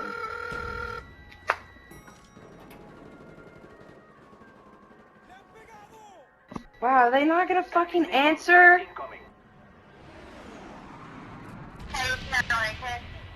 Wow. Okay, so nobody's answering, so I guess I'm not gonna know. DJ! Hello? Hello? Hello? Has anybody heard him talk? Anybody?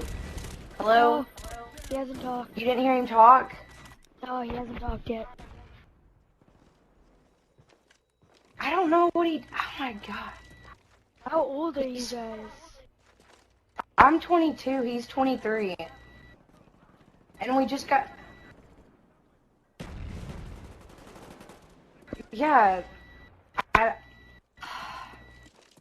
I heard the gunshot.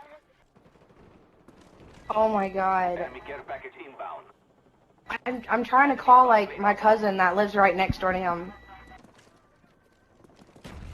And she's not answering. You thought you heard a gunshot, though? Enemy Valkyrie incoming. Do what?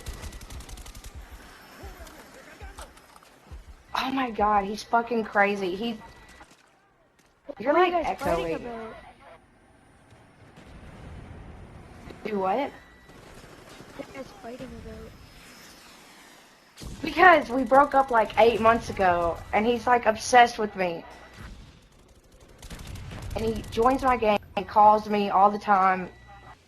And he fucking gets drunk and threatens to like shoot himself because I won't get back with him.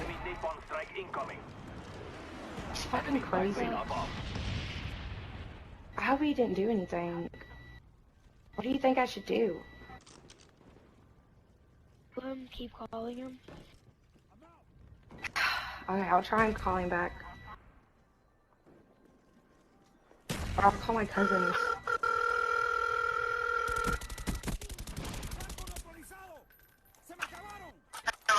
Hey, do you know if DJ's okay? Can you go over there and see if he's okay?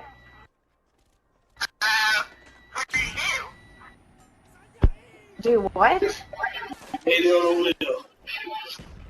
He was fucking acting crazy. He joined my game on Xbox and trying to get back with me, and he said he was gonna shoot him. What? Yeah, he said he was gonna shoot himself. And I don't know if he's okay or not, because you know how he is, and he always acts crazy. So can you, like, walk next door in a minute and see if he's okay? Or at least try and call his house? Hey, you echoing, so... I can go check on him, I guess. What makes you think he is wrong, though? Because we were on Xbox, and he was fucking drunk, obviously, and acting fucking crazy, and said he was gonna shoot himself because I told him to. I kind of agged him on about it, and then everybody in the game said they thought they heard a gunshot, and I don't know if he did anything. Hold on, where are you from? Yeah, where are you from? Yeah, he fucking joined my game and started acting crazy and said he was gonna fucking kill himself. You heard a gunshot? Yeah, and I heard a gunshot. No way. Yeah, no, DJ in here, he's fucking crazy. He's fucking crazy. No, he did. I guess go over there and see if he's okay. He's probably just passed out drunk or something. I don't know. That's why I'm calling you to go over there. Alright, okay. Hold on now, hold on a second. Enemy care package I didn't hear a gunshot. You didn't hear it? You said Friendly care package on the way. So you didn't hear the gunshot? Oh, but that's pretty crazy. Hey, DJ. Enemy spy plane incoming. Yeah, Use this What? and never let it happen again. What is It's wrong? all good, sweet. He didn't kill himself. No! What? He's good. He didn't kill himself. How do you know? I don't know what to do. Just think positive.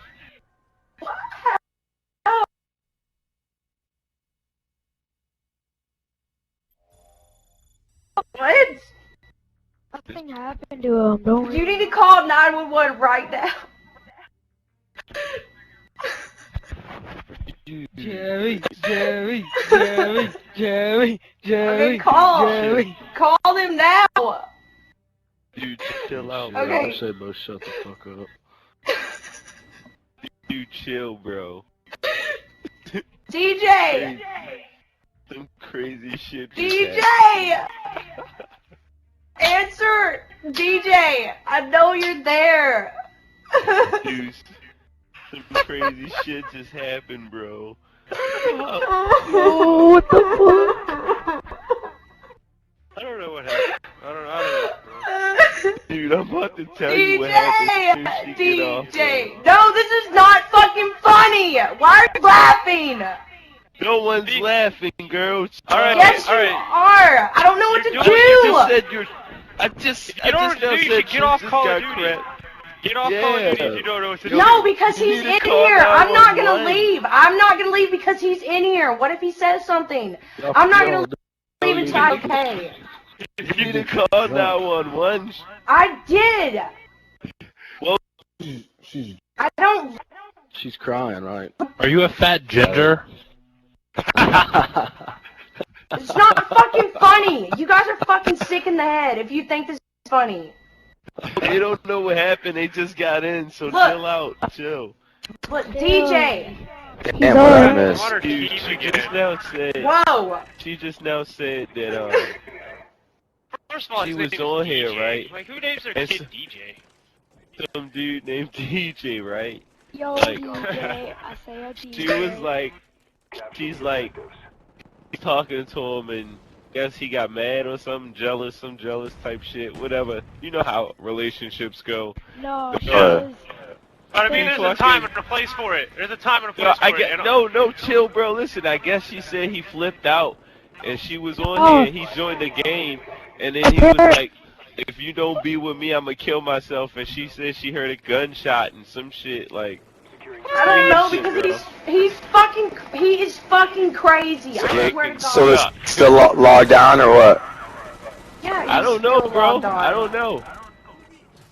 Which one was it? No one heard gunshots. Okay, Alright, I'm back, honey. You just said... Alright, what now, the fuck? if he's I'm still sorry, in the I game... had to take a shit. Dude, that was the gunshot. Wow. Wow, really? I definitely don't want to be with your ass now.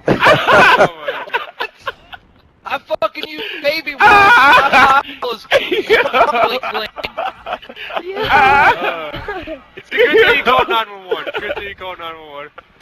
Yeah, I fucking called 911. So when the fucking police show up at your house, you're gonna have to explain to them that you were taking a shit. Yo, Hold up a minute. Hold up, everyone, please. Hold up. Did you say that you called the cops and you're sending them to my fucking house? Yeah, I did, because you were sitting there saying you were gonna fuck fucking this kill shit. yourself. I ain't staying around for this motherfucker. I'm out of here. Peace. Tell my mama I love her. Just take one hit. Don't you want to be cool? What are you doing? I'm so high! Nothing can hurt me! No!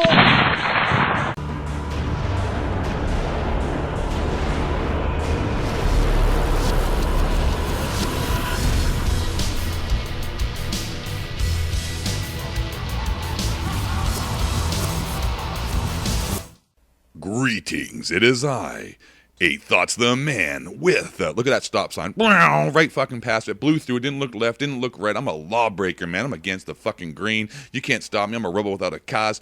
Cock of gold. And this is a fantastic, super fucking 360, double Y no scope, duper, Modern Warfare 2, team deathmatch, dare I say special, and by special, I don't mean mentally retarded in a wheelchair with 4-inch fucking Coke bottle prescription eyeglasses, drooling on yourself. When I mean special, you just think cock of gold, polished to a beautiful shine, pulling it down my pants and blinding everybody who sees it. And that guy tried to noob to me, boom! He gets his kneecaps blown the fuck out, did a faceplant on the ground if you didn't notice, cracked his skull, and now requires 24/7 medical supervision, shits himself, and pisses in the colostomy bag because that's what happens to noob tubers.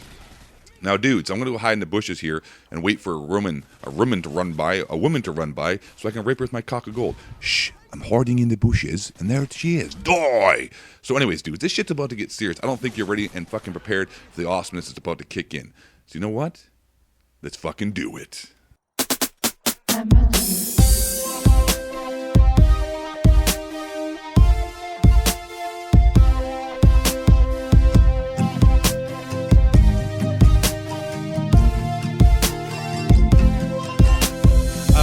Rubber on you quick as hell. You need some toilet paper, don't shit on yourself. When you see me rolling in that luxury, I won't fuck with you, so don't fuck with me. I'm just riding, siding, whipping and dipping, and I look at all them young hoes and how they're tripping. It's no big deal when little hotties get hot.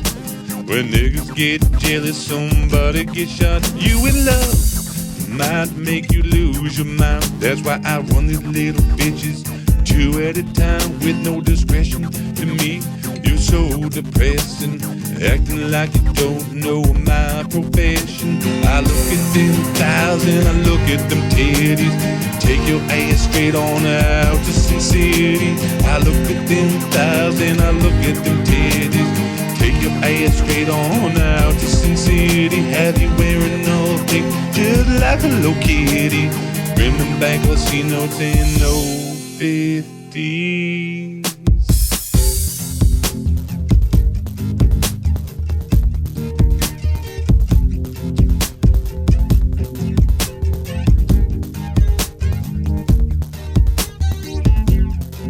I never really care about the popular fame.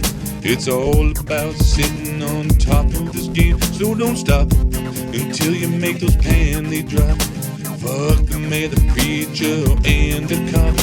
I look at them legs and I look at them titties. Have your ass stand on out to Sin City. Have you wearing pink, just like a little kitty. I want my C notes and no 50s. I look at them thighs and I look at them titties. Send you on out to Sin City. Have you wearing pink, just like a little kitty. Women back C notes and no 50s.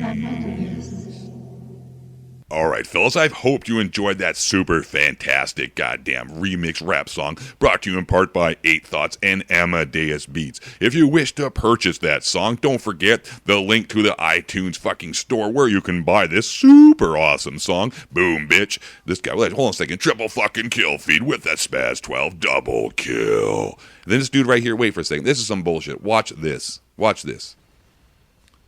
Okay, did I not fire first fucking point blank right in his goddamn stomach? But no, I died. But anyways, back to my fucking Home Shopping Network shout out. If you wish to buy the songs, and the link to Amadeus Beats channel is in the description below. It's on iTunes. It's 99 cents. It's a fucking deal. It's a steal. It's a goddamn circle jerk of awesomeness. Coming up next on the Home Shopping Network, gold cocks. We got blue cocks, black cocks, gold cocks, big cocks, little cocks. We got fat cocks, rubber, fucking rabbit cocks. We've got plastic cocks, glass cocks. We got rambone cocks. We got cocks for big pussies, little pussies, black pussies, Chinese pussies, Asian pussies, fat pussies. If you can find a pussy and a cock anywhere else, then you should fucking buy it. All right, dudes. Now, back to the fucking topic at hand before I so rudely interrupted my fucking self. Dude, I talk so fast my brain hasn't even caught up to my mouth, and sometimes I mumble the words. Jesus Christ, I gotta work on that. Perhaps next time. Next time. 38 kills, dude. 7 fucking deaths. Fantastic game. Fantastic fucking Spaz 12 overpowered black penis in my hand, penetrating the white anuses that are in jail with me here on the online gaming community. And this dude here hiding behind the bus, you know what? You fucking die. Look at dudes always hanging out the fucking bus shelter, collecting cans, looking for spare change. Get a fucking job, you losers. The hippies lost there again. Are my bullets like shooting out fucking plastic pellets instead of metal fucking death fucking objects? Really? Okay, I'm gonna stop swearing. I'm getting a little carried away. Because, seriously, I get screwed here at the end horribly. If I was gonna get screwed this bad, I might as well just take it myself, put some shorts on, hold on a sec, watch this. Okay, all right, I don't understand. The first one blows the guy away. The second one, this guy outguns me here.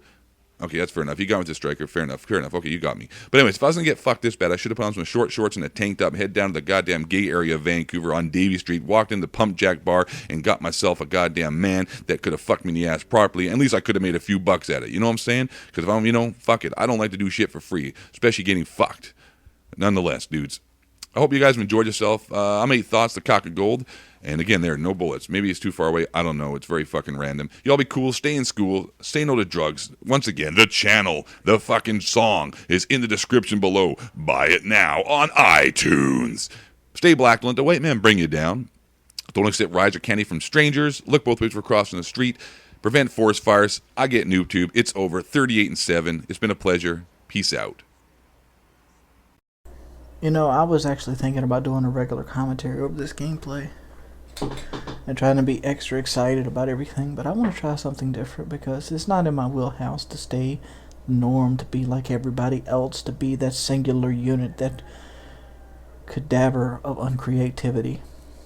So I was actually going to share with you a old song that I wrote back from my band Fetus a Fetus, and that it is the name of the band. It was Feed Us a Fetus.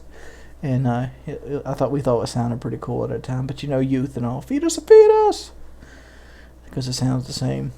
But I was kind of deep into black metal when I wrote this. I listened to a lot of Ambigore, a lot of Emperor, and even though I didn't really go for those sounds in the same band, we had more of like a mellow death type bandish.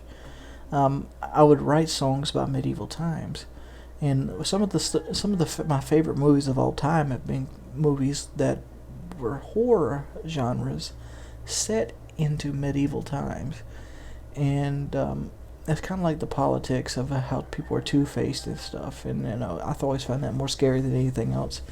So without further ado, this is a song that I wrote when I was 15. It's called Father's Son. I'll put a little background music here to kind of guide you through it. The words carried silently on winter's wings. The jester will be headless before the dawn. The crowd all gathered, all against the scene, yet they all paid up front. Where was this jury, the saviors of mine? Where is the justice in this land? The scribe reads off his mercy cry, a call of freedom for a cowardly man to walk the dark woods above the gates of hell, to push through the wind as it sadly sings. Another innocent is about to die. I never really went too in depth in songs there, because one thing about metal is a lot of the lyrics are really not that important, and a lot of it's actually filled with music. And I actually took that and transformed it into a poem later on in life. Well, at least parts of it. It was inspired to a poem later on in life. There's a second verse to that song, but it isn't very good. It actually sounds more like a 15-year-old than what it is. And I'm going to go ahead and try to find the poem and read that, guys, to you. And hopefully you guys will enjoy it. The words carried silent on winter's wings, dreadnought in some lonesome latter years. A hopeful one could sing and bring down mourners' tears. Eulogy's great midnight mistake was carried over in veils. The truth of it hardly matters, because we're all doomed as well. The mind I have is not the heart I seek, because the mind I have is frail and weak, a bidding of vast, formless things, a pile of mass that is broken dreams, because everything I learned of importance was taught to me by pain. Here I am, walking away, guided by mistrust and shame, to push through the wind as it sadly sings, to pull up my collar from the cold. As the organ plays my way to an escape, could I be so bold to ask a personal demon to sit beside me, even though she wore the sign of the Reaper cloaked in an ebony cowl? Shall I fight my heart alone, or just give up now? Evil never dies, they say. They just fade with beautiful years. That was actually called Evil Never Dies. It's E-N-D is what I call the end. Evil Never Dies. And that's actually from an old rock and roll song. That's where I took the title from. But it kind of shows you how stuff actually breaks down and changes as a whole. When you're writing, I don't know how many of you guys out there actually do any kind of creative writing or have a creative writing class. I had creative writing when I was in high school, and that's because I loved to write. And writing gave me like a form, a passe, will you will, a channel to direct all my pain. And you might ask me, like, where's your pain coming from? Well, I've kind of never changed since high school. I've gotten more confident in myself, and through confidence, I've become more happy. But in high school, I didn't understand confidence. I didn't understand a lot of things, but I thought I knew everything. And I guess that's the way a lot of people feel. A lot of people, the high school is their golden years. But at the same effect, I was very unhappy. I was very depressed because everything I wanted to happen wasn't coming together for me. And instead of, going and have like a shootout, I decided to just, pretty much cry in the mirror. That kind of ordeal. And I just wanted to show you how things can come from when I was 15 and I go and write this one when I'm 18. How much you can change, like how you write and the writing style and stuff, and how you can borrow from things. The reason I bring this up is a lot of people will criticize you of stealing when you're actually borrowing. Like, pretty much the music industry nowadays is designed around from borrowing or sampling other people's music. Like, do you really think a guitar riff is unique nowadays? There might be some. But for the most part, they're borrowing from people like Jimmy Page, Tom Morello, those kind of guys who are legendary on guitar because they wrote most everything. So they take that and they're inspired from it and they give a variation of it. And that's something. And like, I want to go ahead and read you another poem that, was pretty much around the same time in that super depression. That isn't really for like an evil or a band or anything like that. But it was more just to show you how it kind of expresses how I was feeling in that time period. well, I can't really find what I was looking for, and I'm gonna kind of substitute it. When I first got into YouTube, the first thing I got into YouTube to do was listen to music. And that's when I created my account, so I could make comments or whatever. This was back in, way back, like 2007, 2008. I didn't really get started into YouTube to 2009. But one of the things I did was I wrote, and I actually tried my hand at rap. And this was 16 bars that I wrote for a contest that I didn't win, but I figured it'd be fun to share. So you guys ready? Yo, look here. You know I'm riding off beat to the point I don't care. I'm prepared for the ways I was always ensnared with flights of fucking physical proportion. Thinking, damn, why not bust a condom? Just rally to an abortion. To think I could change it all with just one sunder of my release in case the world in my arms, no matter how brief inside I could see. I'm just a drone waiting to get the work of it all. Lone prophet to the point where he's ready to break down and fall. Being in a cage isn't the perfect place to sing, and the stress and bills the inspiration doesn't bring. And if I knew now what I knew then, I'd still be a failure in the fire of sin. Lost in my mind, the only place I can win, dancing right alongside with the howling of the djinn. Yeah, that's kind of a funny end topic there on that freestyle, mainly because it was designed to be some kind of mythical creature, and I ended up picking the djinns. The djinns is like a evil genie kind of thing, you know, Wishmaster and all. And listen to the damn dog yell. Hold up.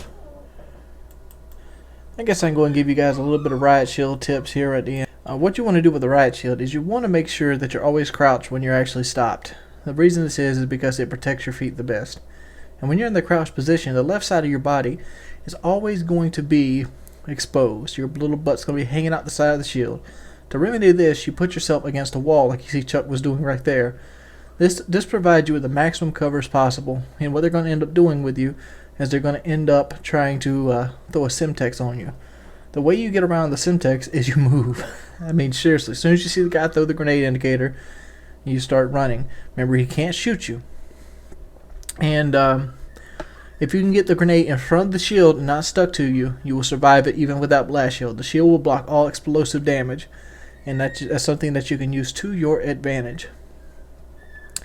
And hopefully next week at this time, I'll have some Riot Shield gameplay of my own. But if you really enjoyed the gameplay after listening to me and you've been watching it, Chuck does play with no hands. He is a quadriplegic. He has no use of his feet or hands. He only can use like his arms a little bit. And like you see, like his hands like stuck in a single position. So he holds his controller a certain way and plays with his face. He's only used me face. And he really brings it to a new level when they talk about, you know, taking a shot to the face. He took a lot of shots from the face right here. Chuck's channel is in the description. He's a guy that doesn't get enough subs is what he does. He's 100% handicapped, and he's a comic. He edits video a lot better than I do, and he doesn't have full access of his body. To that, I give him kudos. He also interacts with his fans. He does call-ins, the whole nine. So if you like him, his channel link will be in the description below. As always, hope you guys show up for Painkiller already tonight. We will be ready to see you. It's 8 Eastern, and it's shortly after this call. I hope you guys have a wonderful day, and I hope you enjoyed the video immensely. It's been your boy Wings of Redemption, and I'm out. Hey guys, it's your boy Jordan, and I figured I'd go and sit outside today and do this video for you. I want to talk about changing as a person. I know I've already discussed this video just recently a couple days ago, but some new things have happened in my current life that I wanted to go and share with you guys. For those of you who don't know, I have two siblings. I have a brother and a sister. And both of them are going through kind of their own little battles and dire straits right now. As we said before, my sister, she recently was seeing this guy named Josh, and Josh turned out to be a cokehead. And through Josh being a cokehead, she kind of went right into the habit as well. Mosquito. And it puzzles me, dude. It does.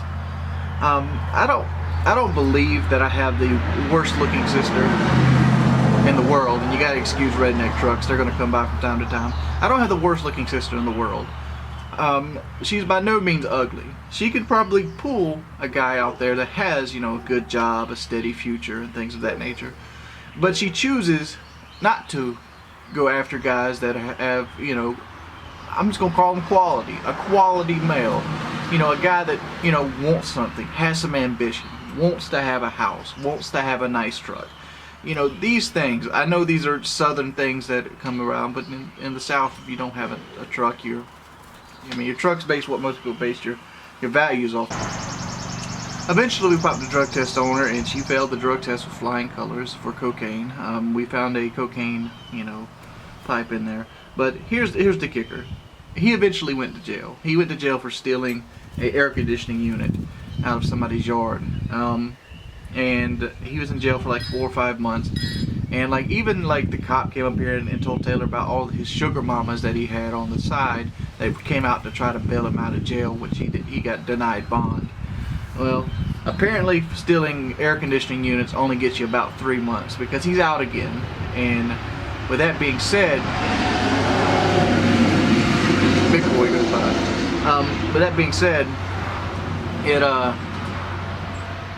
she goes right back to him. Like the minute he comes out, she goes right back to him, and like he's influenced her in the most negative way possible.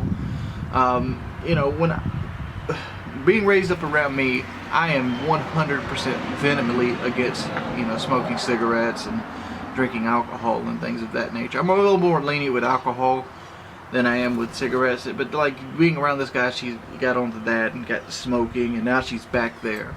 And like I don't feel like my mother's doing anything about it. I don't. She does nothing. My sister's 17. My sister has a car that's not in her name, insurance she doesn't pay, gas she doesn't buy, and she uses this to go see a boy that's going to get her hooked on cocaine again. Going to see a boy that's, you know, major accomplishment in life is doing a 3-year bid or something of that nature. And I find it fucked up. I don't understand why they keep going back to these trash human beings. It gets to the point where I want to intervene, but I don't know how to intervene at this point. I mean, my first instinct naturally is to want to beat his ass up, but at this point, like, I don't think it would do any good. I feel like if me and a couple of my buddies went out there and whooped this guy's ass, all it would do is bring them closer together, and that's exactly what I don't want to do. I don't want to bring them closer together. But I feel like it's a situation that, if given it enough time, will work itself out. I feel like she'll eventually, you know, grow up a little bit and see that this guy is, you know, having sex with 3 or 4 different women, you know, getting her hooked on drugs, and that's the side effect to it. I mean, like, if I give the time to it, she'll be hooked on drugs and pregnant, and that's that problem. And so let's go and get to the other sibling. My other sibling's my brother, but most of you know him. We call him Crook or Rabbit. My brother, he's with a girl that's hooked on pain pills, and through that he has started taking pain pills. And I could understand why he went to that kind of, you know, medicating purposes. But at the same time, I don't understand it. Like, we grew up together, we played video games, we had the same upbringing. I didn't turn out to do drugs. I think the main victim here was just the boys he hung out with after our youth. But I think he's trying to hide from something, because my brother is PTSD, and he has night terrors and things of that nature.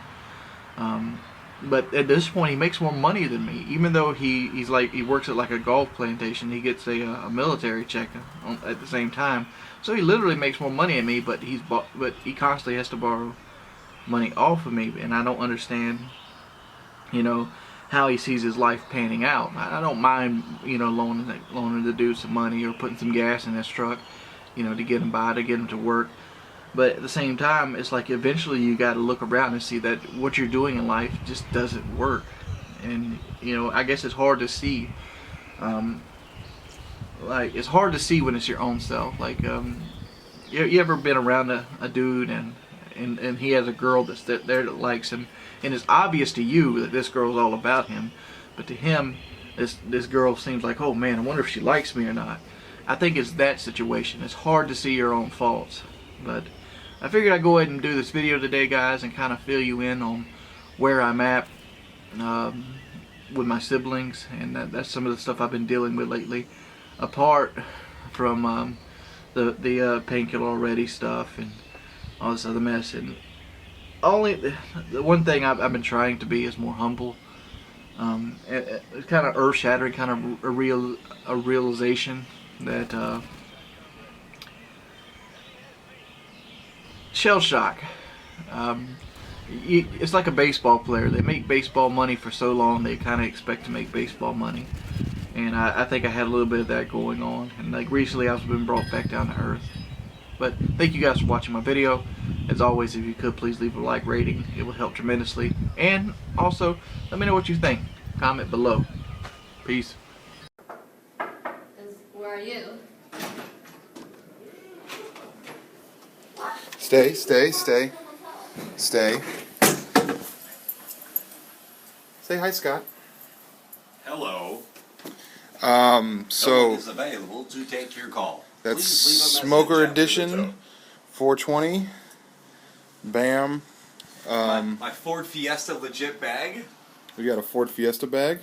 Oh, you're killing the game right now. Man, the ladies love me. The ladies love that Ford Fiesta movement. All right, guys. So hopefully this is.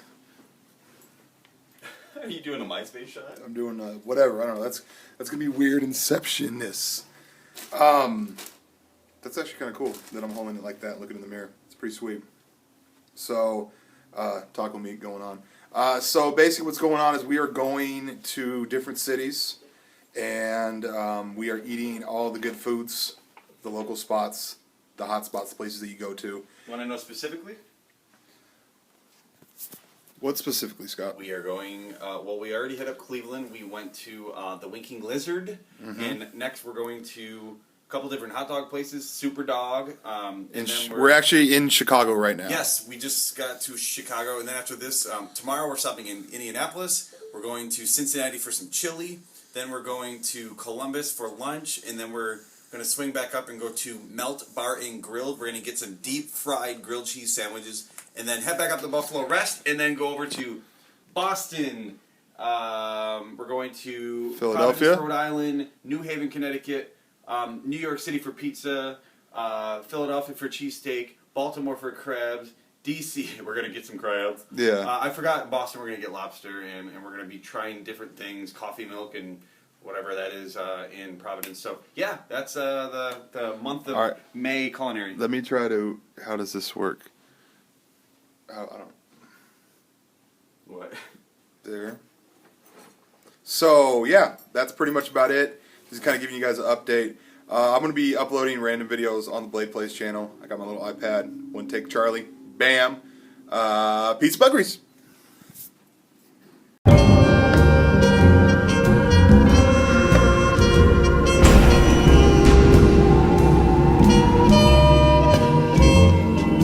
What up, guys? ONLYUSEmeBLADE, and this is your Sunday Chill commentary. For a lot of my old-time viewers, you guys are like, yes, Sunday Chill commentary's back.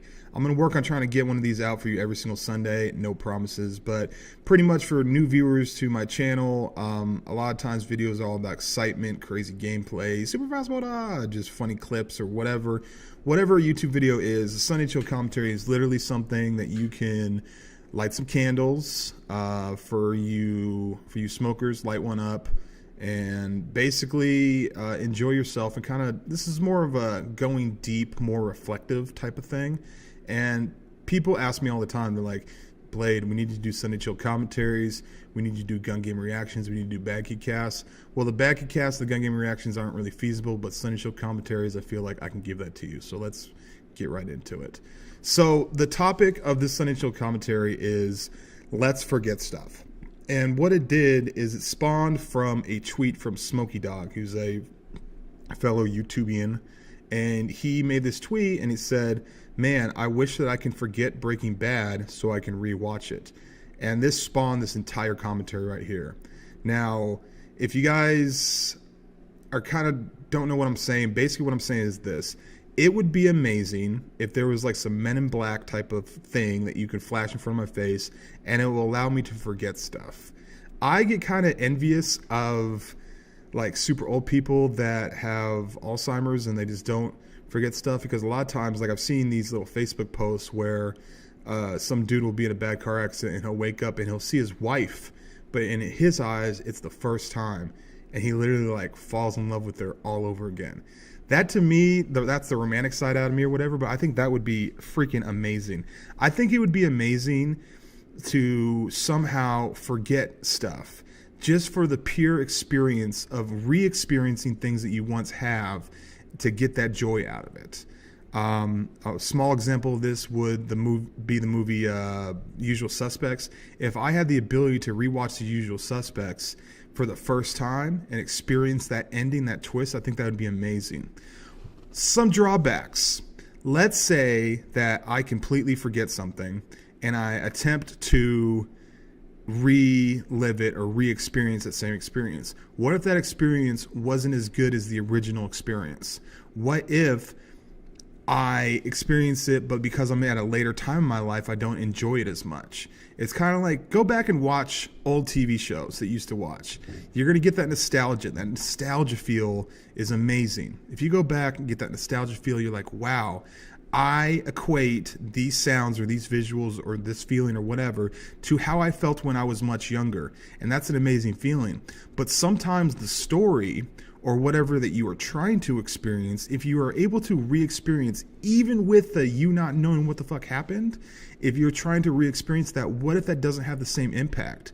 What if you were not emotionally, intellectually as advanced or back when you previously first experienced this, so now that you have knowledge that you don't like the experience as much? That's kind of scary. And then also, what if you are able to re-experience something amazing from your childhood, from your teens, from your 20s, from your 30s or 40s or whatever? What if you're able to experience that amazing thing, and not because of you're older and you know how it ends or whatever and you can't really experience it, but what if you're just in a different place in your life, physically, mentally, emotionally, whatever, where it doesn't have that same experience? I personally think that that might be one of the greatest gifts or one of the greatest compliments that you can give to experiences that you've had in your life. If you're able to say, you know what, this is so amazing, I wish I could just forget it. I wish I could just reset my stats and just complete this all over again. So that's kind of a goal. Like, here's the thing. Let's say people tell you that you're doing something harmful to you, whether it be smoking or drinking or chronically masturbating or whatever, right? And people are like, man, that's going to take X amount of time off your life. And you're like, well, fuck it. I honestly think that I haven't experienced this yet, but I feel like when I'm 80 years old, I'm going to want to try to make it to 81. I think that naturally you wake up every day and you're trying to survive or continue. I don't think there's ever going to be a time in my life where I'm just going to be like, you know what, let's just end this. I can't see that, man. I really can't see that ever happening, to be a time in my life where like, okay, well, it's time to permanently go to sleep and go to sleep forever. Maybe I just haven't experienced enough in life for me to be content with that, which is a mind-boggling thing. Have you ever seen people when they're like 80, 90 years old and they're like, okay, it's time to go, and they just drift off and they know they don't fucking wake up? That to me blows my mind. I've experienced some amazing things. My life story will probably be a movie. And if you don't feel that your life story is going to be a movie, then you need to add some scenes to it. That's just my personal opinion. I think it would be dope as fuck to forget everything and hit replay and redo it again. And I'm not just saying that, like a lot of people will misconstrue that thinking like, okay, well, let's take the knowledge that we have right now and let's somehow, if we can physically be a younger person and restart that, then we will, somehow be back into a much amazing time. No, I'm not talking about taking prior knowledge and applying it and redoing it and somehow tweaking it better. I'm talking about redoing it and enjoying it for the ride that it is. I think that would be amazeballs. I think that it would be interesting, and I'm also interested in, if I do forget everything in order to redo something, will I remember to enjoy it, or will I even fully experience it this time? Whether it being later on in life, different experiences, or whatever. I don't know. What I want you guys to do is I want you to comment and tell me if you could relive any experience out there. If you could relive any experience out there, what would it be? And I'm not talking about going back in time with the knowledge that you know now and re-experience it. What experience do you want to re-experience in your life as if it's never happened before? And I want you to tell me if it's at that same age or at your current age you want to re-experience that, whether it be meeting your wife, whether it be the birth of your child, whether it be doing just a fun thing. What would it be? ONLYUSEmeBLADE. This is Sunny Chill Commentary. Peace and buckers.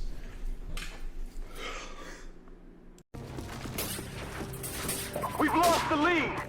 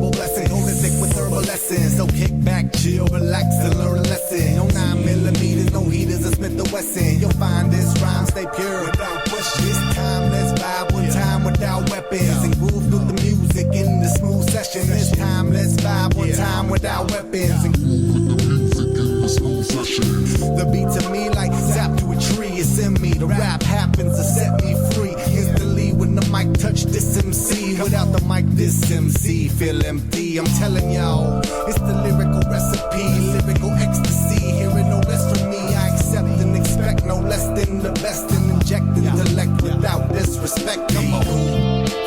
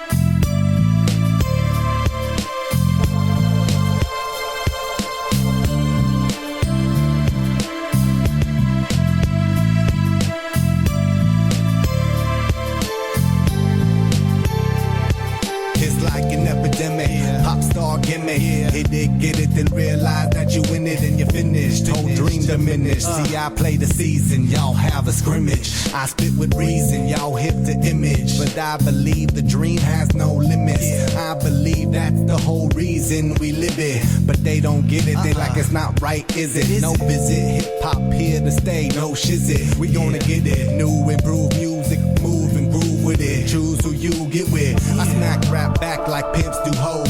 My flow hard like dick get the skimpy clothes. On individuals when anything goes. I play a pick 'em like eeny, meeny, miny, mo. Got soul, got so much funk up in the rap, I should pack a fat bowl. Y'all should kick back, relax, and just roll. Roll with me, vibe with me. Roll with me, vibe with me.